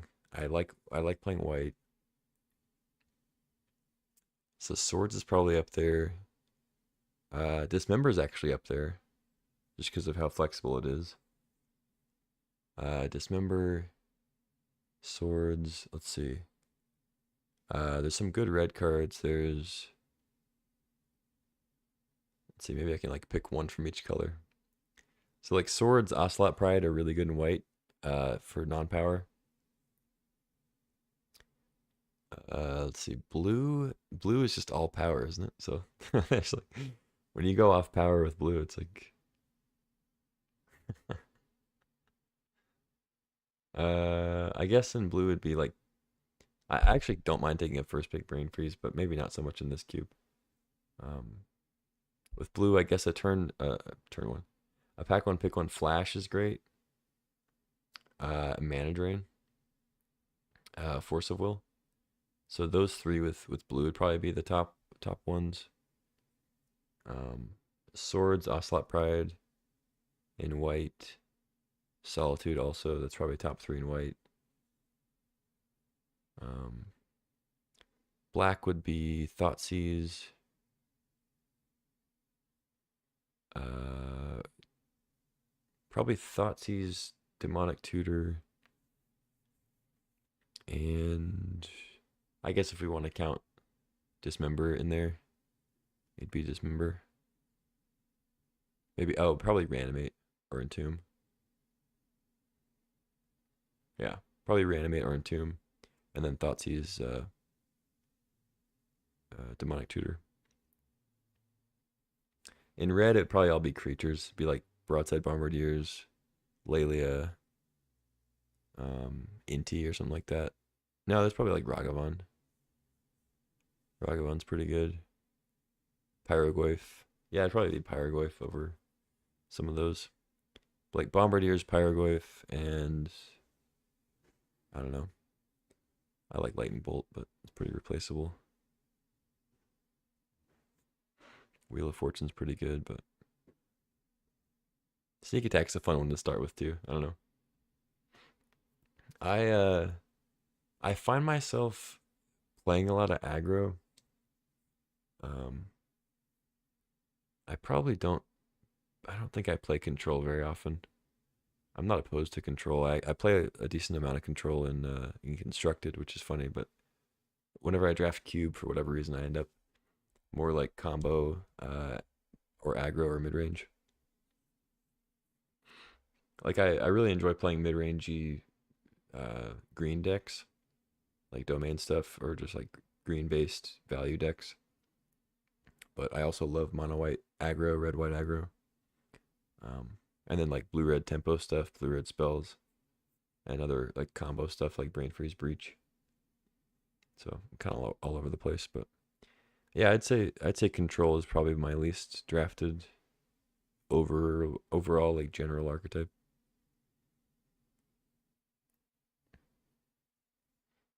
Oh, nice. Yeah, my brother and I have a paper cube too.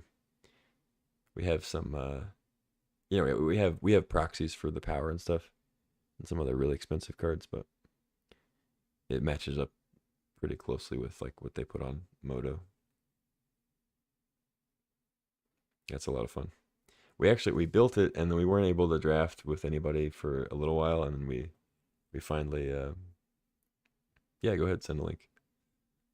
We finally had some neighbors that were, uh, uh, Magic players, and we brought them into the fold of cube drafting. So it became kind of a weekly thing.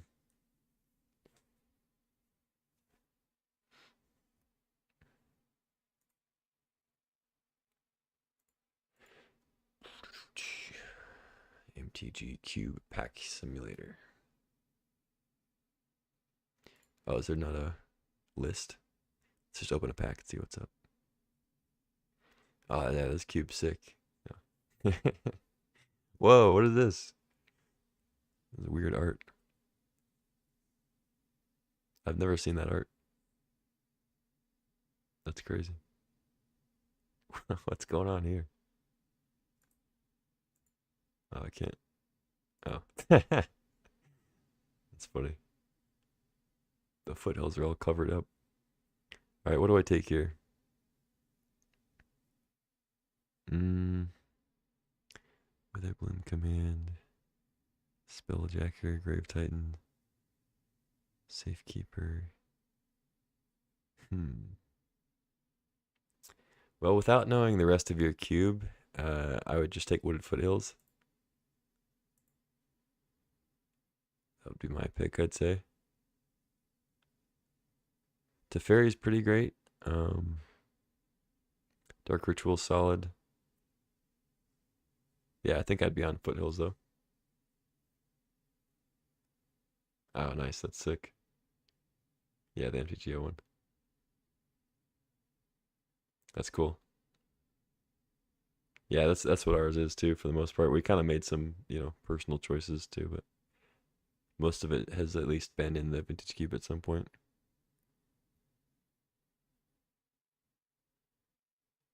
We just like order a bunch of dominoes and play. All right, let's try another one. So we have a Wooded Foothills. I guess I'm supposed to ignore one of these cards, but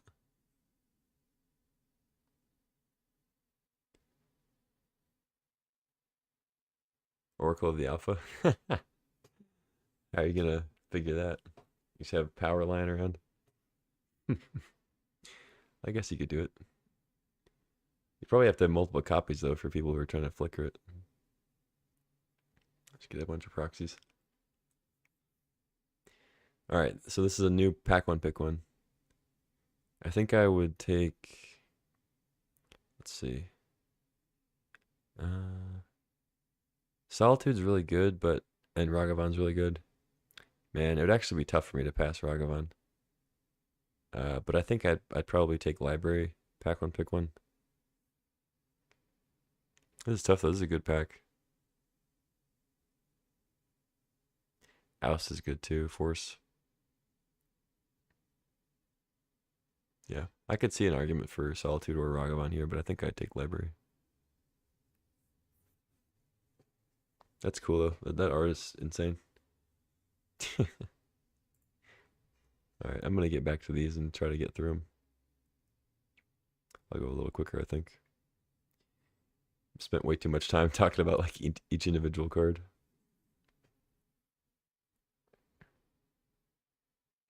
Alright, Dreams of Steel and Oil is back in. Target opponent reveals their hand. You choose an artifact or creature, then you exile it.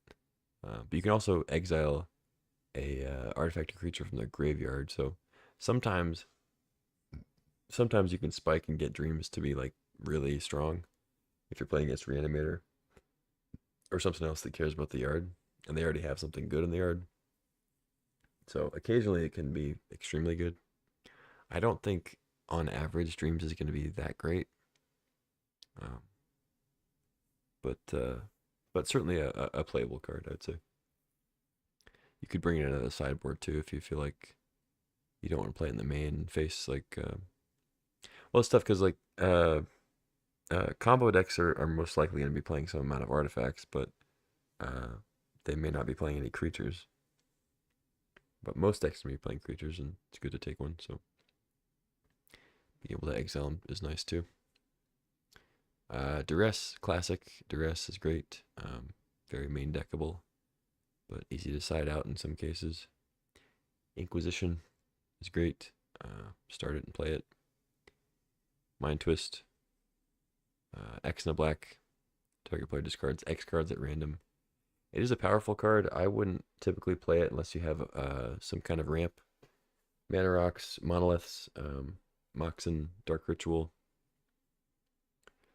But it is a powerful effect. You just need to make sure that it's not, you're not playing it on like turn 5 for X equals 4 and your opponent has 2 cards in hand, like that can't really be the use case for it. Next is Reanimate, one of the best black cards. Single black sorcery. Put target creature card from a graveyard onto the battlefield under your control, and then you lose life equal to its mana value. So ideally, this is what you want with Entomb. You can Entomb on their end step and then Reanimate, or any reanimation spell is good. Like Animate Dead, Reanimate. I think Exhume is in here maybe. Maybe not. No, I guess Exhume is not in here. Persist. If you have Archon. Yeah, anyway. But yeah, Animate Dead's down here. Necromancy. Recurring Nightmare. Yeah, Reanimate's the cheapest. You do lose life. It is a cost, especially later in the game. Or if you're up against aggro. Losing like eight life is relevant for sure. But if you do it early enough, you should be able to win. Thoughtseize is next. Like I said, this is one of the best black cards. I guess you could probably argue it's the best black card. It's just 1 mana, look at their hand, take any of the cards except the land, of course. And you lose 2 life. So you just take their best card, take the combo card, take whatever. And can really mess them up. It's a great way to clear the path for your own combos, for your own creatures and such. Yeah. Unearth is next. Doesn't go in every deck, but it is solid in the right build. Just kind of any mid-rangey creature list. It's great with Abhorrent Oculus. Yeah, a deck with some solid 3-drops. You can always just cycle it for 2. So good card. Not a high pick or anything, but good card. I've liked it in the cube so far. Collective Brutality, 1 in black. Has Escalate, discard a card to add another mode past the first one. So Brutality is good in Reanimator because it allows you to discard cards and also to gain an effect. It's not just a additional cost on a generic card. So the modes are opponent reveals their hand, choose an instant or sorcery, they discard it. So you can kind of clear the way of a removal spell if you're recurring something. Creature gets -2/-2, or an opponent loses 2 life, you gain 2 life. That's probably the least used one, but it does come up sometimes where like you want to gain some life so you don't die, or you want to just finish them off after you hit them with some big creature or whatever. But I think most commonly it's pay 2 mana, discard a big thing, kill a creature, make them reveal their hand. If they don't have a creature, make them reveal their hand and they drain them for 2. But yeah, I mostly only play it in Reanimator, but you can definitely play it outside of that. Demonic Tutor, 2 mana, search the library for a card, put that card in your hand. Simple, very powerful. Definitely like top 3 best black cards, so take it and play it. Hymn to Turok, black, target player discards 2 cards at random. A lot easier to get an effective Hymn to Turok. Oh, I said that wrong. Comparing this to Mind Twist, Hymn to Turok is 2 mana to have them discard 2 cards at random, whereas that would cost 3 mana with Mind Twist. So you can get it sooner at a good rate, but it does cost double black, so it's a little tougher to cast in a deck that might be like 3 colors. And Mind Twist also obviously scales past the 2. So I like him. Don't take it typically very highly, just because you need to be heavy black to make it good. But it's a strong card. Next up, Night's Whisper. 1 in black, draw 2 cards, lose 2 life. Don't play this in every deck, but especially like a combo list that's trying to draw cards, get the specific stuff. It's pretty good. Persist, another recursion spell, but it doesn't return legendary creatures, which is actually a lot of the creatures you're going to want to return, typically. A lot of good legends in the format, but it does recur. The most common, like the best one to recur that's non-legendary is Archon of Cruelty, which is one I've talked about a few times. But it's not a legend. It's very good effect to get back, and it just puts a -1/-1 counter on it, so it becomes a 5/5.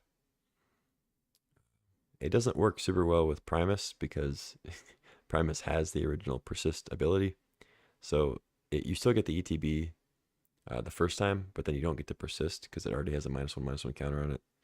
So it's not the best there, but it does still work with some other ones like Vaultborn Tyrant, Primeval Titan, Woodfall Primus a little bit.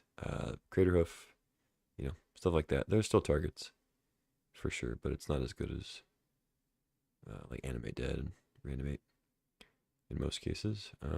Toxic Deluge is a great card. 2 and a black. It's a sweeper. As additional cost to cast it, pay X life. All creatures get -X until end of turn. So there are cases where you can sweep your opponent's stuff and maybe save a creature or two of yours. And then, other times where you just sweep everything, but the opponent overextended. Really strong thing to have access to. Next is Yawgmoth's Will, straight up combo card. It's 3 mana. Lets you play stuff out of your graveyard. But then anything that turn that gets put into the graveyard gets exiled instead. So like you can't just cast Dark Ritual 1,000 times, So a little different from Underworld Breach, but kind of it plays somewhat similarly. It doesn't make you exile cards. Like you don't need as much fuel in your graveyard to play stuff, but you also don't get to play things multiple times. So if you want to combo Yawgmoth's Will with Tendrils, this next card, which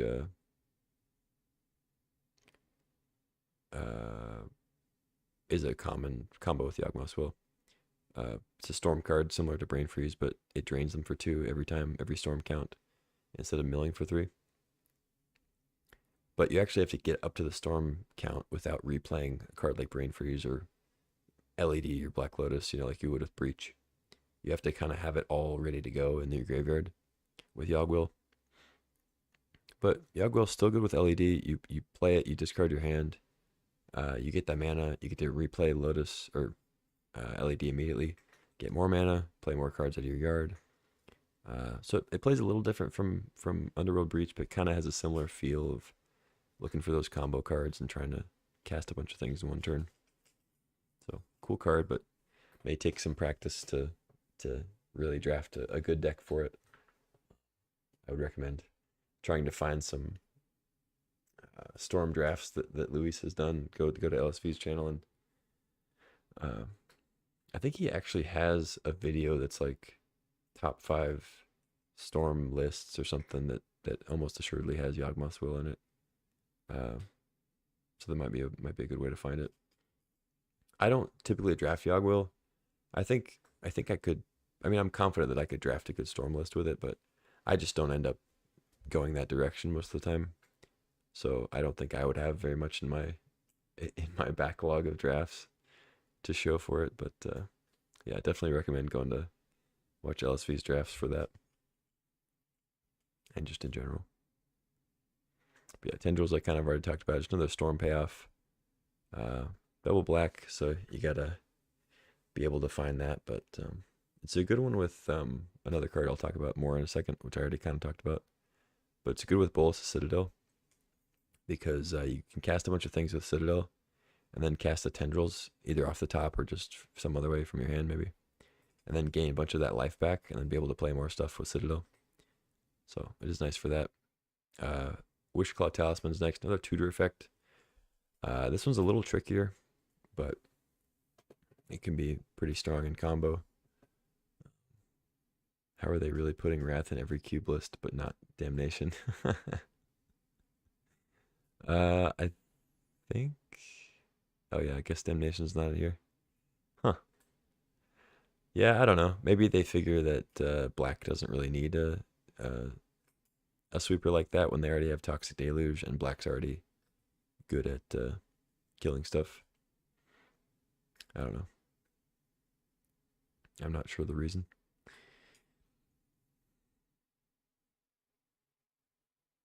It's definitely been in cube before for a long time, but it's taken a back seat. Damn is still in the cube, but it's a white Wrath still. But yeah, Wishclaw is a tutor. It comes in with 3 wish counters on it. You can pay 1, tap it, remove a wish counter, and search for a card. But then your opponent gets it. Activate only during your turn. So you can do it at instant speed, like you do it in response to stuff. but you can't do it on your opponent's turn. So yeah, you can play the talisman out, and then you kind of just have it sit out there until you want to use it. So it does kind of save you some mana compared to a demonic tutor, but it can get destroyed. It can also be tricky because demonic tutor, you can just search for a card with no real drawback. Whereas talisman, you kind of have to wait until you're going to go off, because otherwise you're handing your opponent the monkey's paw, and then they can just go get a card that's probably going to be an answer to your thing. So a little more tricky to use, but potentially good card in combo. Bolus Citadel is a great thing to cheat out, like I said. Have fun with that. Animate Dead, just another recursion spell. And it's enchantment based, and it gives the creature -1/0. So if they blow up the enchantment, the creature goes away. So that is kind of a little bit of a downside on the Animate Dead, but there's also no life loss drawback like there is with Reanimate. So it's good in that regard. There's different Necromancy. There's no -1/0. It's pretty much the same as Animate Dead, except there's no -1/0. And it's 1 more mana. There is a use with Necromancy that's a little different. You can actually cast it at instant speed. But then it acts as kind of a flash almost.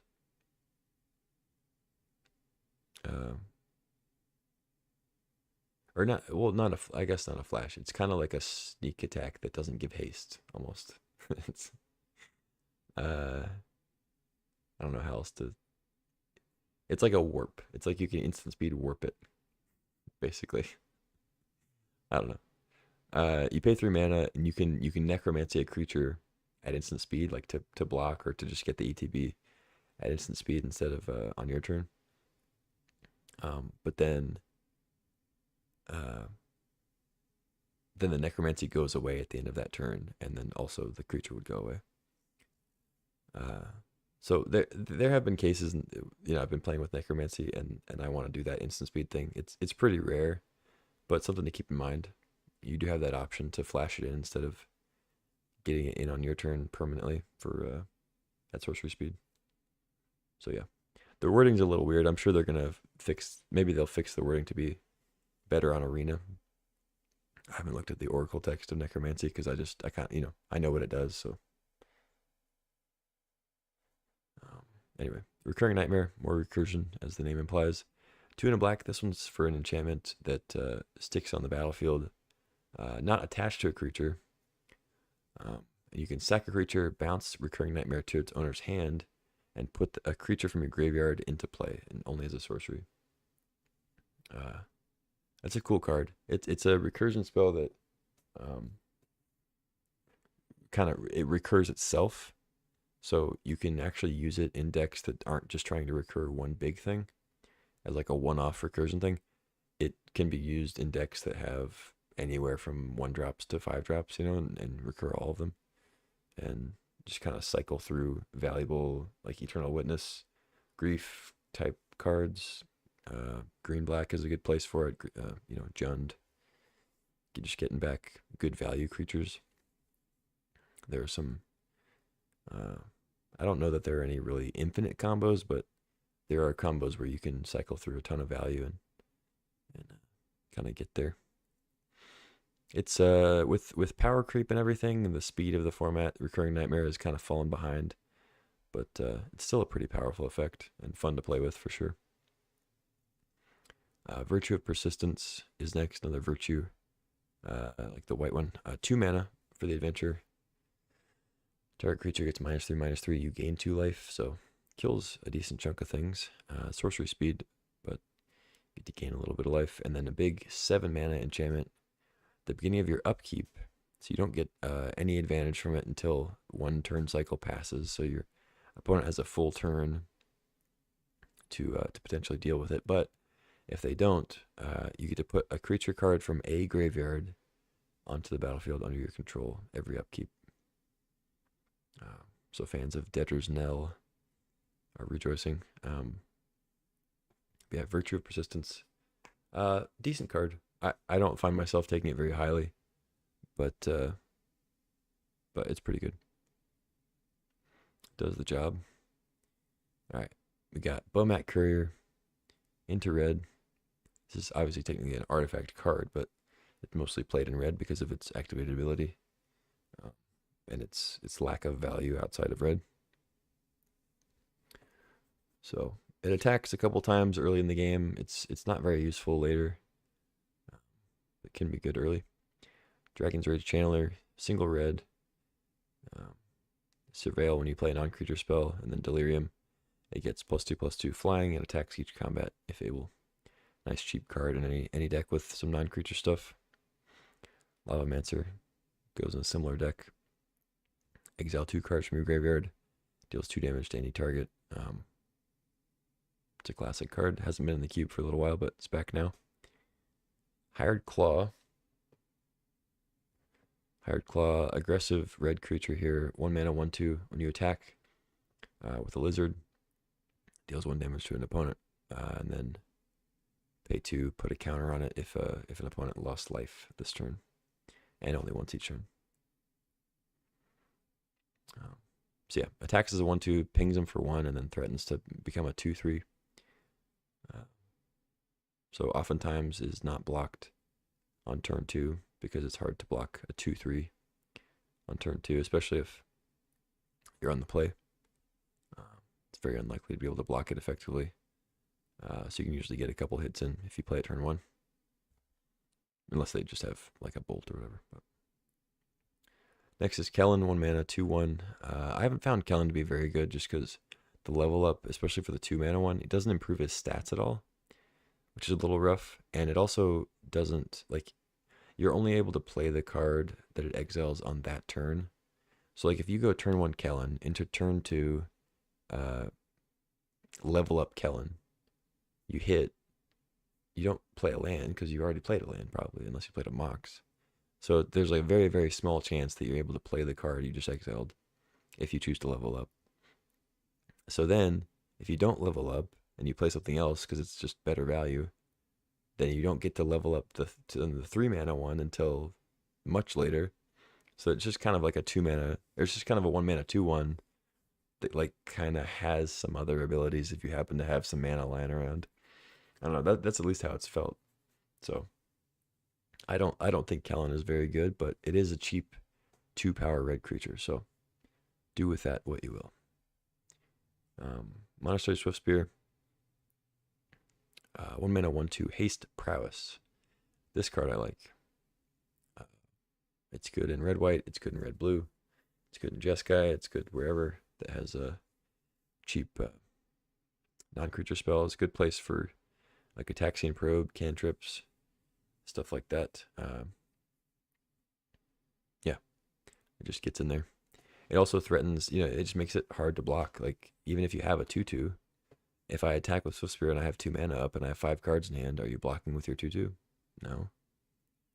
Right? Like, nobody's blocking in that situation. So, even if you don't have anything, sometimes you can just bluff and attack and get more damage in. All for just 1 mana. But anyway, it's not like a crazy good card. It hasn't been in the Vintage Cube for a little while because it's just, it's not very good late game. But turn 1 Swiftspear is still pretty strong. I don't think it's quite as good as the turn 1 Ragavan. But there are cases where turn 1 Swiftspear is actually better. But yeah, Ragavan is one of the best cards in the cube. Certainly one of the best red cards. Single red for a 2/1 monkey. I'm sure you've seen this if you're watching this.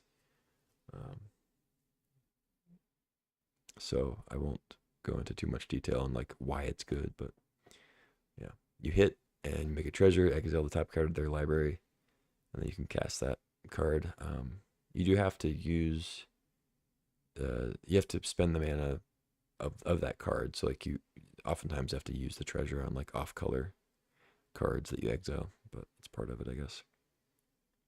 Then of course you can dash it for 2 mana if you don't want to have it around on their turn to face like sorcery speed removal. It's also just good to kind of sneak in there and get a hit in with haste while they're tapped out, or maybe don't have a blocker available. But yeah, Great card. Voldarn Epicure is next. Discard outlet, basically. Single red for a 1/1. It's good in red-black if you want some discard stuff, and also a little bit of tempo, care about the damage. Maybe a sack outlet.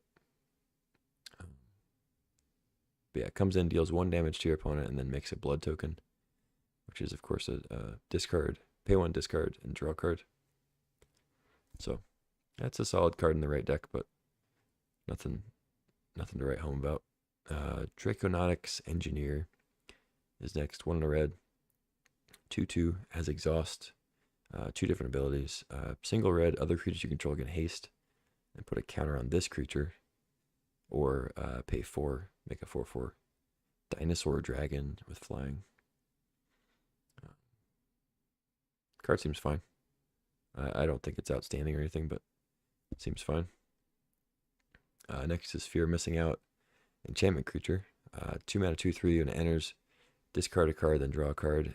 This is one where the wording is such that if you don't have any cards in hand, you just draw a card. Like you're not required to discard in order to draw the card. You just do both. So if you're not able to discard, you still draw. Then Delirium. If you have 4 more card types, you get 2 combat steps with one of your creatures. Basically, it's only if the fear attacks. So you do have to throw it into danger. But you get 2 combat steps with one of your creatures. It's been played in with Draconautics Engineer in standard with Vivi, which I assume is in the cube also. To get multiple combat steps with Prophecytic Memory. Aren't a lot of cards that care about like beginning of combat stuff, but there are a few. There are also, of course, a lot of cards that care about attacking triggers. So there's that. Generous Plunderer is a good one. 2 mana, 2/2 menace. Beginning of your upkeep, you may create a treasure, and when you do, your opponent gets a tapped treasure. So it's a May ability. You don't have to do it. And then when it attacks, it deals damage equal to defending player equal to the number of artifacts they control. So one of the benefits of creating a tapped treasure is not only can they not use it on that turn to play something, but they also can't sacrifice it and dodge the damage from the attack on the plunder. But you are still ramping your opponent. You have to keep that in mind. So if you go turn 2 Plunderer, you immediately make a treasure. You're ramping yourself to play something, but you are still ramping your opponent. So you gotta kind of balance that. But if you want to, you can just never use the Plunderer thing. Like say you're playing against somebody who has like, they have Tolarian Academy. You don't want to give them the treasures until maybe one turn where you want to play a card ahead of schedule or something, and you just want to have a 2/2 menace that attacks and deals damage equal to their artifacts. Like that's still a great card in that situation.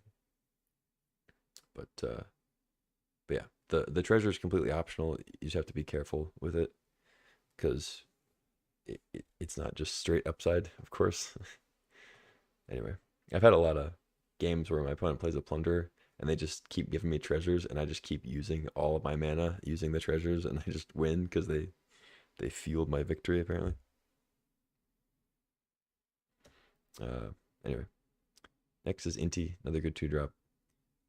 1 in a red, 2/2. When you attack, you may discard a card. When you do, put a 1/1 counter on an attacking creature and against trample. When you discard 1 or more cards, exile the top card of your library.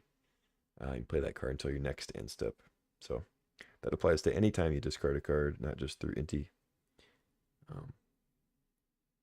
Really solid creature here. Nice way to keep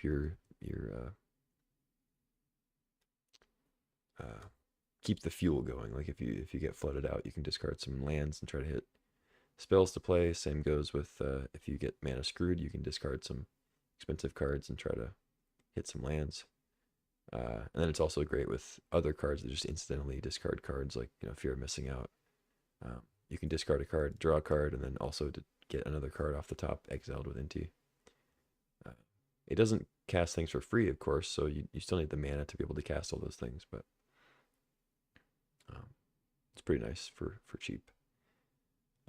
you can also take advantage of that ability as soon as it comes in. Like he doesn't have to be the one attacking, so you can just play it on 2 and attack with your 1-drop and immediately start getting value. Evora's next. It works pretty well with Inti. That's one thing I really like about the red cards, like the red creatures, is we've established established this set of red cards that all work really well together, and I've been impressed with how good all these red creatures are in conjunction with each other. Like you could say that with other colors too, of course, but the red cards, for at least for me, stand out in their ability to be used with each other to great effect. Like the discard stuff's great with Inti. The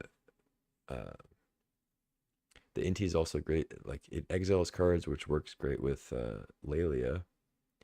And then you have like Gut, which works great with sacrifice stuff. With Bombardiers, works the same way with that. Like, I don't know, it works great with Rabble Master in that sense. Like, makes a token, sack it, get another token, or sack for 2 damage. I don't know. You could point to all sorts of synergy with other colors too, but something about the red creatures just, I like the way that they all work together.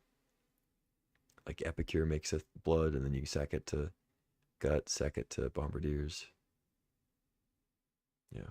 Anyway, I just like what's going on. Same with Karzev. But yeah, Evora. Whenever you discard a card, put a 1/1 counter on Evora, and then when it enters or deals combat damage to a player, make a blood token, and it's trample. So I've liked Evora. I kind of thought at first that it might not be good enough, but I've actually found it to be pretty solid. Partially because of the conjunction with Inti and stuff like Fear and I mean Epicure not so much, but you know, Inti especially is a good one. Works well with like Dak and red blue. I got Karzev, which is another 2-mana creature. It's not like my favorite, but there's some interesting things you can do with the first strike menace and also with the 2/1 token. Like I said, good with Gut and Broadside to be able to sack something that's gonna go away anyway. Magda, 2-mana 2/1. When it becomes tapped, make a treasure. So that's it. Works. It still makes a treasure even if you're like crewing with it or saddling a Bronco, you know. And it has sack 5 treasures, search for an artifact or dragon, put it on the battlefield. It doesn't come up very often at all, but it is technically a thing. Next is a new one, Nia, Skysail Storyteller. It's got a big Jeskai version of the card, but the smaller version is 1 in a red, 2/1. It enters, exile the top card of your library. You can play that card for as long as you control this creature. So there are cases where that's better than some of the exile to play effect things, whatever you call those. But there are also cases where it's just much worse. Like if you play this and then immediately gets killed, like even in response to the trigger, you just never get to play that card. Like there's never an opportunity for you to play the card because it's only as long as this creature's out. But there are other cases where it can be better if you play this and it hangs out for a few turns and you can just kind of hold that card in exile until you want to play it. I don't think this card is very good. If you value the 5-mana Jeskai card, I guess it could be solid. But yeah, I'm not a fan of this one, so I could be wrong, but I don't think it's great. Next is Robber of the Rich. 2-mana 2/2 reach haste. I always forget that this thing has reached, and there's been a couple cases where the reach actually would have saved me or won me the game or whatever, but it's just like, it's so weird that it has reach. Anyway, it's just purely for flavor. It doesn't really make sense for it to have reach, but 2-mana 2/2 reach haste. When it attacks, if defending player has more cards in hand than you, exile the top card of their library, and during any turn you attacked with a rogue, you can cast that card and you can spend mana as many blah blah blah blah blah. So you can just play it with whatever color mana. Good card. Good in red aggro. specifically. Um, I wouldn't say it's like a super high pick, but definitely a card I want in my aggro decks. So next is Bone Crusher. It's kind of a, it's a, huh, how do I put this gently? Bone Crusher Giant, I love the card, but in Vintage Cube, uh, it's like a 23rd card. It's like you play it if you didn't have anything else to play, and you're fine with it. But pretty much every other card you could potentially play in your red deck is going to beat it out. Um, yeah, it's fine. 2 mana, two mana, 2 damage. You know, it is what it is. It's on an adventure. Played as the 4/3. It's a fine body for 3. You know, it's a fine card, but it's pretty low on the list. It could be in this cube that's a little better because I think the overall power is just slightly lower than like your typical vintage cube on Moto, because they've had to make some exceptions with some of the cards. Bring back some of the classic stuff, which I like. But yeah, Bone Crusher is fine. It's a fine card. Broadside Bombardiers, on the other hand, one of the best cards in the whole format, in the whole cube. It's extremely powerful. 3 mana, 2/2, Menace, Haste. It has Boast. So whenever it attacks, as long as it's attacked this turn, you can sack another creature or artifact, and Bombardiers deals damage equal to a 2+ the sacrifice permanent's mana value to any target. So you sack a 5-drop, you can deal 7 damage to any target, just because it attacked. You can sack a token, and it deals 2 damage to anything, just because it attacked. Super strong card. You play it on 3, you sack a token, you sack a whatever, sometimes you sack a mana rock. You take out a blocker, it has Menace, so you can threaten to take out a blocker on the Menace and like eat a 1/1 or whatever, so they just don't block, or you take out a blocker to prevent them from blocking because of Menace. You deal an extra 2 to them from the Bombardiers hitting, and if they don't deal with it, you're just, you're untapping and being able to jam for 1,000,000 damage. Bombardiers are very good with the evoke elementals, because you can evoke them post combat after you're attacked with Bombardiers, and then you can sacrifice them before the evoke trigger goes off and sack them for a bunch of damage, because they're all like 5 or 4 damage. I guess except for endurance, but it's not usually the combo. But like if you can Solitude and then sack the Solitude to hit for 7, it's just insane. Same with Fury, 7, and even Grief for 6. Take a card out of their hand and slam them for 6.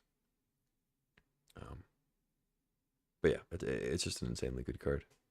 A great way to finish the game, like at the end of the game, but also just, turn 3, turn 4, sack a few things, take out their creatures. But yeah, it's at its best with, cards like Epicure, cards that make like incidental tokens or whatever. Cards like Evora, Plunderer, random mana rocks that you don't really need anymore. Yeah, great card. Death Creatures Champions next. This is another really good one, really solid red card. Probably better than what some people will think. I don't know if that makes sense. But 3 mana, 2/1 with backup, so it puts a counter on something, and then it gives that creature this creature's abilities. In this case, double strike.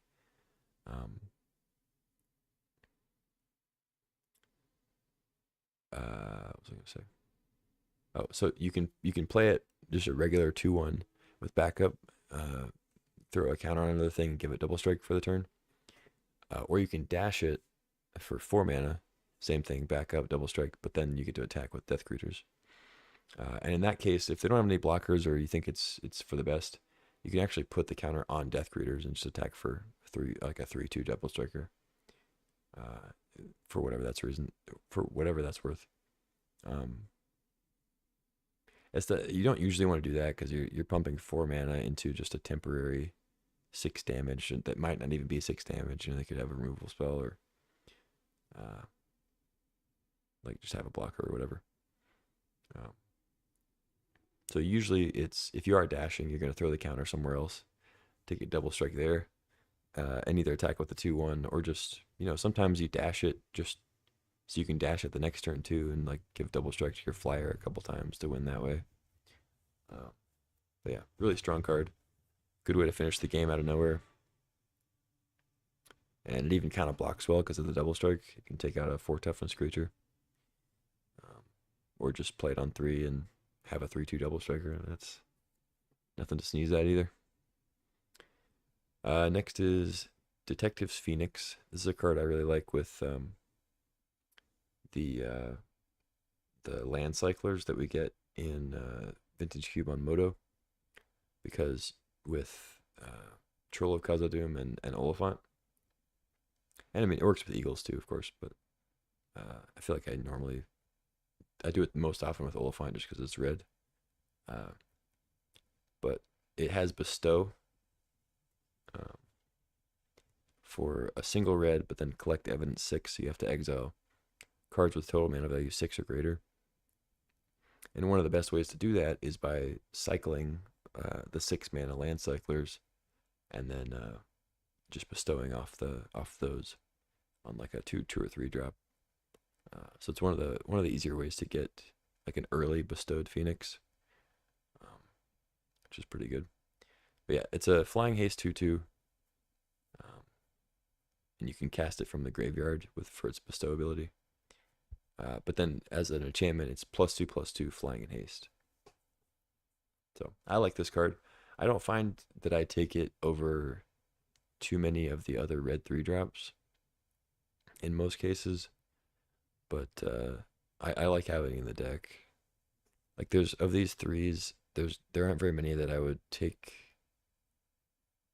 Like I would take it over Bone Crusher most of the time. I'd probably take it over Rabble Master most of the time, unless I already had Gut or Bombardiers.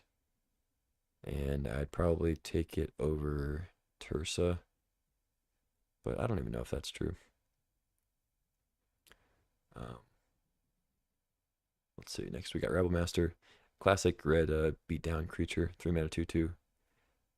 Other goblins have to attack each turn. The beginning of combat, make a 1/1, and then whenever Rabble Master attacks, it gets +1/0 for each other attacking goblin. You have to keep in mind that Bombardiers is a goblin, so if you have Rabble Master out, it is a forced attack. You're usually going to want to attack with Bombardiers anyway, but just keep that in mind. You may want to be careful with Rabble Master if there's a situation where you don't want to attack with Bombardiers. But odds are, if you have Bombardiers and Rabble Master out, you're going to want to be attacking with Bombardiers, so probably not a frequent cause for concern. And we have Gut. 3 mana 2/2. When you attack, you sack another creature or artifact. If you do, create a 4/1 skeleton with menace that's tapped and attacking. So very similar to Bombardiers in terms of just putting a lot of pressure on your opponent.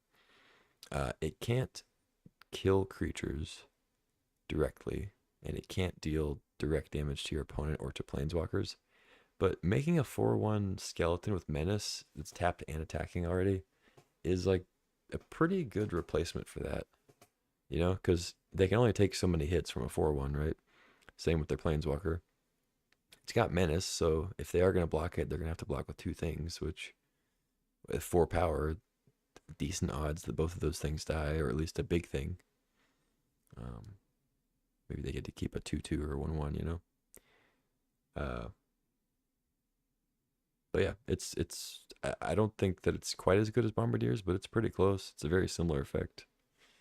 So anyway, on to Lelia. 3 mana 2/2 haste. When it attacks, exile a top card of your library. You can play that card this turn. So you kind of want to, you can definitely play it on 3. It's totally fine to play on 3 and get it going. Turn it into a 3/3, and then that way, on the turn where you can actually play something, it becomes a 4/4. So not a big downside to playing it on 3 and just getting an extra counter on. But I think if you have 2 different 3-drops to play, you typically want to play Lelia second, just because you can play it on a turn where you haven't played a land yet. but it's perfectly reasonable to play it on 3 because then the next time you attack, you have all of your mana open to play whatever card you flip.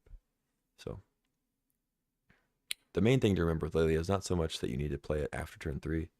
It's that you need to attack before you play your land in most cases. But yeah, anyway.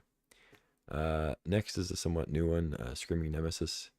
2 in a red, 3/3 haste. Whenever it's dealt damage, it deals that much damage to any other target. If a player is dealt damage this way, they can't gain life for the rest of the game. Kind of ridiculous, but good card. It's purely aggro. I mean, it's not a card you want to put in a deck that's like trying to combo or anything, really. You put this in your deck if you want to just play creatures and attack. But yeah, it's very good at doing that. So, Seasoned Pyromancer is a fun one. 1 red, 2/2. When it enters, you discard 2 cards, draw 2 cards. For each non-land card discarded, you get a 1/1. It is similar to Fear of Missing Out. If you don't have any cards in hand, it's just draw 2 cards. So you're not required to discard 2 in order to get the draw. And then if it's in the graveyard, you can pay 5, exile it, and make 2 1/1s. So really solid card. I like Pyro a lot. Next is Tursa. Somewhat similar to the Pyro, except a little more aggressive. 3 mana, 3/3 haste. When it enters, discard up to 2 cards, then draw that many cards. So in this case, it doesn't work with the 0 cards in hand. You do have to discard the cards in order to get fresh ones. But then it has, whenever it attacks, if there are 7 or more cards in your graveyard, exile a card at random from your graveyard, and you may play that card this turn. It does not let you play it for free. You have to actually pay the mana cost. But it does let you play lands if that matters. But yeah, Tursa, I think I typically like Pyromancer more, but Tursa having haste and a little more of a body is nice. But Pyro being able to make some extra 1/1s sometimes and also be able to draw on an empty hand is nice. So they're pretty similar. Next up, a guy that we haven't seen in Cube in a while. We have Hazaret the Fervent. It's a 4 mana, indestructible haste 5/4. Sounds awesome, right? Well, it can't attack or block unless you have 1 or fewer cards in hand, which is not that hard to do in red typically, if you're aggressive. But 1 or fewer is a little bit of a steep cost. But you know, indestructible haste is also a good payoff. And then it has pay 3, discard a card.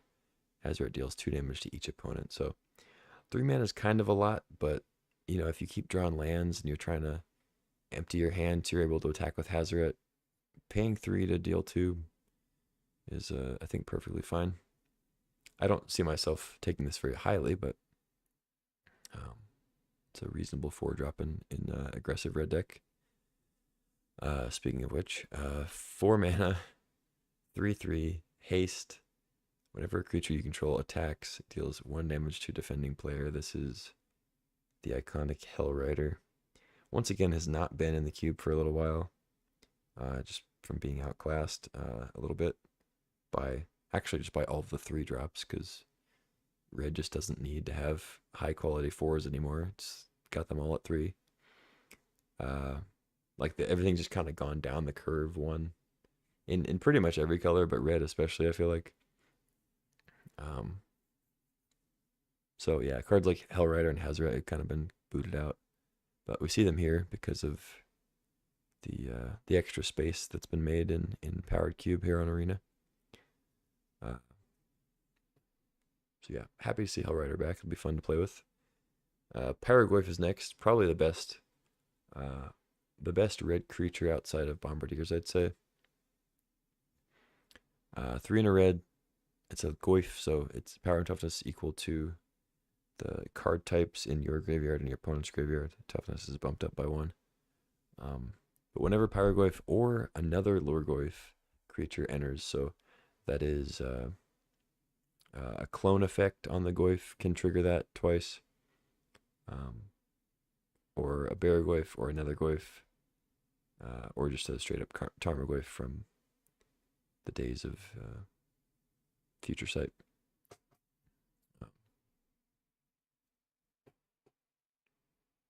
But yeah, so it comes in, deals damage equal to its power to any target.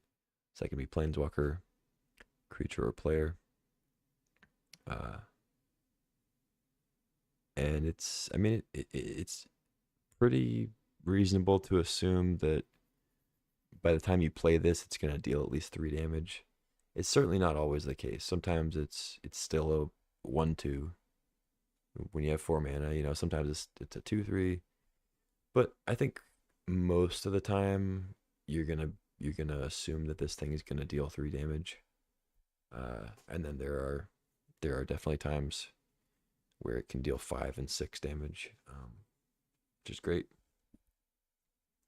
But yeah, I think on average you can kind of expect like 3 damage from this. And then of course it's great to flicker.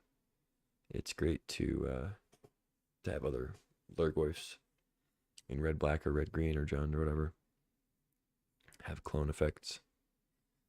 But yeah, draft it, play it, win. We have 4 different 5-drops here that some of them are secretly not 5-drops. Fury is one of them. It's the evoke elementals, so like I said, not always a 5-drop. You can evoke it by exiling a red card, but it's got double strike, 3/3. When it comes in, you deal 4 damage divided as you choose among creatures and planeswalkers. Nice way for red to deal with planeswalkers or deal with lots of little creatures instead of just having like bolts or Chandra or, you know, just one spot removal thing. You can deal with a lot of tokens that can maybe block your broadside bombardiers and death greeters champions and stuff. You can kind of sweep all their little stuff. It's good against white and green. But yeah, and then you can also just play it on 5 and have a double striker, which is nice. Next is Glorybringer. 5-mana dragon, flying haste. You can exert it as it attacks. It deals 4 damage to a non-dragon creature an opponent controls. Then of course it doesn't untap the next untap step. Or you can just attack for 4, regular. Another 5-mana 4/4 dragon, goldspan dragon, flying haste. When it attacks or becomes the target of a spell, create a treasure token. And then it kind of beefs up your other treasures by making them add 2 mana instead of 1. Another dragon, another new one, Nova Hellkite. I like. It's a 4/5 flying haste for 5. When it enters, it deals 1 damage to target creature and opponent controls. So not quite as powerful as Glorybringer in terms of dealing the damage, but it also has warp for 3. So you can warp it for 3 mana, get the attack in for 4, and deal 1 damage to something early, and then warp. It gets exiled. You can replay it later, and it'll stay out as a 4/5 flare. I like the Hellkite quite a bit. I think that the 3 mana warp is actually pretty solid. Like last time they had it in the cube. But yeah, it's still a 5 mana play in a deck where you probably only want like 1 of that effect, right? Like it's probably not going to be super common that you're going to want Glorybringer, Goldspan, and Nova Hellkite in the same deck, you know, unless you're in maybe red green and you don't have like those are your highest mana value cards. Like I guess you could play 3 things, but in like I don't know if mono red's going to be super common, but you know, if you're playing a low to the ground red white list, you're not going to want 3 dragons in there. But it's nice to have options. So anyway, next is Overlord of the Boiler Bilges. Another Overlord, so it's got Impending, 4 mana, Impending 4. When it enters or attacks, deals 4 damage to any target. So 4 mana comes in, deals 4 damage, pretty good. And then if you're able to flicker it, or you can wait for the Impending to go off, then you got a big Avatar horror to deal with. I guess this is probably at its best in like a recurring nightmare scenario where maybe you can also, you can also sometimes just cast it for the impending, and maybe red white where you got some flicker stuff similar to the white overlord. Yeah, I don't know. I don't see Overlord of the Boiler build just being like a super highly played card, but I think it definitely is powerful in the right deck. Next is Trumpeting Carnosaur. 6 mana 7/6 dinosaur with trample. When it enters, you discover 5, but then it also has just 3 mana discard at deal 3 damage to target creature or planeswalker. Nice little removal. It's not counterable. And this does, that does get the Voice of Victory, which I know it's only one card, but it's nice thing to have. Good consideration. But yeah, it's just another. I think it's, like I said, it's a similar to like the Grave Titan thing, where it's in between a card where you can cast it in some cases if the game goes a little long, and then you can also recur it and not be too sad about using your recursion on it. So yeah, just kind of a middle ground, large creature to either maybe cast, maybe recur, and then it also has that option to just discard it, deal 3 damage. So if you are in red black Reanimator, you can have this, and it has a built-in discard outlet, kind of similar to like Troll of Khazad-dûm and Oliphant and stuff. So it's a nice one. I think it fits pretty well in this cube. Itali's next. Big 7 mana recursion target.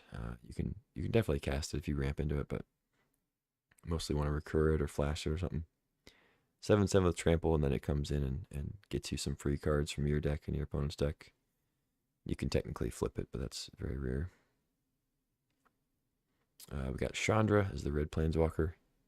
4 mana, 4 loyalty. Got 2 different +1s, and then -3 to kill something, -7 to basically win the game. It's a nice one. Burst Lightning, we got a bunch of burn spells here. They're all pretty similar. We got Burst Lightning, Galvanic Blast, Galvanic Discharge, Lightning Bolt, Monstrous Rage, Unholy Heat. Monstrous Rage is a combat trick that I don't really like that they've put in here, but it's fine. I think it's good. It's probably gonna win you the game sometimes, but I don't know if I like it in the cube. Anyway, let's see. But yeah, Galvanic Blast is fine. Discharge and Lightning Bolt are probably the best here. Just 1 mana, 3 damage. And Discharge, sometimes having extra energy is nice. Lightning Bolt, of course, is the best typically. Then we have Unholy Heat, can sometimes deal 6, which is cool. Abrade can destroy an artifact. Doesn't hit planeswalkers, unfortunately, but creature or artifact is nice. Ghostfire Slice can sometimes be better than Bolt, right? If your opponent has a multi-killer thing, but sometimes you have to pay 3 mana, which is also fine. I think the Slice is good. They got Seething Song, 3 mana, add 5 mana. Mind Collapse. It's similar to Snuff Out, sort of.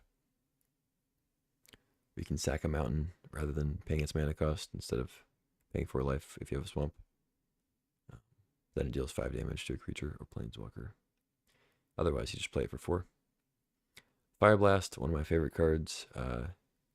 6 mana, deal 4 damage to target creature or player, but more commonly, I should say, you sack 2 mountains rather than paying its mana cost. So you can tap out for some haste creatures, tap out for some burn, and then sacrifice some tapped mountains to deal 4 to finish the job. Yeah, really good mono red card, or at least heavy red. Pyrokinesis. Instead of sacking mountains, you can exile a red card from your hand rather than pay its cost, and then it deals 4 damage divided as you choose among a number of target creatures. So it doesn't hit planeswalkers, but that's okay. Still really strong. effect at instant speed. I like the pyrokinesis. It's very good. Chain Lightning is next. Another burn spell. This one's sorcery speed, and sometimes it gives your opponent the option to direct it back at you. Doesn't happen very often, but you have to, I guess, remember that. Just blindly play it into a red opponent. But yeah, good card. It's just sorcery speed. Faithless Looting, draw 2, discard 2. Good in Reanimator, good in some combo decks. It's got Flashback to do the same thing. Flame Slash, more burn. Tribal Flames, Domain Burn. So it deals damage equal to the number of basic land types you have, so it can deal up to 5. Wheel of Fortune, I've talked about it a little bit already. It's just another draw 7. This one, each player discards and then draws 7, so sometimes there's different interactions with that as opposed to Time Twister. Fiery Confluence, really good card, similar to Mystic Confluence, of course.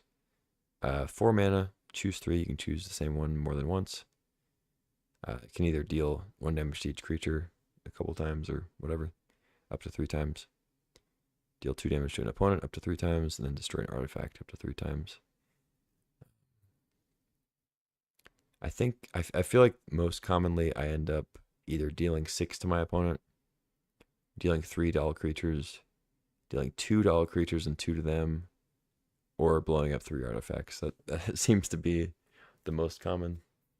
But obviously those variations can be literally any combination of those, so it's whatever fits the situation. Pirate Spellbomb. We got Ether Spellbomb. Pretty similar here. It's just red. It can deal 2 damage to any target as opposed to bouncing a creature. And then you can always pay 1 sack, draw a card. Pretty similarly good in the artifact lists, kind of like Spellbomb. You can play it in red lists too. It's fine. Quarry Steel Cutter, another second spell card. 1 in a red, quick creature gets +1/+1, has trample and haste. When you cast your second spell, make a 1/1 white monk with prowess, and then you can attach the equipment, attach the cutter to it. So yeah, pretty cool card. You play another thing, play like a Mox or something. Play a cheap cantrip, Taxian Probe, and you immediately get a monk that will be a 2/2, with haste. So I like the cutter. Legion Extruder, another cool one. 1 in a red, when it enters, deals 2 damage to any target, and then you can pay 2, sack another artifact to make a 3/3 golem. Which you can also sacrifice the golems themselves to make more golems. Which doesn't it doesn't net you a golem, but it can be good if you're having to like chump with them. Can kind of stall it that way. Kamano's back. He's been in the cube before. 1 mana, deals 1 damage to each opponent. And then the next turn, your next creature spell gets a 1/1 counter. And then it flips into Etching of Kamano, 2/2 haste. If a creature dealt damage this turn by a source you controlled would die, exile it instead. It does come up sometimes. But just a card you play for 1 mana that is a 2/2. A little bit later. It's pretty good. Goblin Bombardment.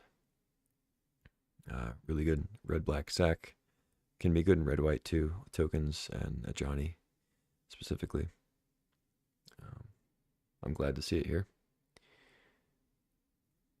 Got Underworld Breach I've talked about a bit. I think we went over the combo with when I talked about Brain Freeze, so if you missed it, you can go back and look at when I was talking about blue cards. But yeah, solid. You can play it with Time Walk, play it with Brain Freeze, play it with like Wheel of Fortune. It's got a variety of uses that are decent, but the best use is Brain Freeze combo with Lion's Eye Diamond, Black Lotus, Lotus Petal. Next is Fable, one of the best red cards, but the 3-drop slot's pretty contested, so sometimes it's tough to make those cuts. 3 mana, make a 2/2 Goblin with whenever it attacks, make a treasure. Next chapter is discard 2 cards if you do draw that many cards, or up to 2 cards. And then it flips into Reflection, which can copy some stuff. for good value. Kind of makes them basically sneak attack copies. Or, obviously Kiki Jiki copies if you ever played with Kiki Jiki. And then, of course, sneak attack. I've mentioned it a few times. 4 mana enchantment, then you can pay a red, put a creature from your hand on the battlefield, it gets haste, and then you sack it. It's great with big cards like Emrakul and Archon, and then you can pair it with recursion to recur the creatures that go to the graveyard. Alright, on to green. We're, I guess, halfway through. I'm not going to go over every land, though, so I guess we're more than halfway.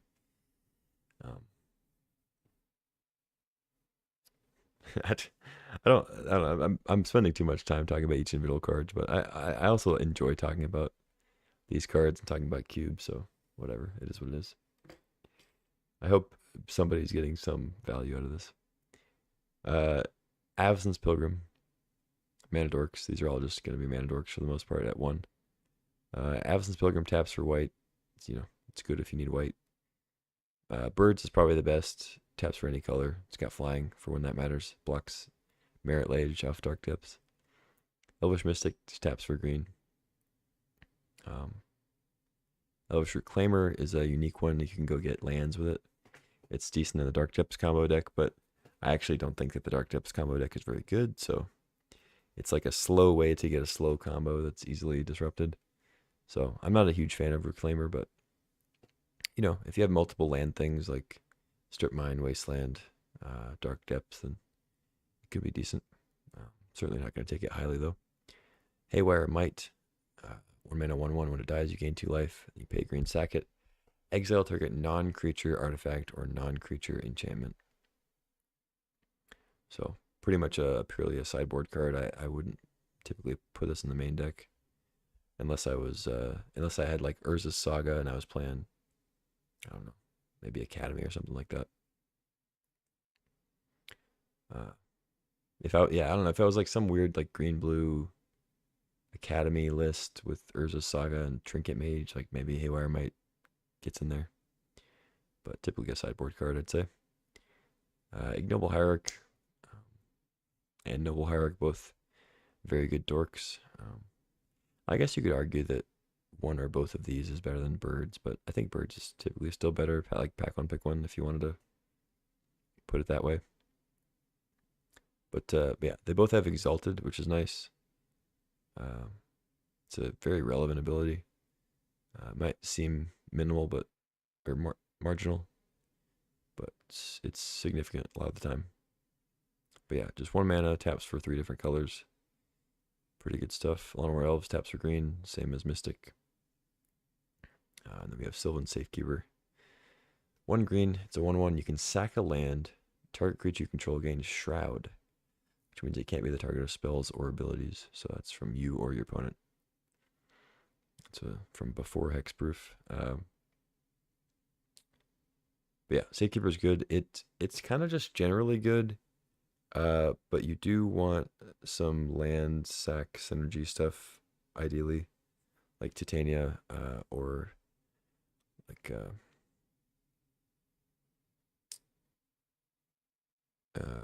is it? Ramanop Excavator, Ice Tail Explorer, like just a way to get the lands back, or at least get an advantage from sacrificing them. Because giving Shroud is good, but I probably wouldn't play Safekeeper just for that. I'd like to have some other synergy. We have Bristly Bill, 1 and a green, 2/2 with landfall. When a land comes in, you put a counter on a creature, and then you can pay 5 to double the number of counters on creatures you control. Canker Bloom, 2 mana, 3/2. You can pay 1, sack it to blow up an artifact enchantment, or you can proliferate. Doesn't happen very often, but I guess it's nice to have the option. Next is a card I really like, Fanatic of Vronus. 2 mana, 1/4, tap to add a green, or tap to add 4 green if you have a creature with power 4 or greater. And then you can eternalize it for 4, which it comes in as a 4/4, which of course then lets it tap for 4 just on its own, which is cool. Great card. Keen-Eyed Curator, 2 mana, 3/3. As long as there are 4 or more card types among cards exiled with the Curator, It gets +4/+4 and gains trample, so it becomes a 7/7. And then just a single generic mana to exile a card from your graveyard. Yeah, just graveyard hate, and then you can make it into a 7/7 at some point. I like it. It is double green, so you need to be heavy green to play it on turn 2 typically. But great sideboard card, and wouldn't be crazy to play in the main either. Lotus Cobra, 1 and a green, 2/1 landfall, land enters. Add 1 mana of any color. Great with fetch lands. It's a pretty good ramp. But you do need to hit your land drops. You know, it's not a mana dork that like lets you keep a hand with fewer lands. You know, you can't keep like a 1 land hand with Lotus Cobra because it does need those lands to be able to make the mana. But yeah, it's pretty solid. It's nice to help you fix too if you're playing 4 or 5 colors, which green is often doing. It's green is usually the baseline for domain lists.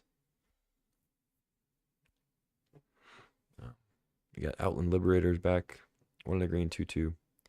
You can pay a generic and sack it to blow up an enchantment or artifact, but it also transforms into Frenzied Trap Breaker, which has the same activated ability, but also blows up artifacts or enchantments on attacks. So pretty cool. Raphellos will be in. Green for a 2/1 that adds a green for each forest you control. Pretty crazy. So it can lead to some really big plays if it's not dealt with. And of course if you have enough forests in play, but cool to see him back. He's kind of got brushed out of the Vintage Cube for just not being quite good enough. You just didn't want to play that many forests in your deck, and he also he was just too easy to kill.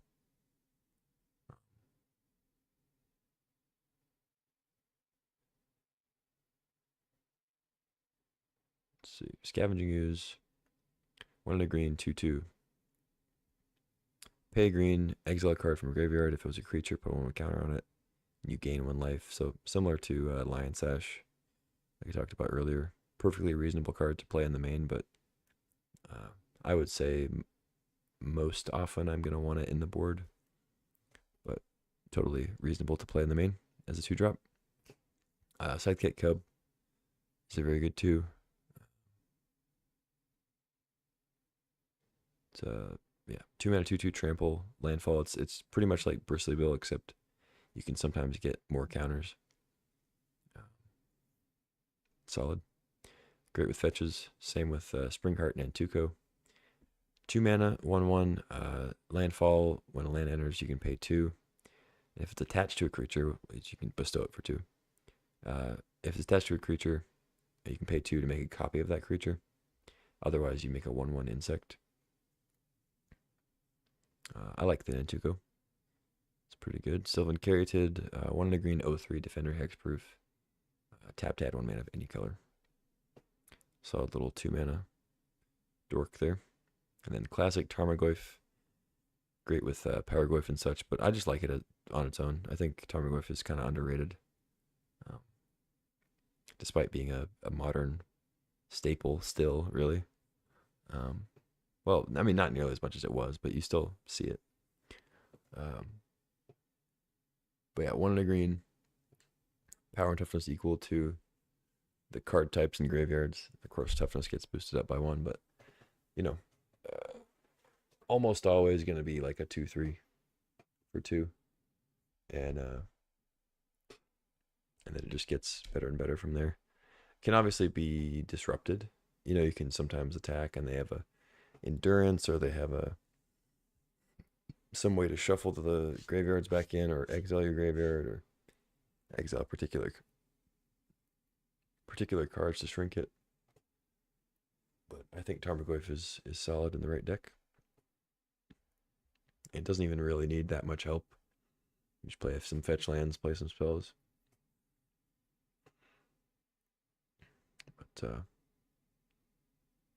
I think it's maybe not quite as good in this iteration of the cube as it is in regular Vintage Cube, just because there's no land cycler things. The land cycler cycle's not in, but still fine. Course of Crufix is in. This card has also kind of been pushed out of the Vintage Cube. 1 green, 2/4. Play with the top card of your library revealed. And then you can play it if it's a land. It doesn't let you play additional lands, but still lets you play off the top. And then whenever a land enters under your control, you gain a life. Solid card. Endurance, 3 mana, 3/4. It's the last of the evoke elementals. 1 green, 3/4 flash reach. Sneaky, sneaky. When it enters, up to 1 target player puts all the cards from their graveyard on the bottom of their library in a random order. So it can stop some graveyard combo stuff, can stop some, like Underworld Breach, for example, Yogg Will. Can also stop reanimation. So, that's good. Can also stop like Brain Freeze type effects on the other direction. You know, like you can endurance after they've done all their stuff, after the breach is gone, you know, and then just endurance yourself and put all your stuff back. But yeah, it's a good card. Just great rate on its floor. You know, 3 mana, 3/4 flash, and then if you get a benefit from the ability, then you get that too. Eternal Witness, 3 mana, 2/1. It's at its best with Time Walk and Ancestral. You know, they're very powerful cards.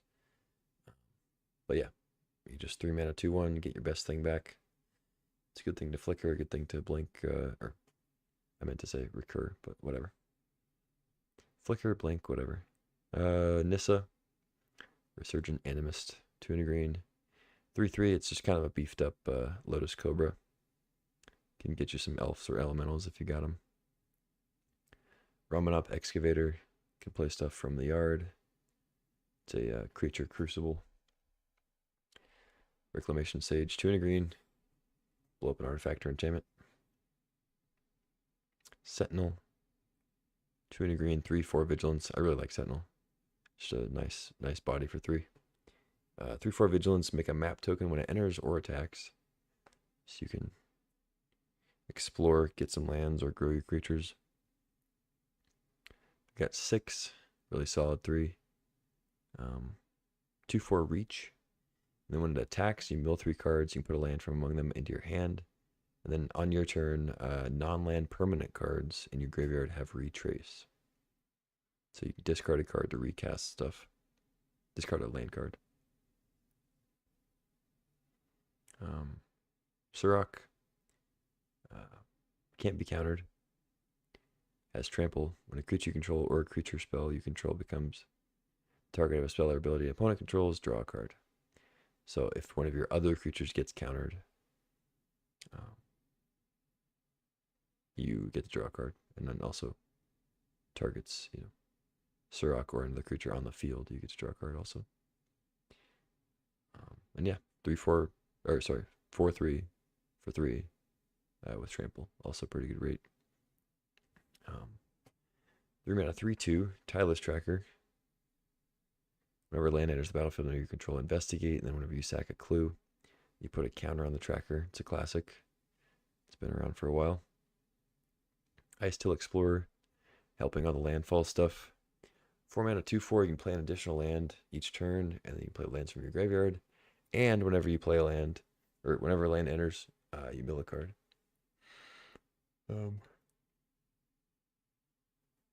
Really good stuff on the Icetill here.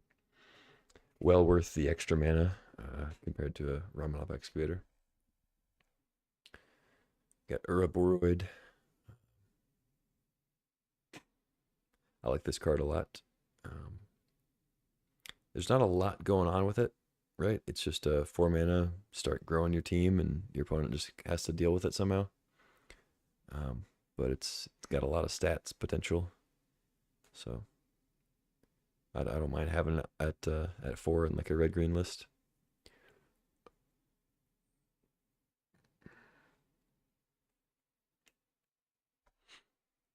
Next up, another good 4, Questing Beast. I think it's probably still better typically than Boroid, but I could see an argument for Boroid being up there. Questing Beast is really consistent. It doesn't die to bolt. It doesn't have to like sit around for a turn at all. Bora does give you value immediately if you have other creatures out, but Questing Beast just by itself is really nice. It's awesome if your opponent has a Planeswalker and is not able to deal with it, you know. The fact that it just can't be blocked by little guys too is really nice. It just guarantees that if it's being blocked, you're taking out a sizable creature. But yeah, great card. Sowing Micah Spawn. 4 mana, 3/3. When you cast it, you get a land put on the battlefield, but if you kick it, you also get to exile a land. You have to pay a colorless to kick it, but there are a few ways to get colorless mana. So I don't love it. There's no Delighted Halfling, so the amount of colorless producers that I would actually want to play in my deck are a little lower. And I think Micah Spawn was already kind of marginal, so I don't expect this card to be that great. But it's got its moments, I'd say. Because it doesn't look like any of the lands they're putting in are going to tap for colorless. Apart from the actual colorless lands, like Ancient Tomb. Field of the Dead is in for some reason. Library. Strip Mine Wasteland. Saga. Yeah, so you've got some. You've got some options in terms of tapping for colorless, but I guess its main use is just to be played as a 4 mana thing anyway. Next is Ulvenwald Oddity, similar to Questing Beast, 4 mana, 4/4 haster. But then you can, if you have enough mana, you can flip it into an 8/8. Elder Gargaroth, 5 mana, a little step up from the Beast and the Oddity in terms of stats and value. But yeah, once you get up into like 5 and 6 mana, you gotta be careful about raiding cards because Vintage Cube games are just, they don't always last that long, you know? So you gotta be careful with being like, oh yeah, well, 6/6, Vigilance, Trample, Reach.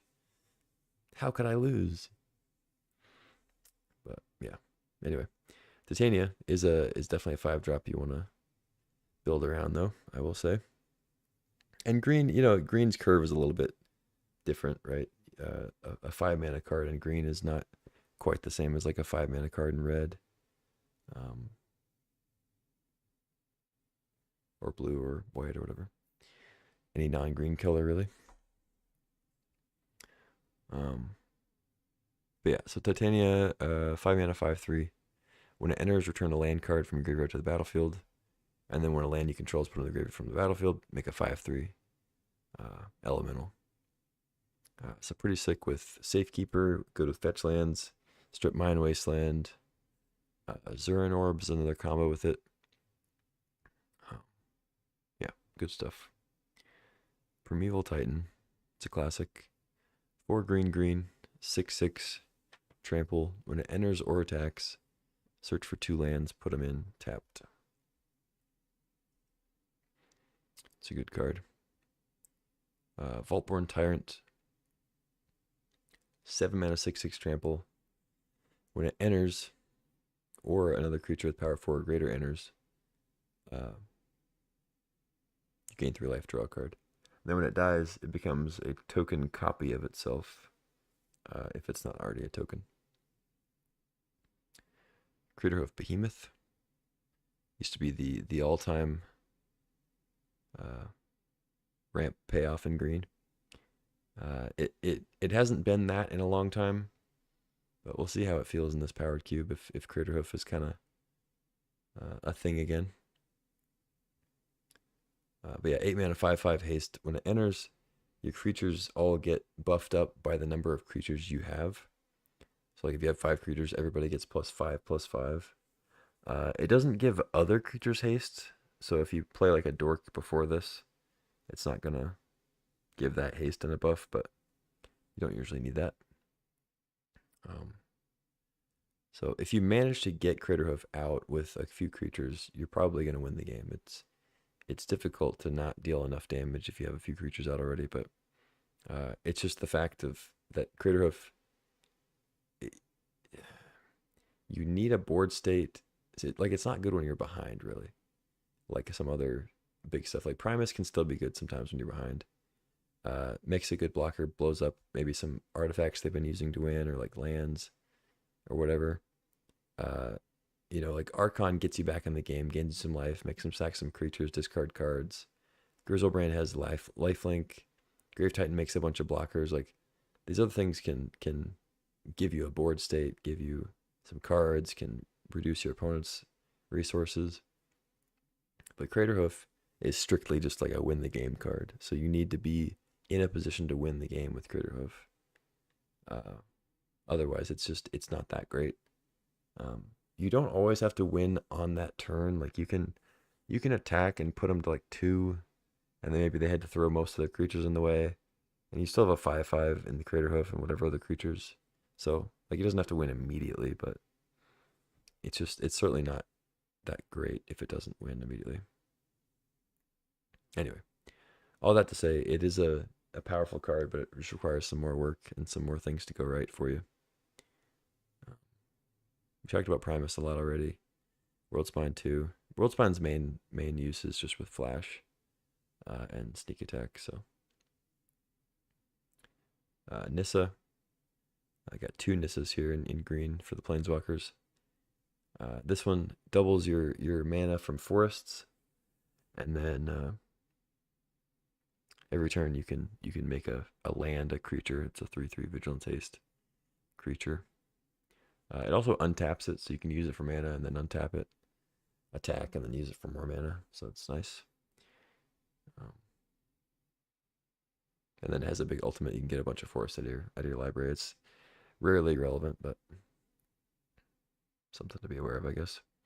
You have Nissa, Ascended Animist, another expensive one, but you can play it for 5. It just has reduced loyalty. +1, make a creature. -1, destroy an artifact or enchantment, and then -7 for like an overrun effect. Pretty good card. It's a little expensive though. You got Crop Rotation for Dark Depths, Strip Mine and stuff. It's a good one. This is a card that kind of makes Dark Depths good if you get it. But pretty narrow use. It kind of just looks for Strip Mine, Wasteland, or Dark Depths. That's kind of its main use. There's not much else you can do with Crop Rotation. In terms of like putting it in your deck, there are uses once it's in your deck that, like, if you have it in hand, you need a certain color, you can play it and, rotate a land for another color. But as far as like actually wanting it in your deck, the incentives are basically just Dark Depths, Strip Mine. So next is Once Upon a Time. Great card. You look at the top 5 cards of your library, get a creature or land.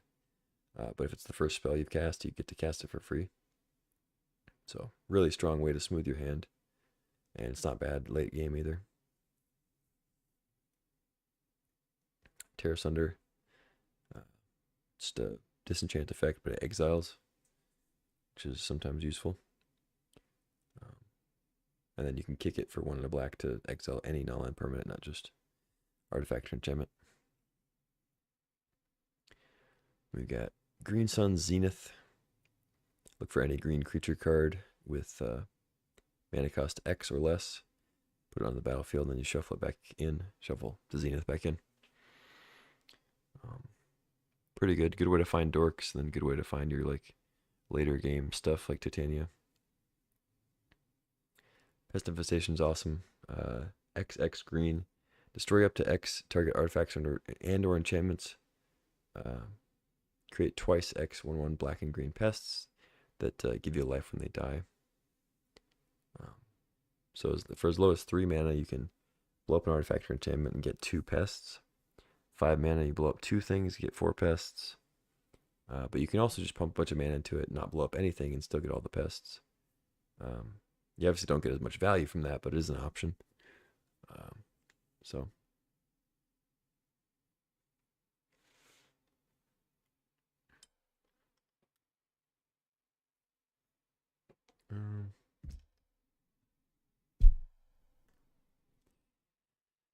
Let's see. Next up, pick your poison. More artifact enchantment removal. Also deals with flyers, I guess. I think the card's fine. I don't see it being a high pick, but it's fine. You got Channel. It's a classic. I feel like it hasn't really been in the cube last couple times, but green. For one turn, you can pay a life to add a colorless to your mana pool. So it's a way to cast like big X spells or like Pest Infestation.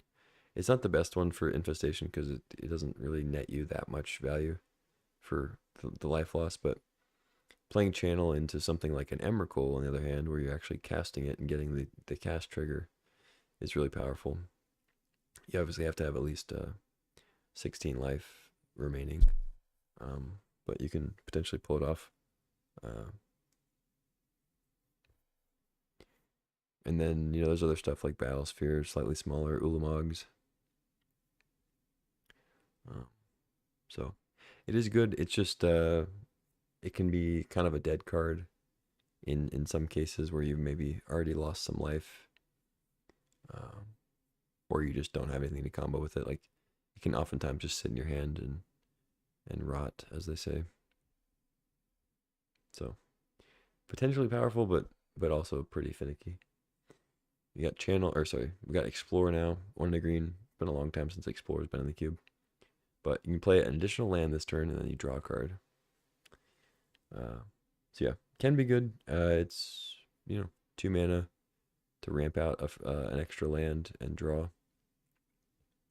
Obviously, the slight cost, or not really cost, but like you have to actually have a land between already in your hand or on the card draw. But at its worst, it's just 2 mana to draw a card, just cycles. So it's never going to be like horrible, but it's also never really going to be that great, I would say.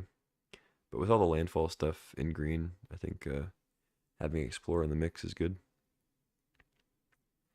Malevolent Rumble is nice. 1 in a green, reveal the top 4. Put a permanent in your hand if you want, and then put the rest in the graveyard. And then you make an 0/1 Eldrazi spawn that can sack for colorless. So that's another way to do the Myco spawn. And we got classic Regrowth, 1 in a green, return a card from your graveyard to your hand. Straightforward. Great with Time Walk. Got Natural Order, 2 green. Sack a green creature, search your library for a green creature, and put it on the battlefield. So this is kind of the classic way to get Craterhoof out. Or Woodfall Primus. Or Atraxa now. Or even, you could do Worldspine Worm too. It's kind of better to do like a ETB trigger one, so you don't give your opponent time to deal with your threat. But, a 15/15 that dies into 5/5s is, I think, a reasonable thing to get sometimes too. But yeah, Natural Order into Craterhoof when you already have like 3 creatures out or something is pretty powerful. You got Isika's Chariot, 4 mana 4/4 vehicle, crew 4, but it makes 2/2 green cats when it comes in. And then when it attacks, you can copy a token you have. It's a solid 4-drop. Exploration is in, as well as Fast Bond. They're similar cards. Exploration lets you play an additional land each turn. Fast Bond lets you play any number of lands, but it does deal damage to you for each land past the first one. So, Exploration clearly not as powerful, but it does let you play extra lands without the slight drawback. So that's something. Utopia Sprawl. Single green, you can enchant a forest, and then that forest taps for an extra mana of whatever color you choose. You have to choose, like it's going to tap for the same mana, because you have to choose when you play the Sprawl. But yeah, decent card. There's no Arbor Elf. It's kind of interesting that they put Utopia Sprawl in and didn't put Arbor Elf in. But like, I understand not putting Arbor Elf in, but it is kind of odd to put Sprawl in and not Elf. But there are a couple other ways to untap lands, I guess. Survival of the fittest. I don't typically like this card, but could be good, I guess. 1 and a green, and then for an enchantment, and then you pay a green, discard a creature card, search your library for a creature card, and then reveal it, put it in your hand. It's just slow. I mean, creature combo stuff, it does find the thing, you know? It does let you play this out, and then every creature you draw can be like your best creature available for 1 more mana. Um, but I just feel like it's a little too slow most of the time. We got Up the Beanstalk, 2 mana enchantment. When it enters, or whenever you cast a spell with mana value 5 or greater, you draw a card.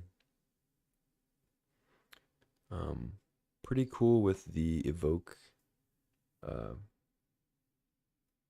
elementals, at least 2 of them, and then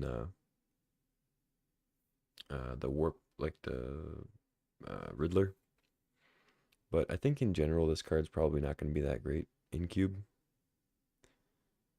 It's outstanding and constructed, of course, when you can build around it. But I don't think that the Beanstalk will be very good because I think that you won't want to have that many 5 mana things in your deck to trigger it, and then you only have 1 copy of the Beanstalk. So like if you do put slightly more big stuff in your deck to trigger it, it's like the times when you don't draw the Beanstalk, you're stuck with like high mana cost cards that you can't cast, on an effective turn, on an efficient turn.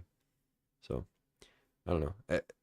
Luckily with Beanstalk, you don't have to get that much value from it for it to already be doing enough. It comes in for 2. It immediately draws a card. So you kind of already set up, right? Like 2 mana draw a card is a reasonable cycle rate. And then any card after that is already kind of good. So I could see it being fine. I just don't anticipate it being great. But we'll see. We got Phyrexian Revoker. Starting with the artifacts. 2 mana, 2/1. When it enters, name a non-land card. Activated abilities of that card, it can't be activated. It's good against mana rocks, good against planeswalkers. I typically end up starting it in the board mostly, but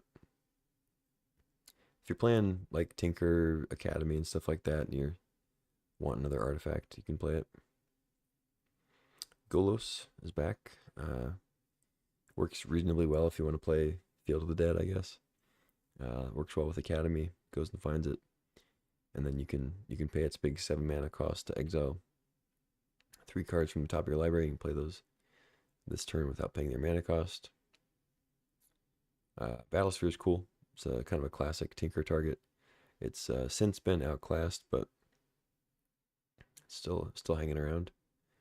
7 mana, 4/7, make 4 1/1 mirror tokens. And then when it attacks, you can tap any amount of mirror tokens to pump its power, but also deal that much damage to the player or planeswalker it's attacking. We have Emrakul, just like the best thing to sneak in typically. It's show and tell. No Shallow Grave or Corpse Dance or Through the Breach. So it does get a little worse if you don't already have the sneak attack, show and tell stuff. So I'd be less likely to take it on a spec, than I would be, with Breach and Breach, Shallow Grave, Corpse Dance in the cube.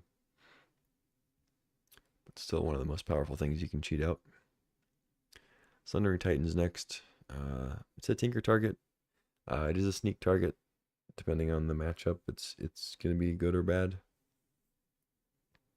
It's very much an old school cube card. Triplicate Titan. I think this card's fine. It's like fine to sneak. It's fine to tinker for. Can definitely win the game, but it's also something that can be dealt with a little bit easier than some other things to cheat out. Certainly a strong card though if you get it out. Ulamog, Ceaseless Hunger. This is one that I feel like if you're able to hardcast it is really, really strong. It is something that if you sneak attack it, it's certainly not guaranteed to win the game, but exiling 20 cards is a lot, especially if you're playing against a deck that wants to draw, or maybe has already drawn a considerable number of cards. You can exile most of their deck. We have other Ulamog, original Ulamog.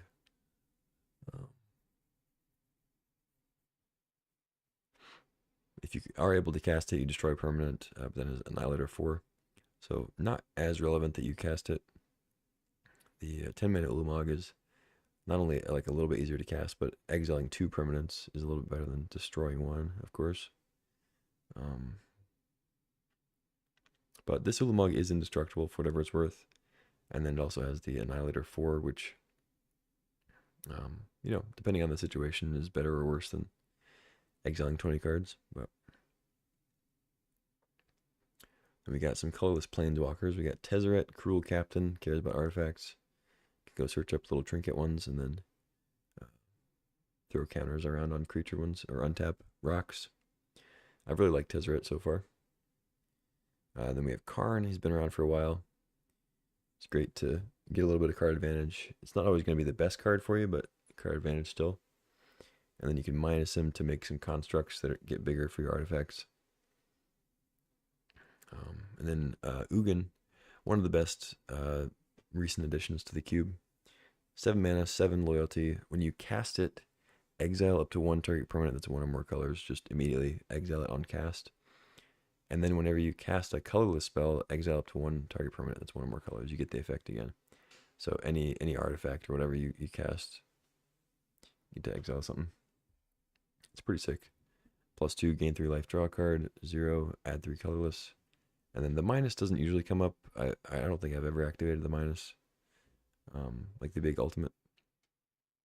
But you look for a bunch of colorless cards, and then you can cast them for free for that turn. It just never really comes up. But yeah, Ugin's sick. Draft it.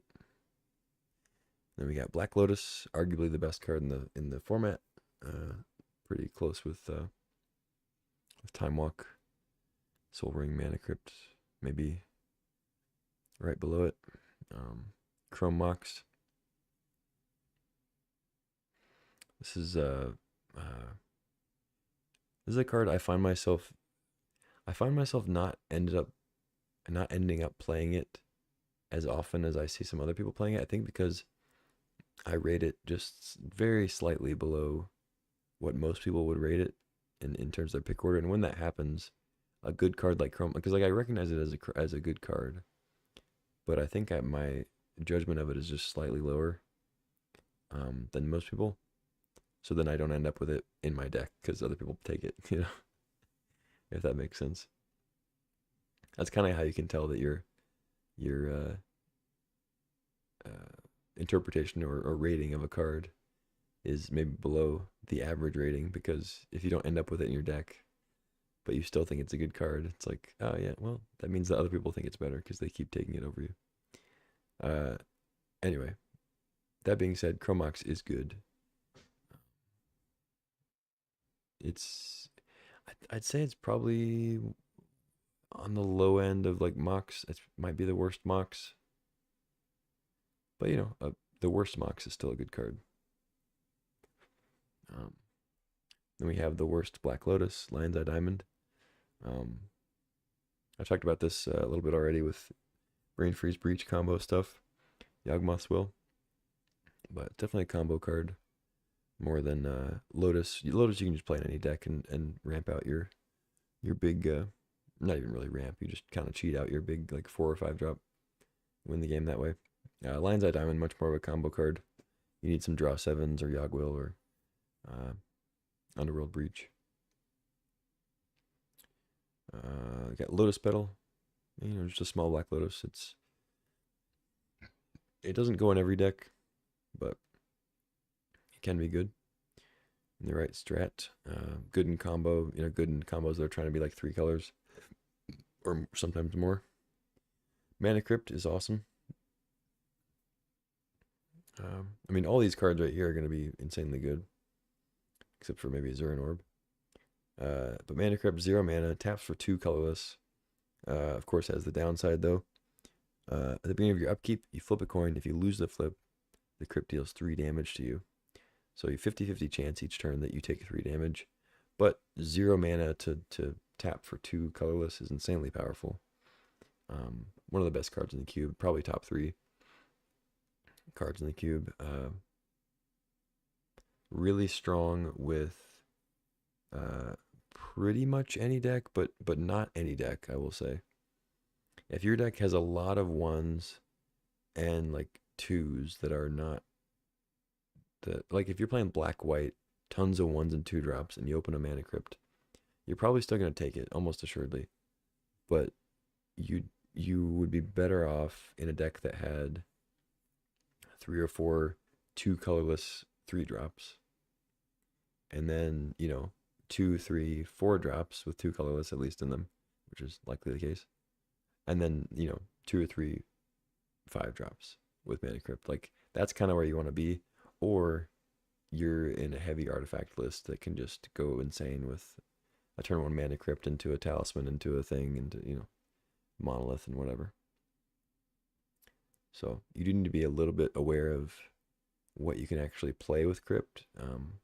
If your deck is just chock full of cards that don't really have much colorless mana in them or generic mana.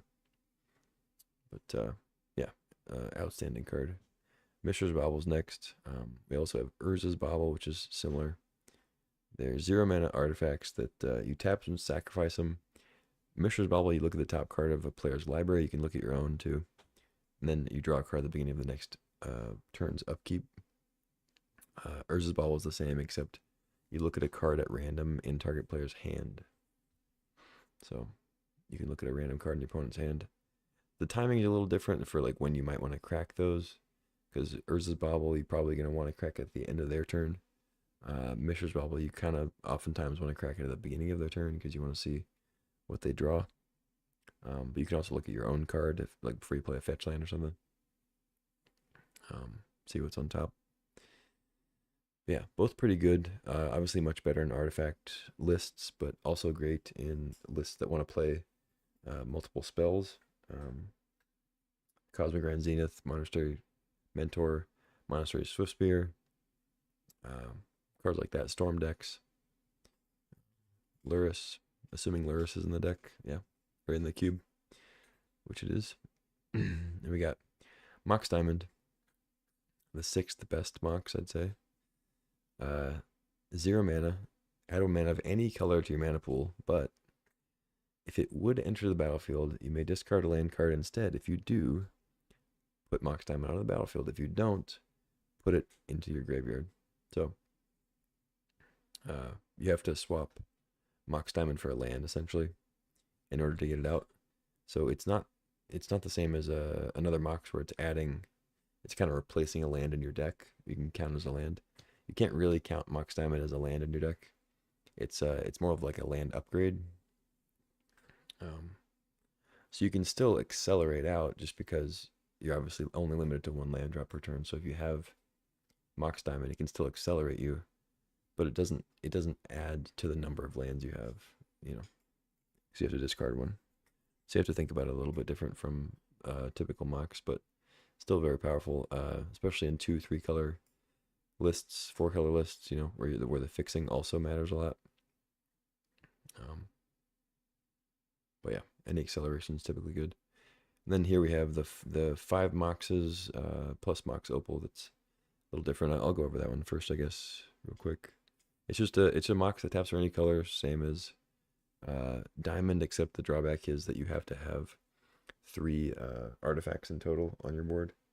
So the Opal counts, so you have to have 2 other artifacts, and then you're able to tap it for a mana of any color. Really, really strong in Academy decks, stuff like that. Urza. And then yeah, so we have the 5 original Moxen: Emerald, Jet, Pearl, Ruby, Sapphire. So 1 for each color, of course. Taps for that color, cast for 0 mana. Just insanely good cards. It doesn't really matter the ordering too much.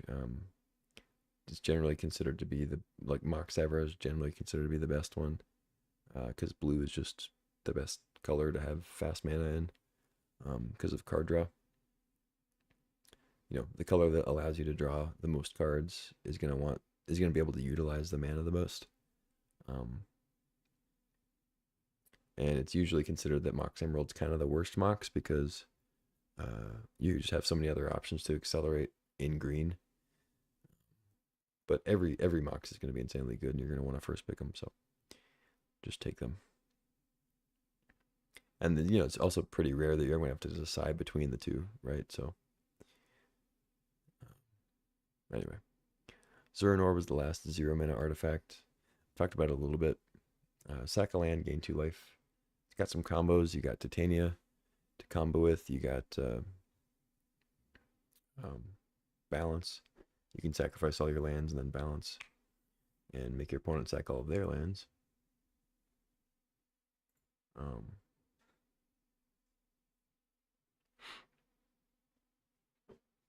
Anyway, but it's kind of just a combo card. It's not something you just throw in a random deck. You got Candelabra, which I believe is only good with Academy. I don't know if they have Mishra's Workshop in the deck. I keep saying in the deck, in the cube, but it technically works with Ancient Tomb. It kind of works with Cradle, possibly.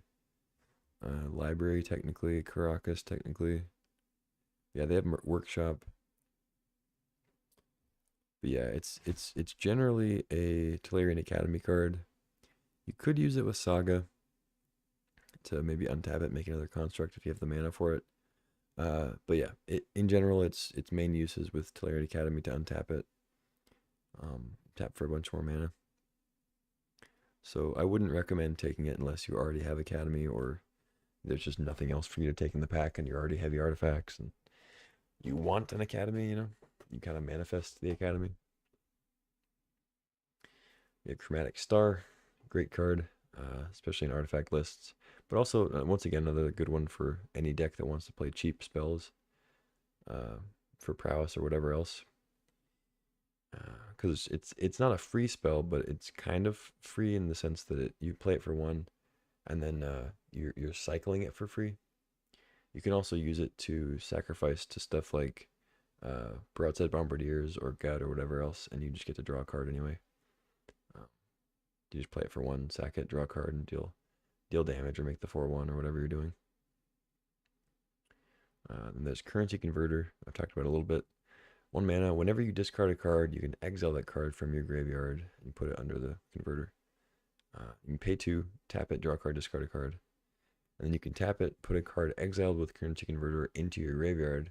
If it's a land card, make a treasure. If it's a non-land card, create a 2/2 black rogue creature token. So, pretty cool card. Similar to Inti, it gets value from discarding cards from other cards. So like Faithless Looting, Pyromancer, stuff like that. You throw those cards under Converter, Dak Faden. And then you're able to get that value. Kind of, not for free, but like, without having to loot with the Converter itself. But yeah, then it just loots on its own, gives you some treasures, gives you some 2/2s. Really, really good card for the mana cost. You got Expedition Map. Once again, similar to Candelabra, it's seems to really only be good with Academy. I don't see myself playing this card outside of Academy lists. Even if I had Gaia's Cradle, I don't anticipate wanting an Expedition Map in my deck. I could see maybe playing it with Strip Mine if I already have a setup to like recur Strip Mine. But even then, it's unlikely that this would make my deck, I'd say. But Academy, I think Expedition Map's reasonable. Next is Lavaspur Boots, which I think its main use, apart from just giving stuff haste in a creature-heavy deck, is to be used with Nadu as sort of a poor man's Lightning Greaves. Because it does cost mana to equip it, which is not as good as Lightning Greaves with Nadu. But you get to bounce around on all your creatures and get a bunch of lands and cards with Nadu. So that seems to be the best use for it. But, you know, there are also spots where you just play Lava Spur in a deck with creatures and give them all haste and ward. So, next is Mana Vault. One of the better rocks in the set, in the format, whatever you want to call it. 1 mana, but it taps for 3 colorless. But it doesn't untap during your untap step. And if you want to untap it, you have to pay 4 mana in your upkeep to untap it, which is a hefty cost, of course. And then at the beginning of your draw step, if Mana Vault is still tapped, it deals 1 damage to you. So you pay a little bit of a life cost for accelerating something out early after you use the vault, but it's almost always worth it. Retrofitter Foundry, like Mana Vault is one of those that it can kind of have the same feel of a Black Lotus in terms of its effect on the board, its effect on the game. It's obviously not as good as Black Lotus because it's not as consistent and it doesn't add any mana of any color. But it's also not as flexible with like recurring it from the graveyard and all the other things that Lotus can do. But when Mana Vault pops off and you get to play turn 1 Mana Vault into turn 2 5-drop, it kind of feels like you played Lotus. So, you know, it's a good card. Anyway, Retrofitter Foundry is next. Really solid with Urza, great with Slayer and Academy, great with what do you call it? Urza Saga. I thought of Urza and then couldn't think of Urza Saga. Yeah, you can go get it with Urza Saga. Also good with its artifact tokens, of course. And then you can get it with Trinket Mage. But yeah, solid turn 1 play to start any kind of artifact list.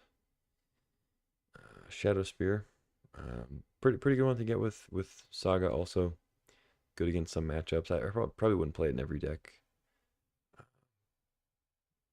even like every artifact deck. I guess if I had Saga, it's pretty likely I would end up with Shadow Spear in my deck, but I think it's a pretty good sideboard card. Skull Clamp I would definitely play in the main most cases. It's one you do have to build around a little bit.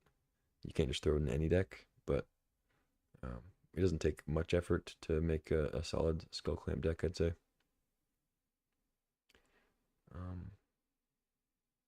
But you know, you do want some, not necessarily like combos with it, but you want some ways to get value that isn't just like playing a creature and hoping it dies, you know. I pointed out a couple combos with it, like Voldaren Epicure, I guess, is a good one. Ajani's a great one because it flips the Ajani and then gives you more things to Skull Clamp. So that's very good. I mean, just going and getting it with Stoneforge and then equipping the Stoneforge and getting in is good. It only makes it a 2/1, but it makes it a 2/1 that dies into 2 cards. So, anyway, Skull Clamp's good. Try it out. Soul Ring, you know, top 5 probably best cards in the format. 1 mana, tap to add 2. So it's a mana crypt, except no drawback, but you have to pay a mana to play it. It doesn't cost 0, which limits some of its brokenness compared to crypt. But you know, no life loss drawback, so very strong effect. You got Soul Guide Lantern is our last 1-drop artifact. 1 mana, when it enters, exile a card from graveyard. You can tap it, sacrifice it to exile each opponent's graveyard. And you can pay 1, tap it, and sacrifice it to draw a card. So pretty good graveyard defense against Reanimator and Breach and stuff like that. And then you can always just cycle it to draw. I like Soul Guide. It sits around for Academy and things like that, and then threatening to disrupt stuff, and then you can just always sacrifice it for a card. Agatha's Soul Cauldron, I feel like is going to be better in this version of the cube because I anticipate it being slightly slower than typical vintage cube. So I think you can get some Soul Cauldron stuff going. But you've probably seen this card in action. 2 mana, you can exile creatures and then kind of give your other creatures um, those creatures' activated abilities if they have counters on them. So pretty cool. Grim Monolith, I've mentioned a few times. It's a 2 mana mana rock that taps for 3 colorless. So, but then it doesn't untap, so you have to pay 4 to untap it. Unlike Mana Vault, you can pay 4 at any time, so you don't have to do it on your upkeep, and you can also do it multiple times if that's necessary, or if it's good for you, like in the case of having Zerta, which is one that I'm not sure is in or not. Okay, looks like it's not. But there's a card in red white, Zerta, that says that your activated abilities cost 2 less, which means that Grim Monolith and Basalt Monolith, they both can provide infinite mana, because you can tap them for 3, and then because of the reduced untap cost, you can untap them for cheaper than 3, tap them again for 3, you know, and you're netting mana each time. So in that case, Monolith is significantly better than Mana Vault. But I think, like, pack one, pick one, I would take Mana Vault over Monolith, just because Vault can get you a turn 2 5-drop, whereas Monolith is like a turn 3 6-drop or 5-drop or whatever, you know, which I think a turn 2 5-drop is typically going to be better for you. And I mean, in order for Monolith to be better, you kind of have to have that combo, or have some other combo, like a kitten combo maybe. But I guess, I don't know, I guess Mana Volt's kind of the same for kitten. There's Lightning Greaves, which I mentioned. It is good with Show and Tell. Emrakul, it's good with Show and Tell, you know, whatever you want to Show and Tell out. If you're cheating creatures out, it can be good with that. It can be fine in, like I said, any good creature deck. Any like green-red lists can sometimes take advantage of it, or like heavy green list with big creatures. Like, it's good to give stuff like Primeval Titan, Elder Gargaroth, haste. Obviously, Questing Beast, Oddity, and like a lot of the red cards already have haste, but can still be good. And then you know, but its big use is with Nadu, because you can play it, and then for 0 mana you can just start equipping all your guys, which triggers Nadu each time. You can just get a ton of stuff and pretty much win the game from there.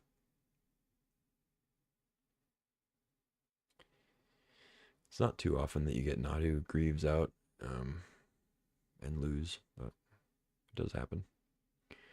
Pentad Prism is next. 2 mana with Sunburst. It gets a charge counter for each color of mana used to cast it, so up to 2 counters. And then you can remove a counter from it to add 1 mana of any color. So it's kind of artifact ramp that's like a one-shot ramp effect, but mana of any color. So you can play it on 2, and then your following turn you'll have 5 mana. So pretty cool. And you have Reckoner, Bankbuster, 2 mana vehicle. You can pay 2 to tap to draw a card, make a 1/1 on the 3rd time you do that. And it has Crew 3. It's a 4/4. So decent way to spend the mana that you might have from rocks and stuff, draw cards. Oiler's Copter's a good one. I love it in white decks. It's a way to get some card selection in white while still staying aggressive. But you've probably seen this one around. Then we got all the talismans. We got all 10 of them in. They're all pretty good. I think I'd probably value the blue ones a little bit more when I'm in blue. The other ones not so much, just because I don't think green-white's typically going to want talismans as much, because they already have ways to, you know, ramp with mana dorks, or they just don't care to play a thing that isn't affecting the board. There's Jitte. 2 mana equipment. It's a classic cube card. Really good against creature decks. Not so good against decks without creatures. It still has its uses though. Even if your opponent's not playing creatures, you can still buff your guys and maybe gain some life if that's relevant. But typically at its best, at its peak against opposing kind of mid-rangey or aggro decks, it can be a little slow, because you have to establish some kind of a board with a creature and then also play it for 2 and equip it for 2 and dodge removal, you know. Or not really dodge removal, but like you have to, in order for it to actually work, you have to have your opponent not answering it, you know, if that makes sense. Got Unlicensed Hearse. It's been a while since this card's been in the cube, I feel like. But more graveyard hate. 2 mana, star vehicle. Its power toughness equal to the number of cards exiled with it. It has tap, exile up to 2 cards from a single graveyard. It has a mere crew 2. So yeah, it's just some graveyard hate for a little bit more expensive than like Soul Guide or Relic of Progenitus. But it also has the ability to be a threat later. Exile some cards, then you can eventually crew it as like a 6/6 or bigger. We got Coalition Relic. Speaking of relics, 3 mana. Tap to add 1 mana of any color, or tap to put a charge counter on it, and then at the beginning of your pre-combat main phase, remove all charge counters from it, and add 1 mana of any color to mana pool for each charge counter removed. Yeah, solid card, solid mana rock. It is a 3 mana rock, so it's not gonna like accelerate you into a busted play on turn 2 or 3, you know. But it ramps you into your 5s and your 6s, and can fix your mana really well. So I still like Relic. I think it's kind of a boomer card in some ways. It's getting outclassed a little bit just by the speed of the format, but I think it's still good. Hey, buddy. What? Cat's meowing at me. Next is Crucible. Another classic. Just play lands from your graveyard if you want to do that. We now have 3 of those effects in the format. 2 of them in the green creatures that we saw, and then classic Crucible. Let's go with Strip Mine. Let's go with Balance. Let's go with Zern Orb. Fast Bond. It's an infinite combo, infinite life, infinite mana. But yeah, a couple combos with that one. Next is Nettle Cyst. 3 mana living weapon equipment, so it comes in and it immediately attaches to a 0/0 germ token. And the equipped creature gets +1/+1 for each artifact and or enchantment you control. So typically it's going to be mostly artifacts that you're trying to bank on with Nettle Cyst, but occasionally you can get a little bit of a buff from a random enchantment here or there too. It's a good card in the artifact deck. I think it's solid. Not something I'm like super excited to take in most cases, but you know, it's pretty good, I think. Next is Sword of Fire and Ice, making its triumphant return. 3 mana for an equipment. You can Stoneforge it for pretty good value. And you know, if you're playing against red and blue, it's gonna be very, very good. It gives the creature +2/+2 and has pro red, pro blue. And then whenever the equipped creature deals combat damage to a player, the sword deals 2 damage to target creature or player, and you draw a card. Really, any targets. It's going to say that with the new Oracle text. So you can hit planeswalkers and stuff. And then you also draw a card. So pretty good. I feel like it's maybe not going to be good enough to play in the main in most cases. Because like I said, I think this cube is going to be a little bit more of a throwback, and in that case, going to be slightly slower on average. But there's still going to be all the, well, not all. There's still going to be a lot of the really busted cards that make the format fast. So I don't see Sword being quite quick enough anymore. But out of the board, it's going to be awesome, right? Like if you play against blue-red, Sword of Fire and Ice is still going to be really, really good. Even playing it for 3 and equipping it for 2. So yeah, anyway. Kind of happy to see that back. Speaking of equipment, the equipment coming back, Batter Skull is also back. So kind of the classic one with Stoneforge before Cauldron Complete entered the picture. But Batterskull is much more castable. Play for 5 becomes essentially a 4/4 with Vigilance Lifelink, and then you can pay 3 to return it to your hand. So then you can kind of replay it and establish another creature if it ever gets killed. It's a good one. Just like I said with Sword, it's just a little slow. It's a little bit outclassed by some of the more recent stuff, but it still battles pretty well, or batters rather. Memory Jars next. 5-mana artifact that is a Wheel of Fortune type effect, but just for 1 turn. Yeah, it's kind of a combo card. It can go in the artifact lists that can produce a lot of mana. Yeah, you're just trying to play it and then get some good value in 1 turn from drawing 7 cards. Mightstone Weakstone is next. 5 mana. When it enters, you either draw 2 cards or a creature gets -5 until end of turn, and then it taps for 2 colorless that can only be spent, or it can't be spent to cast non-artifact spells, of course.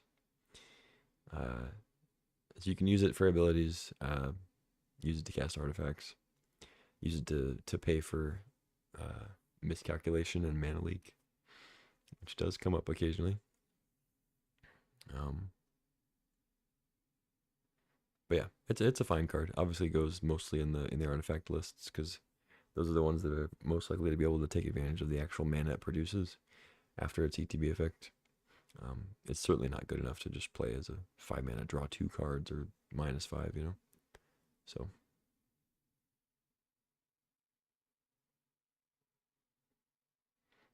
next we have Coveted Jewel. 6 mana. When it enters, draw 3 cards. You can tap it for 3 mana of any 1 color. But then whenever 1 or more creatures and opponent controls attack you and aren't blocked, that player draws 3 cards and gains control of Coveted Jewel, and you untap it. Or they untap it. So, one thing to note with Coveted Jewel, if you haven't played with it before, is that it's not when they deal combat damage. It's when they attack and aren't blocked. So as soon as you don't block, like as soon as you go to declare blockers and you do not block all of their creatures, that trigger goes on the stack and they will get to take the jewel, even if they don't end up dealing damage. Like, you can't save your removal. If you have removal, you can't save it until after blocks and expect to still have your jewel, because they will get it on the declare blockers step without actually dealing damage. So yeah, something to keep in mind. I know it obviously says that on the card, but sometimes if you haven't played with it before, it might catch you off guard.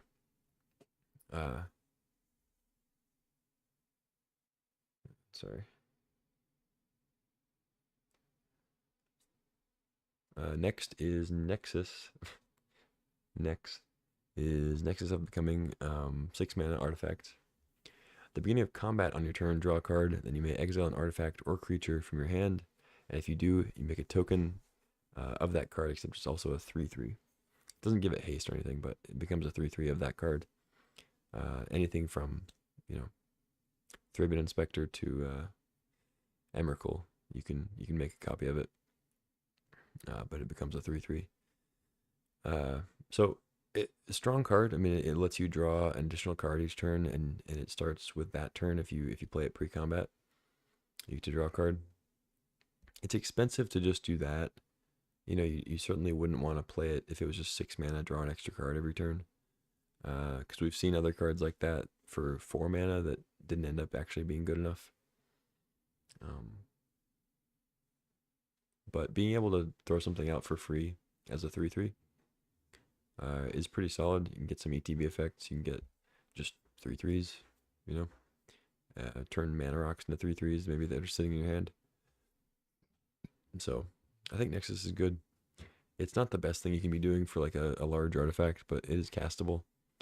Similar to like the Grave Titan stuff. It's that in between.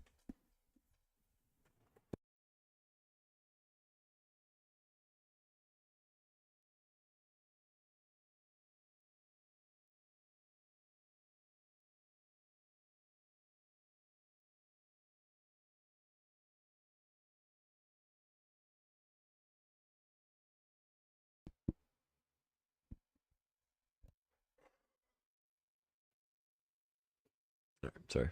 What was I saying?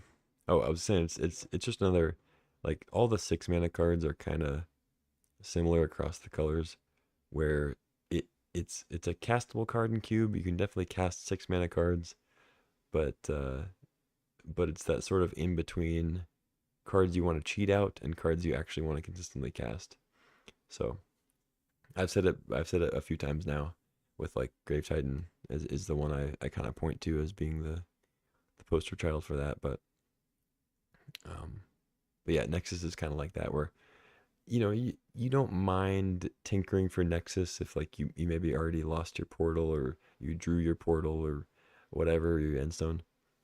Uh, but it's not like your first choice to tinker out, or to show and tell out. I mean, I probably would rarely show and tell out a Nexus unless my opponent just didn't have any cards in their hand. Uh, but but yeah. Anyway, it's sort of that in between is all I'm trying to say. So still a fine card, but not a high pick. Cauldron Complete is next. I talked about it with Stoneforge Mystic. That's kind of its main use, I'd say. Not really one that you're super excited to tinker out, I'd say. Um, but still, it'd still be a fine one to tinker. The problem with tinkering it out is oftentimes a tinker list is not it's not trying to win with combat damage as much as like a Stoneforge list with Cauldron. It's like playing white creatures. So introducing a Cauldron to the board on a tinker play, you're still setting yourself up to win in like 4-ish, 5-ish turns, with if it's just Cauldron that you have. I mean, not to say that like a tinker deck is going to have no other pressure, but I feel like it's more likely that Cauldron's not really where you want to be in tinker as much as it is with Stoneforge. So just maybe think about that. Because you have other options with Tinker too. Like Cauldron's kind of bottom of the list with Tinker in terms of the 7 or more drops. Because you have Myr Battlesphere, you have Sundering Titan, Triplicate Titan, and then of course the Portal, Endstone, and Bolas' Citadel. So those are a lot of options that you surely will be able to find one of those if you get an early Tinker, where you won't feel obligated to put Cauldron in your deck. There's also Kappa Cannoneer is a reasonable one, not to have as your only tinker target, but like there are spots where tinkering for Cannoneers is a better play than tinkering for something else. So there's that too. We got the Endstone, which is not at the end of the list, but I've already talked about Portal enough, so it might as well be the end of the list. I guess I'll say what Portal does for those that might not know. But 9 mana, enters the battlefield. Each opponent sacks 3 creatures, and at the beginning of your upkeep, you get a creature from any graveyard and put it onto the battlefield. So it's typically considered one of the better, or one of the best things to tinker out or to cheat out with show and tell. Endstone, 7 mana. Whenever you play a land or cast a spell, you draw a card. It's a new one. I think it's good. I think it's probably good enough for Cube to stay around for a while. You can cheat it out and then just draw a million cards. Pretty cool. Alright, we'll get into the multicolor stuff. I'll briefly go over the lands, and then I think I'll be done with this marathon of Cube talk. The time's just flying by. It's crazy how fast it goes, at least for me, just talking about cards. I've been streaming for 6 hours. It feels like it's been 2 hours. Makti and Itla, Sky Snare is a new one. Yeah, I mean, it's a blue-white card. It's probably going to lean more towards the white decks than blue. But yeah. 2 mana, 2/2 flying. Artifacts and creatures your opponents control and are tapped. It's a cool card. I've tried it out already in Cube. They put it in the Moto Cube, and I found it to be pretty good. Having your opponent's stuff come in tapped is good to keep the tempo. And then just a 2/2 flyer for 2 is a good rate. So yeah. No More Lies is a great one. White blue version of Mana Leak, except it exiles the spell if it gets countered. Teferi I've talked about. You've probably seen it. Makes it to where your opponents can't cast spells as instants. And then you +1. You can cast sorceries as though they had flash. -3. Bounce a thing and draw a card. It may not look as good as it is to some people. I don't know. It's a very strong card. If you've played any amount of Constructed Magic or Cube or whatever, you probably know that already. Fractured Identity, really, really strong. One of the best 5-drops. 3 blue, white, and then you, for a sorcery, exile target non-land permanent. Each player other than its controller creates a token that's a copy of it. So basically, you exile your opponent's thing, and then you get a copy of it. You have to be careful. There are situations where you may be tempted to exile your own thing to get another copy of it. Like if it has an enchantment on it that stops it from being functional, or whatever the case may be. Maybe you want the end of the battlefield effect again. That does not work with Fractured Identity because of the wording. It's not just exile a thing and then you get a copy of it. It's exile a thing and each player other than its controller creates a token that's a copy of it. So don't try to, not that this is going to come up often, but do not try to like rebuy one of your guys for an ETB or something. It will not work out. Teferi, another great 5. Just a really solid planeswalker, draws you extra cards every turn, untaps lands, and then gets rid of threats. It eventually has an ultimate that pretty much wins the game for you. Also nice for anybody that doesn't know, hasn't played with Teferi enough. If you get up to the right amount of loyalty, I mean, ideally you'd get the emblem before this, because then you can just exile your opponent's stuff and actually mill them out without allowing them to do anything. But you can actually prevent yourself from decking with Teferi if you end up going into like a really long controlling game. You can target himself. He can target himself with his -3 ability. So if you're at 0 cards in the library, you can -3 targeting Teferi, put him 3rd from the top, which is just the top, and then redraw him, replay him, -3 again, put him in your library again, and then you just won't deck as long as you keep doing that, and you don't draw any other extra cards. Obviously it doesn't come up very often, but I have had to do it before, and I have actually won games like that, so something to keep in mind if you weren't aware of that little interaction. But yeah, anyway. Baleful Strix is next on the blue-black.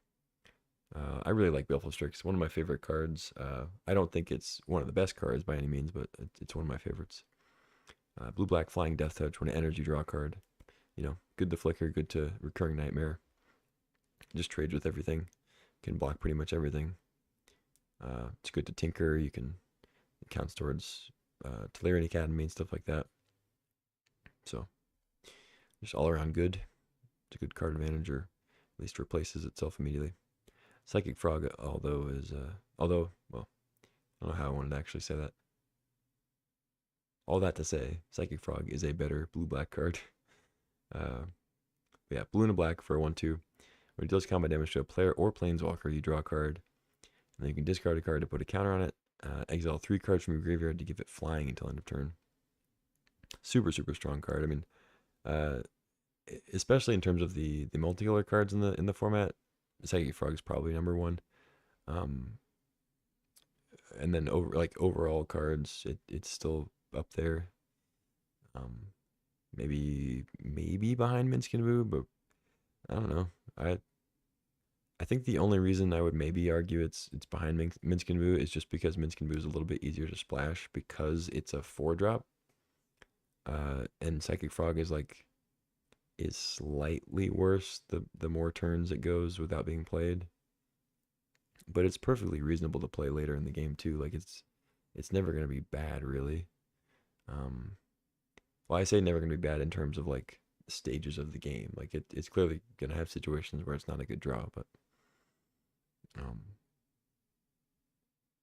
like whereas Minsc and Boo, it's hard for Minskin Boo to be bad, even if you have to wait till turn 5 or 6 or 7 to get the right mana for it.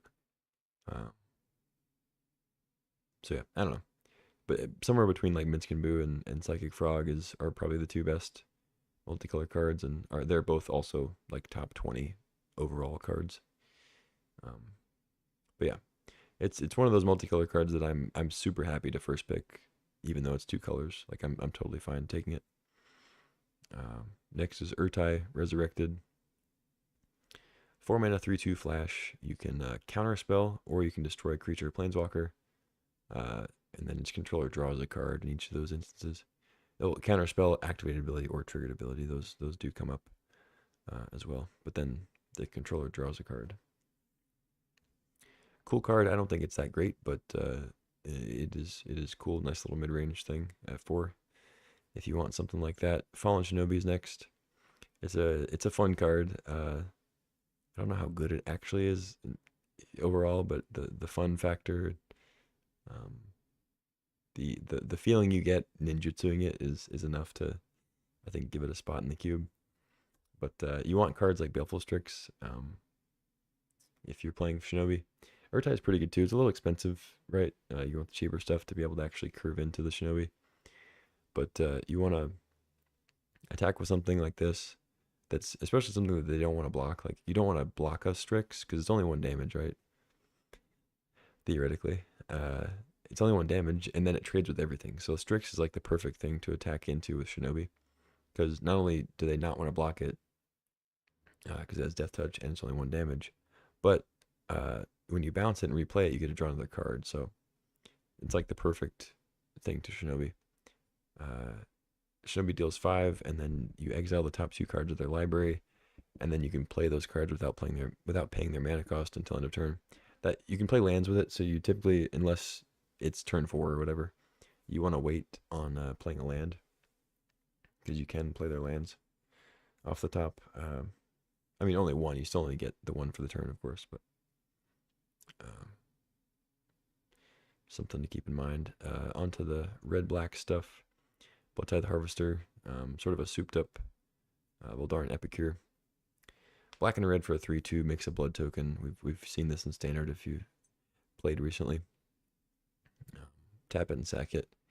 Creature gets -X until end of turn, where X is twice the number of blood tokens you control, activate only as a sorcery.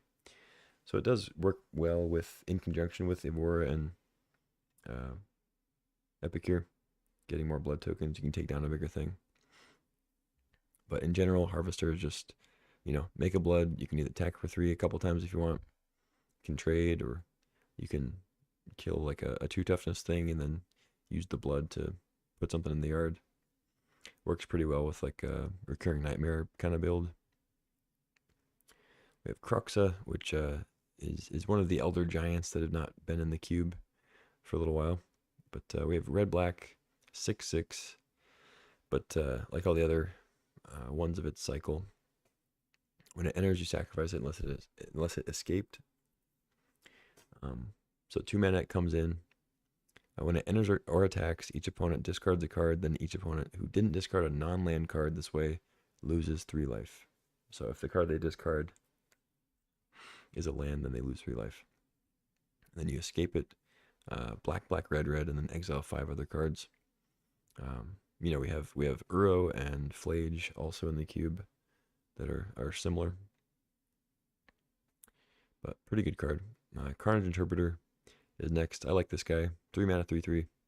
When he enters, discard your hand, then investigate 4 times. You get 4 clues, and then as long as you have 1 or fewer cards in your hand, he gets +2/+2 and has Menace. So pretty strong card. I think it'll be good in this version of the cube. Because, like I said, things are just going to be like slightly slower, I think, than Moto. But yeah, we'll see. Fire Covenant is a great one. 1 black-red instant deals X damage divided any way you choose among any number of target creatures, where X is equal to the amount of life you pay. As you pay X life, deal X damage split as you choose among any number of target creatures. So yeah, it has the potential to just sweep your opponent's board. It's a hefty life total loss, like life loss in certain situations, but it's a good card. It's not like you got to be careful with kind of romanticizing Fire Covenant because it's not just a 3 mana kill all your opponent's creatures. It's not that. Because there are plenty of times when you can draw a Fire Covenant and it's completely useless. You have 2 life, you have 3 life. Your opponent has just reasonable creatures on the board, and Fire Covenant does nothing. But there are also a lot of cases where Fire Covenant kills 2 creatures, it kills 3 creatures. You took 6 damage, and then now you're like way ahead, and you're able to use that advantage to win. So you got to be careful with like making it out to be this amazing card, where because when it works, it feels amazing. Like it feels like it's an awesome card, but it does have those drawbacks where you just are not able to cast it. You got to be aware of. So I think it's solid, but it is also 2 colors. So anyway, Kolaghan's Command, I do like. Kolaghan's Command is one. It's a little different from Covenant because like it's rarely gonna be bad. Like you're not gonna draw Kolaghan's Command and be like, oh well, like I just can't cast this. You're gonna be able to cast it because you're gonna have an opponent, so you can make them discard a card and deal 2 damage to them at least, or return a creature or destroy an artifact. Like you're gonna get value out of this one, but on the other end, it's like unlike Fire Covenant, Kolaghan's Command is only like its ceiling is only so high, right? Like 2 damage and destroy an artifact can be really good, but it's not gonna like I don't know. It can win you the game in the sense that like your opponent scoops because they realize that you're now advantaged a lot by your other cards or whatever. But I don't know. Kolaghan's Command is a very very much a mid range card, uh, and not one that's intended to make a big swing like a Fire Covenant. But I really like it. Kolaghan's Command is one of my favorite cards in the cube, actually. I like it a lot with Lurrus decks. One of my favorite Lurrus cards because it's a way to get Lurrus back and also keep some other tempo, like make your opponent discard or blow up an artifact, kill a little creature to kind of clear the way for your stuff. Yeah, like Unearth and Kolaghan's Command are ones that I really like to have in Lurrus just to get the Lurrus back if it does die after you play it. And it also works with other cards that you want to play in Lurrus, right? Because Lurrus, you're gonna only have creatures that are small enough for Unearth and small enough to like get back with Kolaghan's Command and maybe play that turn also. So I do like it in those spots. Manamorphose is next. This is a big time combo card. Helps fix you for decks that are maybe like Grixis. If you don't have access to black mana or blue mana on a turn, you can kind of Manamorphose into that and maybe try to draw into some the proper lands. Works well with Yawgmoth's Will, making more storm count, while also drawing cards kind of for free. Yeah, it's a good card, mostly a storm card, combo card. Questing Druid, it's been a while since I've seen this one. It's got an adventure, 1 in a red, instant. Exile the top 2 cards of your library until your next end step. You can play those cards. So you can play as an instant, so you can play it on your opponent's turn, and then at the end of your turn, they go away. If you play it on your turn, they do go away at the end of that turn, unfortunately. But I think most of the time you're gonna end up wanting to play it on your opponent's turn, just for maximum value there, mana availability. And then you play as a creature. Whenever you play a white, blue, black, okay, any spell that has a color. Wait. Oh, non-green. Okay. White, blue, black, or red. Put a 1/1 counter on that. Okay. Cool. Yeah, I definitely remember playing with this card. I don't remember it being very good. I guess that's why I haven't played with it in a while. But next is Territorial Kavu. Red and green. Domain, power, and toughness equal to the basic land types you have. When it attacks, you either discard a card and draw a card, or you exile a card from a graveyard. Kavu is pretty good. It is a payoff for being domain. Uh, it's not like the reason you are domain. You know, it's not like a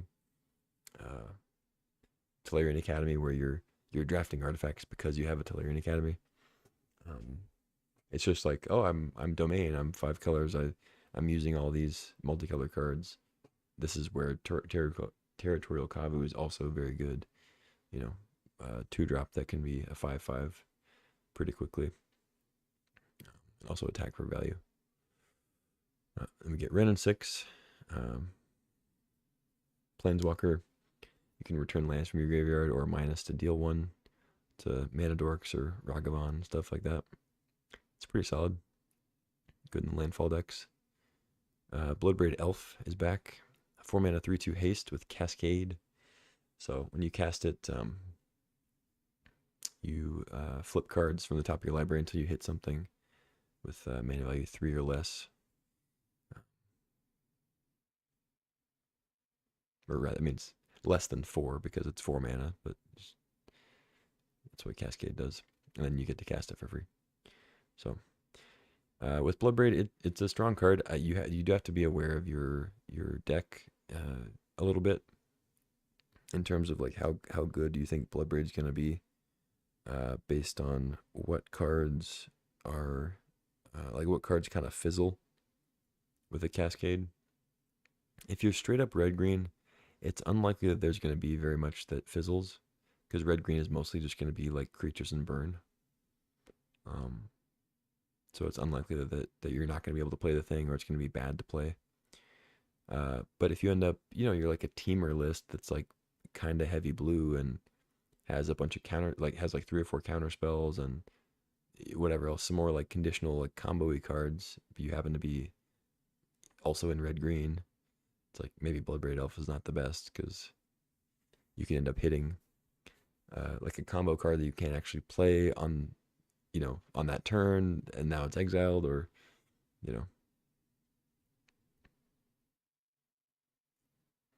although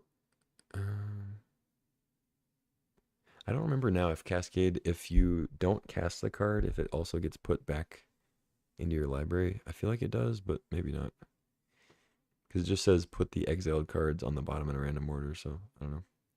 It is an exiled card. What? The cat's meowing at me. Alright, like I said before, Minskin Boo. One of the best cards in the cube here. What are you doing? I think he wants to sit in my chair or something. But yeah, 4 mana. Comes in, makes a Boo 1/1 hamster creature token with trample and haste. And then he has a +1, put 3 1/1 counters on up to 1 target creature with trample or haste. It's typically going to be Boo. Make it a 4/4. And then he has -2, sack a creature. When you do it, deals X damage equal to its power to any target. And then if that creature was a hamster, you draw X cards. So a common play pattern is you play it, you make a Boo, you make it a 4/4, you attack, or you leave it back to block to protect Minskin Boo if if they have some creatures. Maybe you don't have good blockers. They pass back to you, whatever. Maybe they don't deal with it. And then you can either put 3 more counters on it, attack for 7, or you can attack for 4, -2, sacrifice it, deal 4 damage to something, draw 4 cards. So you can see how that would be a good series of events for you, and also kind of a difficult thing to deal with for your opponent, because you're introducing a large blocker to protect Minskin Boo, and also if they deal with the Boo, if they don't also immediately deal with the Planeswalker, you just make another Boo token and you put 3 more counters on it. So a pretty resilient threat, and one of the better 4s to have in the whole format. Next is Knight of the Reliquary.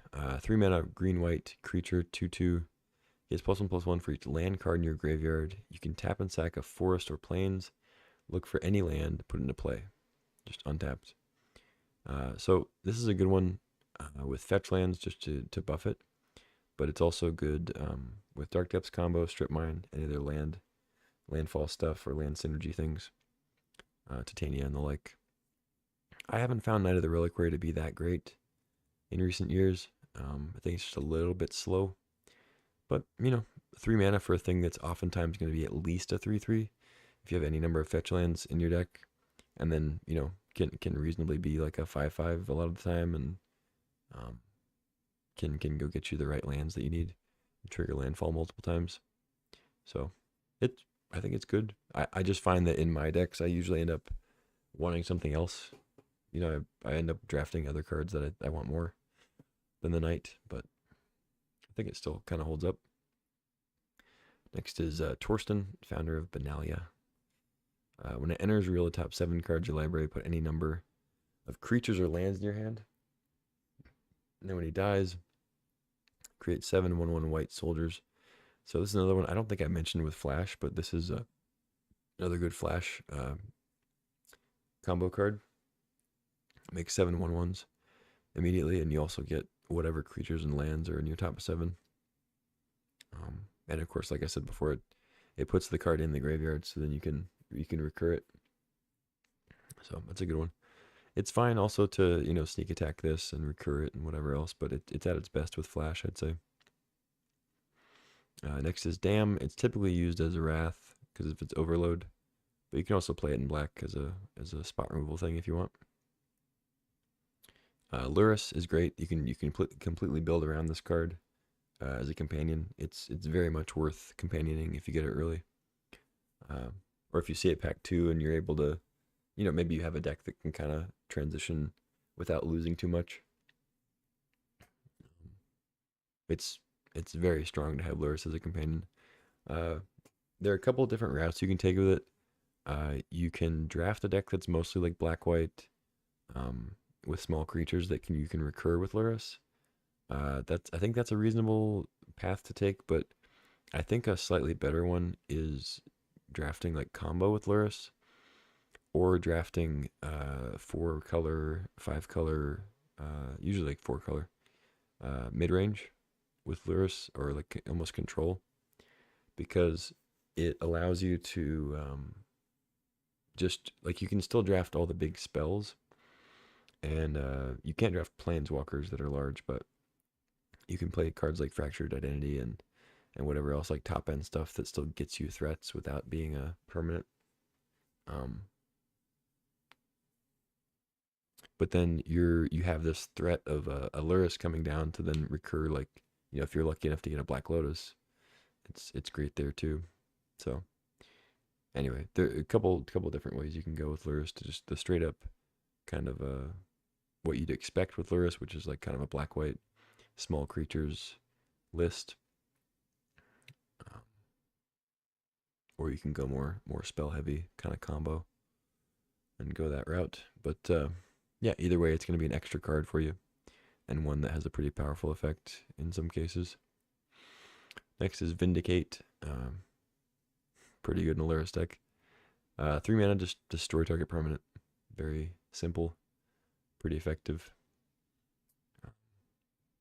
It's obviously not going to be the most efficient rate to destroy a specific thing. Like, it's not going to be the cheapest thing to destroy a creature. It's not going to be the cheapest thing to destroy an enchantment or an artifact, But the flexibility of just destroying anything on the field, barring hexproof and indestructible,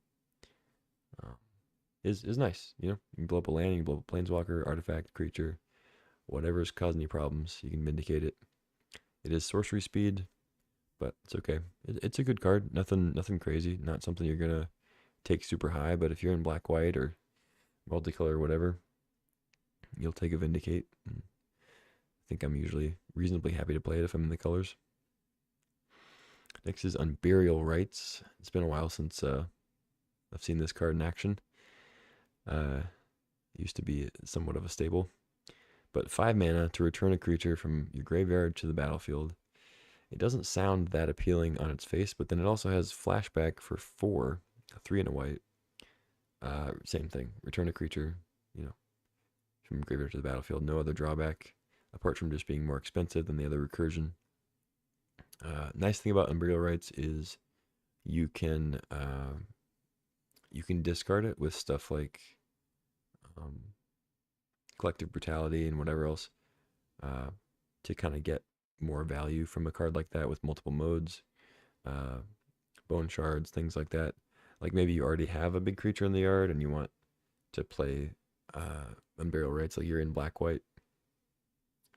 It also it does allow you to, like, there's a world where you could play Unburial Rights in like a red white list that has a bunch of discard outlets. You know, you can just play it as like a thing you can discard for value, flash it back for 4 to get like a dragon back or like a 3 or 4 mana white creature. You know, I don't think that's a very typical line or even a very good line, but you know, there's a world where maybe that's an option for you. Expressive Iteration is next, just a good sort of cantrip card advantage card in blue red. Look at the top 3, put 1 in your hand, 1 on the bottom, and then you can exile 1. And hopefully, you can hit a land with a land drop and kind of get 2 cards for 2 mana out of 3. Third Path Iconoclast, an upgraded young Pyromancer from the old days. 2 mana, 2/1. When you cast a non-creature spell, so that's artifacts and enchantments and stuff included, you make a 1/1 colorless soldier artifact creature token. Yeah, pretty good card with Academy. It's not gonna stick around for very long in every case. If your opponent has any removal, it's a pretty easy thing to kill. But in the right deck, it can produce a lot of stuff. And with Urza and Academy and stuff like that, it also can accelerate you into other things. Next is Dak Faden. Used to be one of the premier cards in the cube. It's still good. 3 mana planeswalkers are always something to take an extra look at, I guess you could say. But yeah, 1 blue red, 3 loyalty to start with, +1. Target player draws 2 cards, discards 2 cards. I was actually playing against LSP in Cube Draft, and he played a Leovold, I played a Dak, and then immediately +1 the Dak on myself and had to discard 2 cards for no value. I was pretty embarrassed, but it happens, I guess. But then Dak's big thing, -2 gain control of target artifact. Pretty huge in some cases, whether it's stealing a Mox or stealing a Triplicate Titan, Portal, whatever else. Something massive to something tiny. It's almost always impactful though. And then then from there you just loot. It's good in combo decks, good in decks that want to fill the graveyard. Just a great card overall. Still pretty efficient, despite the power creep. We have Lutri. It's a companion that can go in any deck. Because it's cube, it's going to be singleton. So its only requirement is that each non-land card in your starting deck is a different name. So immediately qualifies for every cube deck. It has flash. It's a 3/2. When it comes in, you copy an instant sorcery you control. So you can't copy your opponent's stuff. Like you can't use their counterspell to counter their counterspell. But you can copy Time Walk. You can copy Ancestral. You can copy other stuff. One thing, if you're not used to playing Brain Freeze, if you copy a storm spell, it doesn't like redo the storm. You don't get all the extra copies again. You only get 1 more copy. So just a heads up for somebody who maybe hasn't played much storm yet. Next is Pinnacle Emissary, new one that I really like. You can warp it for a hybrid blue-red, or just hardcast it for 1 blue-red. It's a 3/3. Whenever you cast an artifact spell, make a 1/1 drone. It's got flying and can only block creatures with flying. So you can warp this in and then jam some mana rocks for some good value. In that same match against Luis, which I actually ended up winning because I drew very well, I was able to Pinnacle Emissary on like turn 2 or 3 or something with Urza out. And then also, I may have had Urza and Academy, but I think it was just, it may have just been Urza. But I was like able to play Emissary and then play a couple other things, and then use those tokens to tap for mana with Urza to play Mystic Confluence, like all on turn 3. It's pretty crazy. But yeah, it can go off for sure. And even at its base, like you know, you don't have to do that much work for it to be good. 3 mana, 3/3. You should get some value. Next up, similar cards to Healy. 3 mana Planeswalker. Whenever you cast a non-creature spell, make a 1/1 colorless servo. Doesn't have flying, but then it has a -2, which is relevant a decent chunk of the time. Target artifact you control becomes a copy of another target artifact or creature you control until end of turn, except it's an artifact in addition to its other types, blah, blah, blah. So you can make like a little trinkety artifact or like a servo token into a better creature or better artifact, which can be good. You know, copy a mana rock, add some more mana. I actually copied Pinnacle Emissary in that game to make more tokens after I warped it. All right, on to green-black. We're almost there. A 7-hour stream talking about cube cards. Deathrite Shaman. 1 mana, hybrid, green-black, 1/2. Tap it, exile target land card from a graveyard, add 1 mana of any color. And then black tap, exile target instant or sorcery, each opponent loses 2 life. Green tap, exile target creature card from a graveyard, you gain 2 life. Yeah, I mean, it's been I think a Legacy All-Star. I've never played much Legacy, but I've heard tales of Deathrite being very good. I think it's actually still banned, I believe. But yeah, very good card. It's not, it doesn't show up a ton in Cube. I feel like some people kind of underrate it, so it doesn't end up seeing a ton of play, if that makes sense. I don't know. I think Deathrite's good. I think if you have some fetches, Deathrite becomes good. It's solid in like the green mid-rangey lists. I think maybe part of the reason that Deathrite hasn't seen as much play is just because green-black in Cube is not as good. And even green-black as a whole, or sorry, green as a whole is just not quite as good as some of the other colors. So I think Deathrite is good. It's just that the colors it's in, it doesn't have a lot of support, if that makes sense. So then you kind of see it less often. Next we have Mosswood Dread Knight. It's got an adventure. 2 mana, you can draw a card, lose a life. Sorcery speed, and then it's a 3/2 with trample for 2 on the creature side. But then when it dies, you can cast it from your graveyard as an adventure until the end of your next turn. So good grindy value. It's not always the best thing to have in Vintage Cube, like in Powered Cube, because people are just doing too much crazy stuff to really be grinding out. But in the right matchup, in the right scenario, something like a Mosswood Dread Knight's probably pretty good. But yeah, we'll see. We'll see how it fares. Pillage the Bog, good combo card, good way to get some. It kind of acts like a tutor in a lot of ways because your deck's not very large, and you can play it later in the game and look at like your top 12 cards. It's like it's essentially a tutor. But yeah, you look at the top X, which is twice the number of lands you control. Typically played in decks that are looking for a very specific couple of cards. I don't think you're going to want to play it in like just random Sultai mid-range typically. Next is White of the Reliquary. 2 mana, 2/2, Vigilance, gets +1/+1 for each creature card in your graveyard. And then you can sack a creature, search your library for a land card, put it onto the battlefield tapped, and then shuffle. So it's obviously a reference to Knight of the Reliquary as a somewhat similar vibe.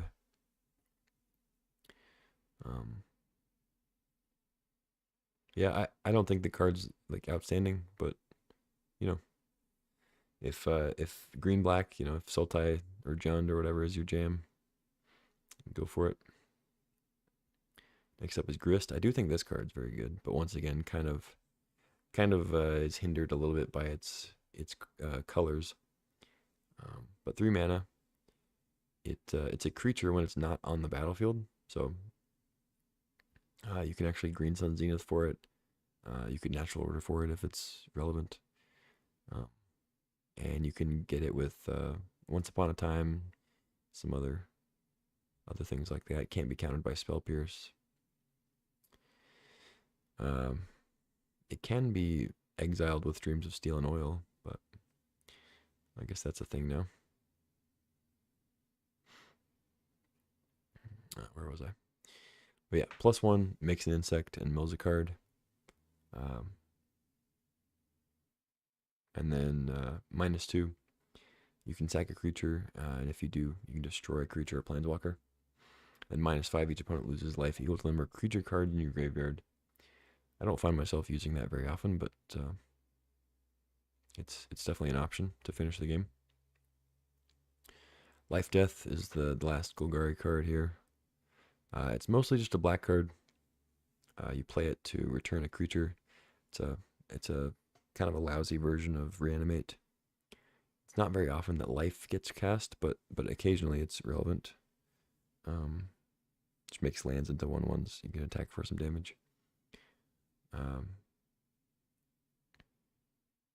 yeah, Life Death is usually just a recursion spell. So, get another one of those. Figure of Destiny. Goes in white or red. It's like a level up creature. Gets better as it gets leveled. I think it's solid. It's stood the test of time for sure. Lightning Helix is back. Red-white, deal 3, gain 3, instant speed. Good card.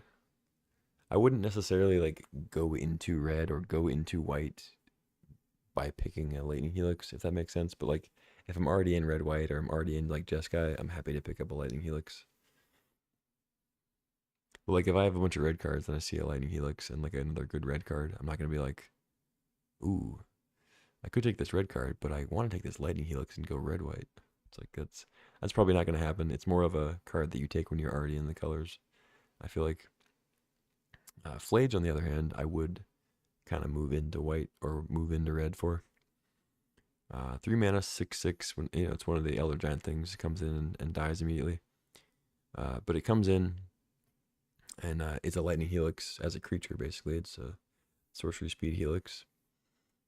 Deals 3 to anything. You gain 3 life, and then you can escape it by paying 4 and then exiling 5 of the cards, and then it just does that whenever it attacks. Also, so really strong card.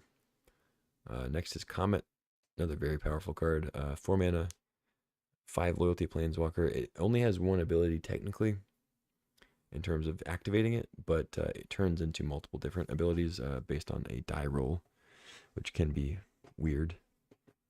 So you roll a 6-sided die. 1 or a 2 adds 2 loyalty and gives you 2 squirrels with haste. A 3 gets you -1 loyalty. Return a card with mana value 2 or less from your graveyard to your hand.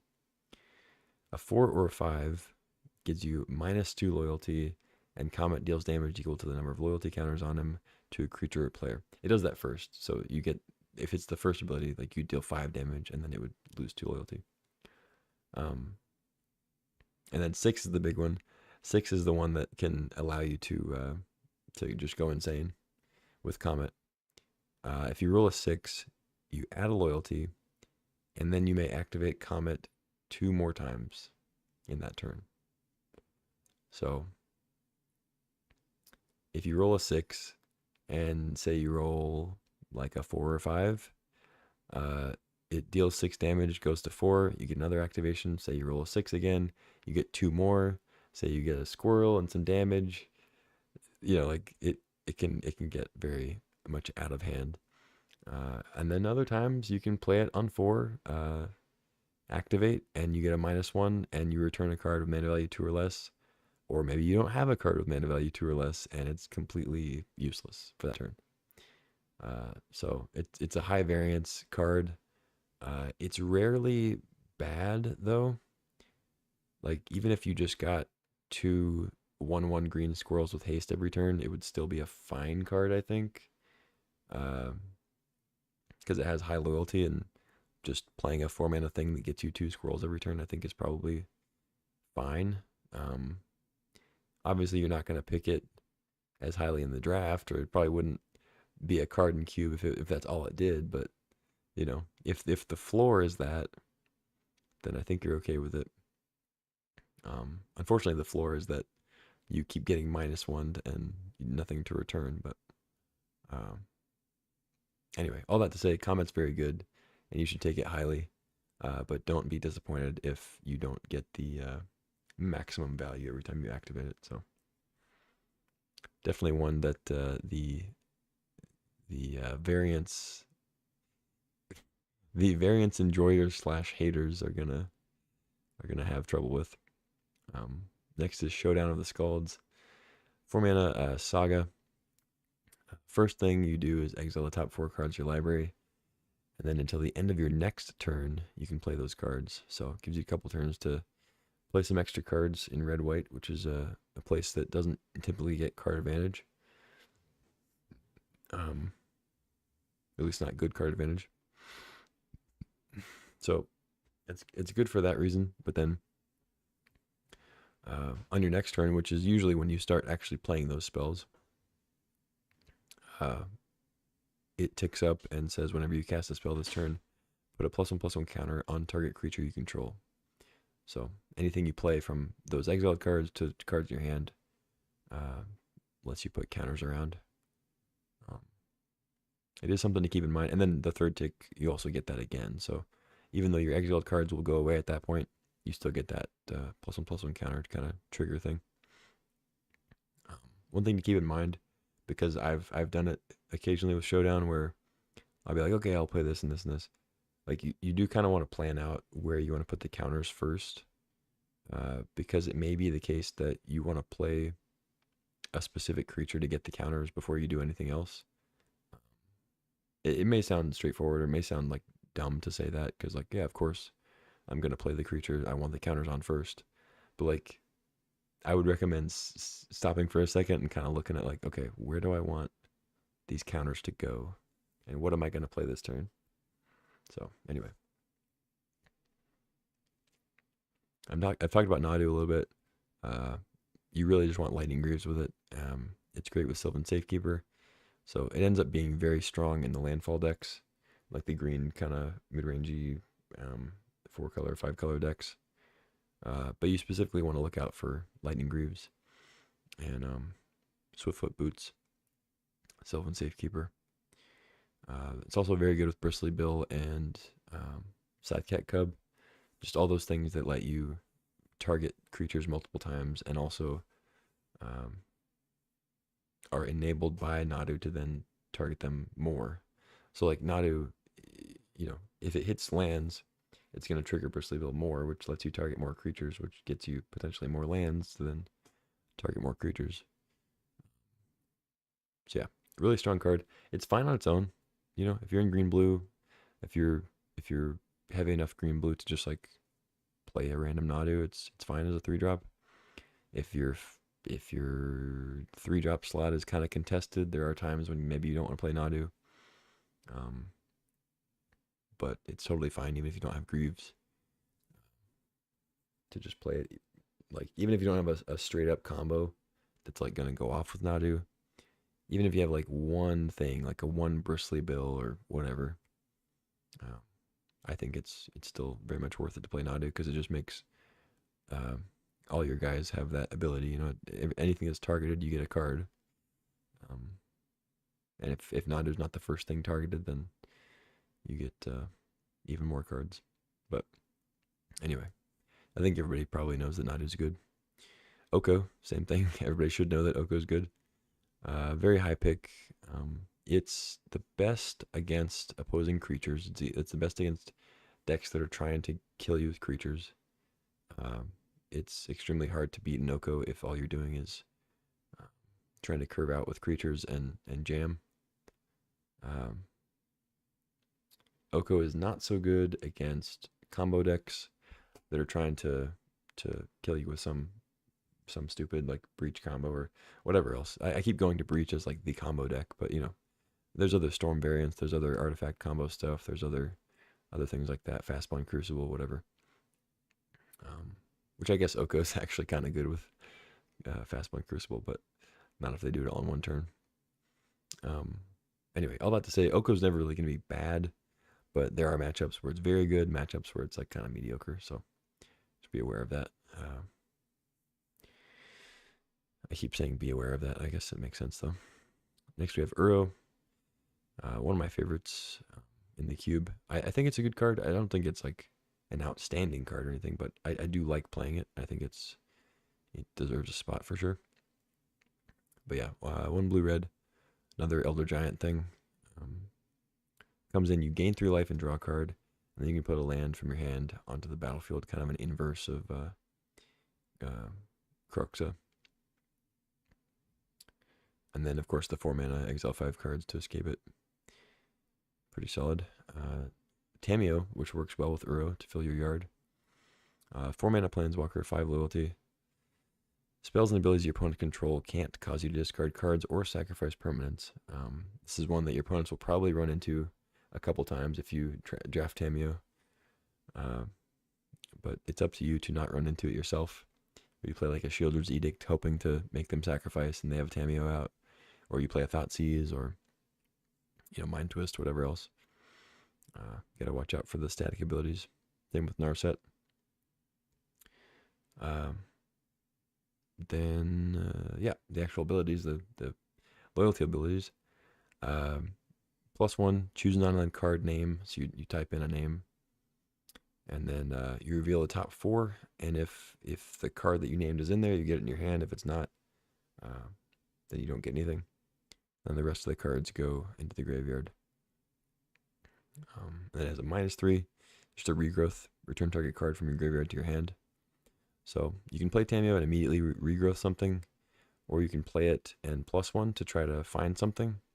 If you whiff, then now you have enough loyalty to regrowth 2 times, assuming Tamiyo doesn't get hit by something.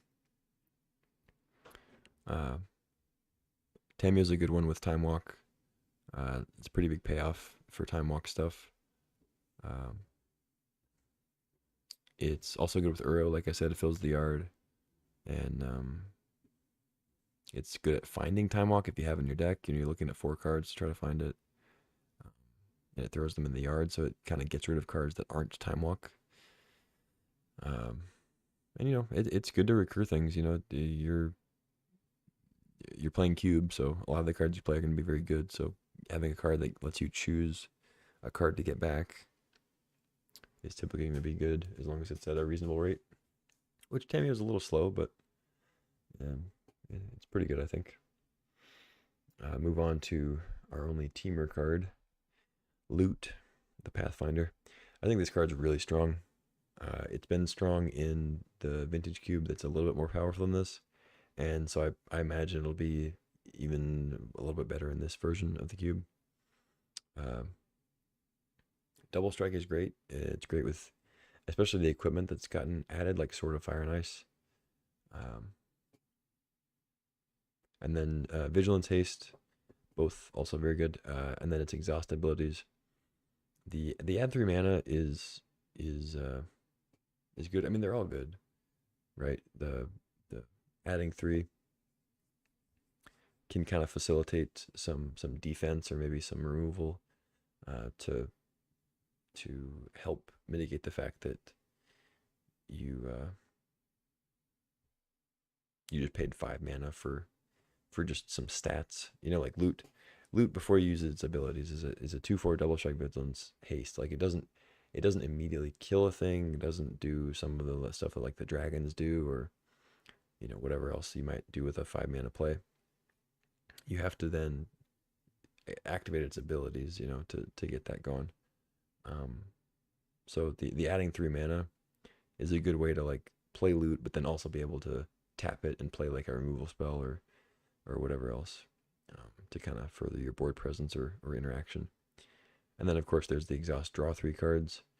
I feel like typically that's not the first one you do, unless they, unless your opponent has removal. So like if you play loot and then attack and you're able to hold up like a land that taps for team or colors or whatever, you have your choice of the three. You attack with loot, and your opponent has removal or whatever, or you go to combat, your opponent has removal.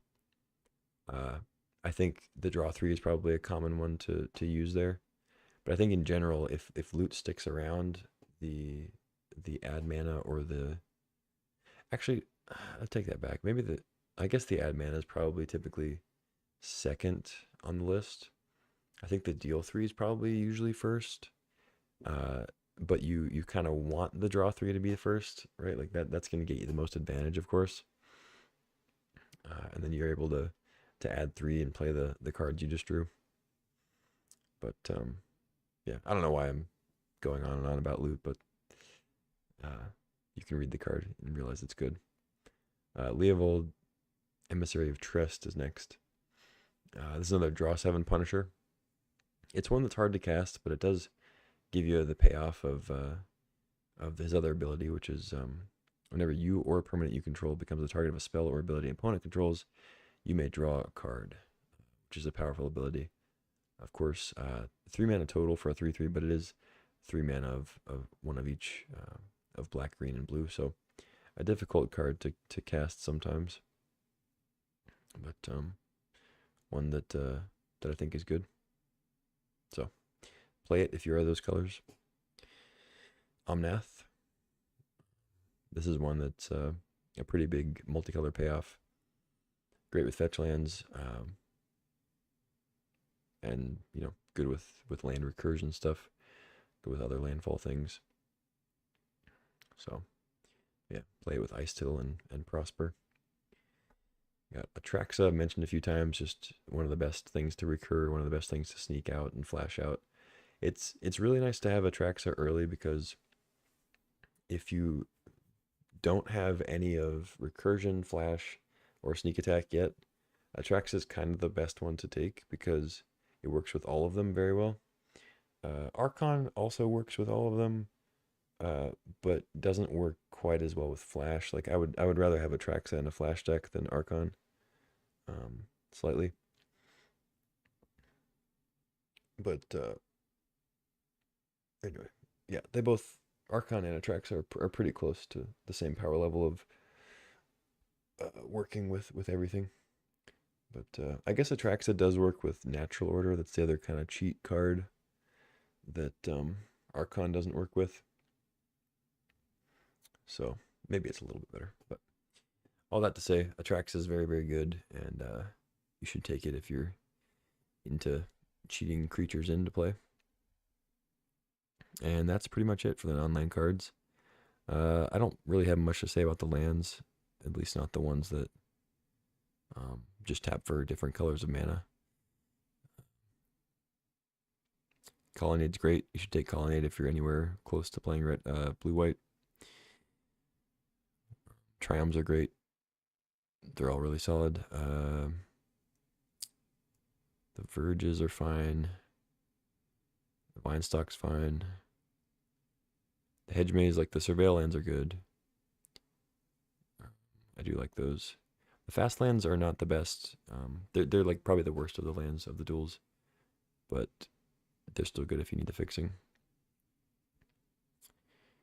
What else was I going to say? Oh yeah, these ones. All right, so yeah, Ancient Tomb's really good. You should take that pretty highly. It's closer to a mana rock, like a good mana rock, than you might think. Arena of Glory, I don't actually think Arena of Glory is that good. Just because most red cards already have haste, like most red creatures. And there are times when like you have Arena and like a forest and you don't have another mountain and you want to play like a Ragavan and it's just bad. I think that those times probably are outweighed by the times when the haste is relevant, because you're able to just exert Arena and play a green creature that doesn't have haste already, or play like two things that don't have haste and give both of them haste. So I think it's probably still worth having in the cube. I find myself not valuing it very highly just because the cards I would want to give haste, like all my 3-drops, like they kind of all have haste already if I'm in heavy red. And if I'm not in heavy red, I'm not playing arena really, because you have to have a mountain in play for it to come in untapped. So anyway, all that to say, arena's fine, but I don't think it's that great. Uh, it Just be aware of how many haste creatures you have in your deck already. I would say when you're thinking about taking it in the draft over another card. Obviously, if it's free, then sure play it. But Boseiju is great. Yeah, it's one of those cards where you're like late in pack 2, you're in pack 3, and you're looking at Boseiju and you're looking at a decent green card, and you kind of go, all right, well, it looks like I'm gonna have plenty of playables. I'm just gonna take this Boseiju and have a land that does something, as opposed to like a card that I'm probably gonna cut or is gonna make me cut another card kind of thing. So Boseiju's good. It's kind of how it is with all the channel lands. You just take them because they're good as a 2-sided card essentially. Dark Depths is a combo card. Use it with Vampire Hexmage, Thespian Stage, which is another land down here, and with there's one other thing I thought, maybe not. I guess it's just Thespian Stage, Hexmage.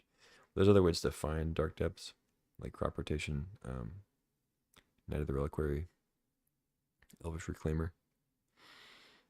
But yeah, you just find ways to kind of cheat out the Merit Lage combo, or Merit Lage token. Fabled Passage.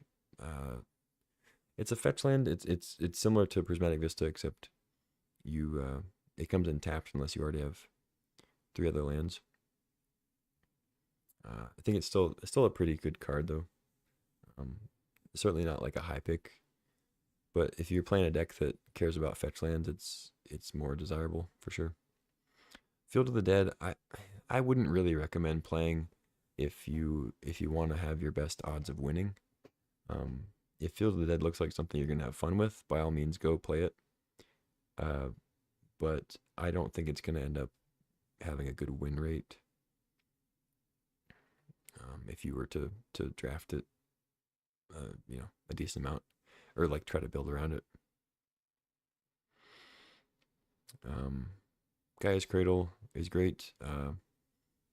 Definitely requires critical mass of creatures, or at the very least, a way to produce a lot of creatures like Retrofitter Foundry or whatever else. So you just gotta kind of be aware of your deck's makeup. Caracas is awesome. Caracas is a really high pick for me. You don't even really have to be in white for it to be good, but ideally you'd be in white. It bounces legendary creatures. There's tons of legendary creatures in the cube now because of the popularity of Commander makes, every good creature they print now, it's like they want to make it legendary. So it just makes Caracas gets better and better year after year. Next up is Library. I think Library is among the best cards. Taps to add 1 colorless, but also more importantly, taps to draw a card, but only if you have exactly 7 cards in your hand. So ideally, you want to get Library in your opening hand. Otherwise, it's difficult to be able to activate because in a typical game, you're gonna go below 7 almost immediately.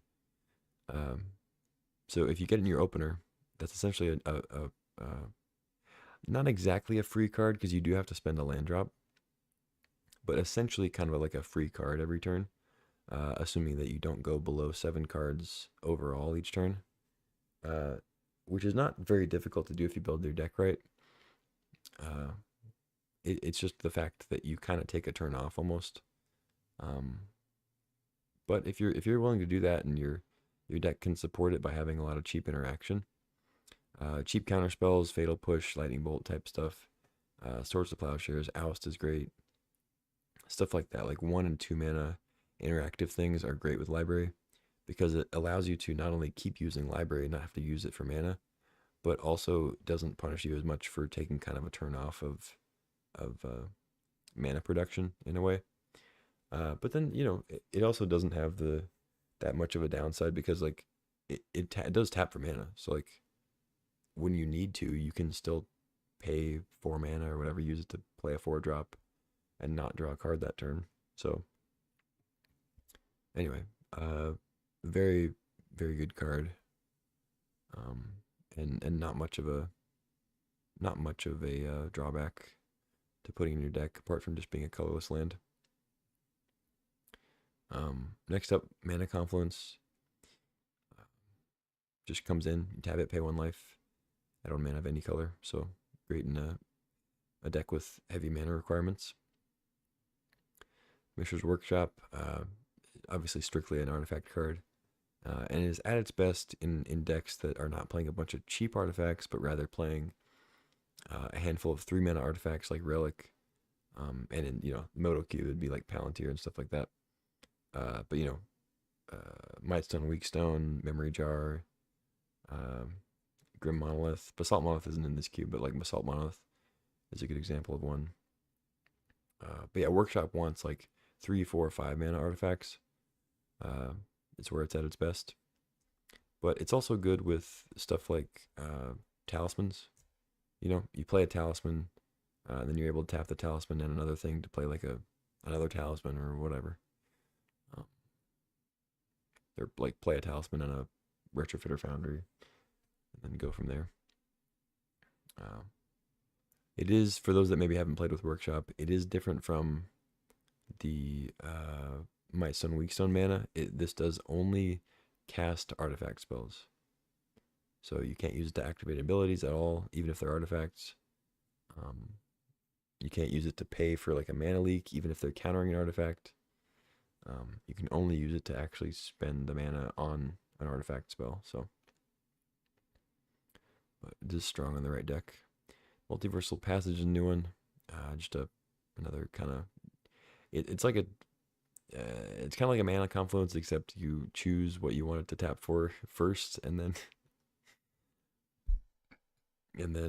it taps for that, but just that color. I don't know. Seems okay. Otawara, another channel land. Really good. Prismatic Vista, among the better lands. It's a fetch land for any color. It is the case sometimes that like when you're in the deck that really wants fetch lands, like the 4 or 5 color domain landfall decks, you end up with a lot of non-basics, which means the Prismatic Vista can sometimes be short on targets. So something to be aware of when you're drafting, that like, yeah, Prismatic Vista is very good, but then also kind of be aware of how many basics you're actually going to be able to play. Not that you would want to cut the Vista, but like maybe don't prioritize some lands later in the draft if you can take other cards over them, because you're still going to want to be playing some basics. We have Shelduck Isle, good land. Comes in tapped, taps for blue. That has Hideaway. You leave the top 4 cards in your library. You put 1 under the Shelduck, you exile it. And then whenever it gets to this point in the game where you or your opponent has 20 or fewer cards in your library, you can pay a blue, tap the Shelduck, and then play the exiled card for free. And your opponent does not see what the card is. It's hidden. So it could be anything from a counter spell to an Emrakul. You never know. But yeah, something to be aware of with your own library, trying to get to Shelduck, but then also your opponents. If they have a Shelduck, maybe you don't play a Wheel of Fortune that puts them into Shelduck range. I don't know what it could be. Maybe you don't.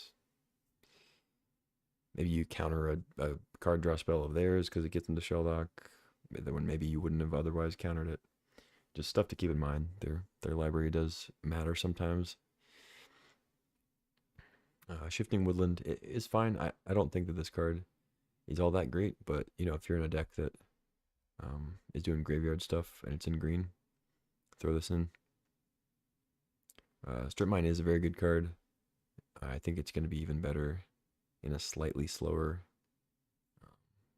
format, which I believe this cube may be compared to Moto. We also have 3 different Crucible effects: Ramen Up, Crucible, and Ice Till, and multiple ways to go find Strip Mine. So I think it'll be a good card, something to watch out for. Takanuma is not typically in the Vintage Cube, but they deem it worthy here. Taps for black has channel. 4, discard it, and mill 3 cards, return a creature or planeswalker from your graveyard to your hand. So it doesn't have to be among the milled cards, it can be anything from your graveyard, which is cool.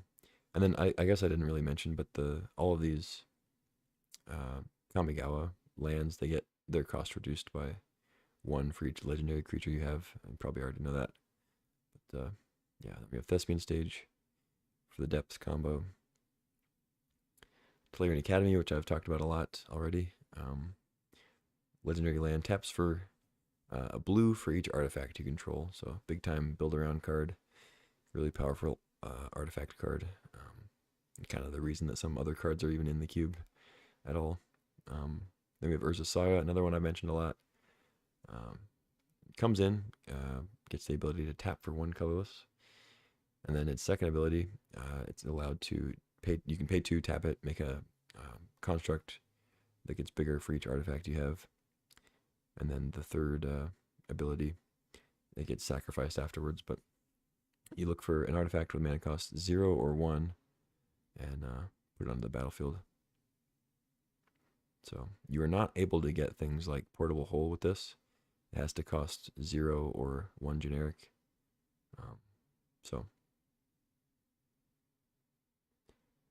But yeah, anyway.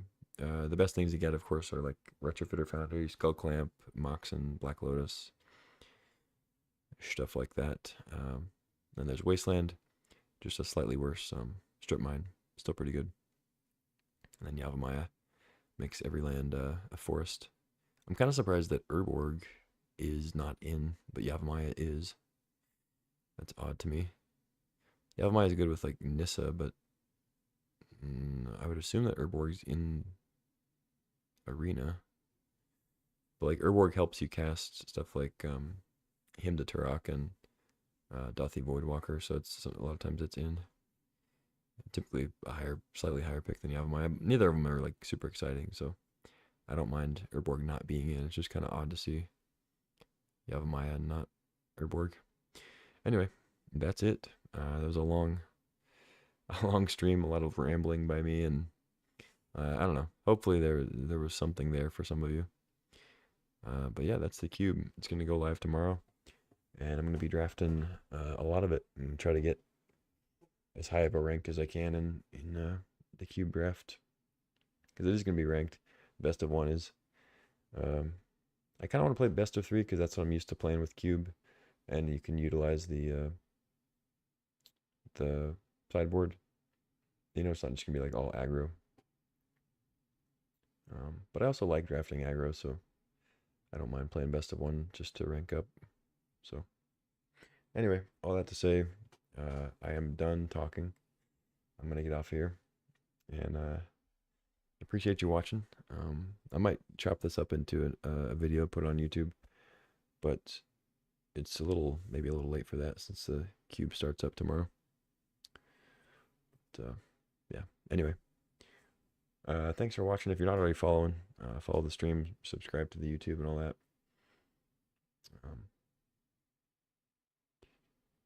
Yeah, I got nothing else to say.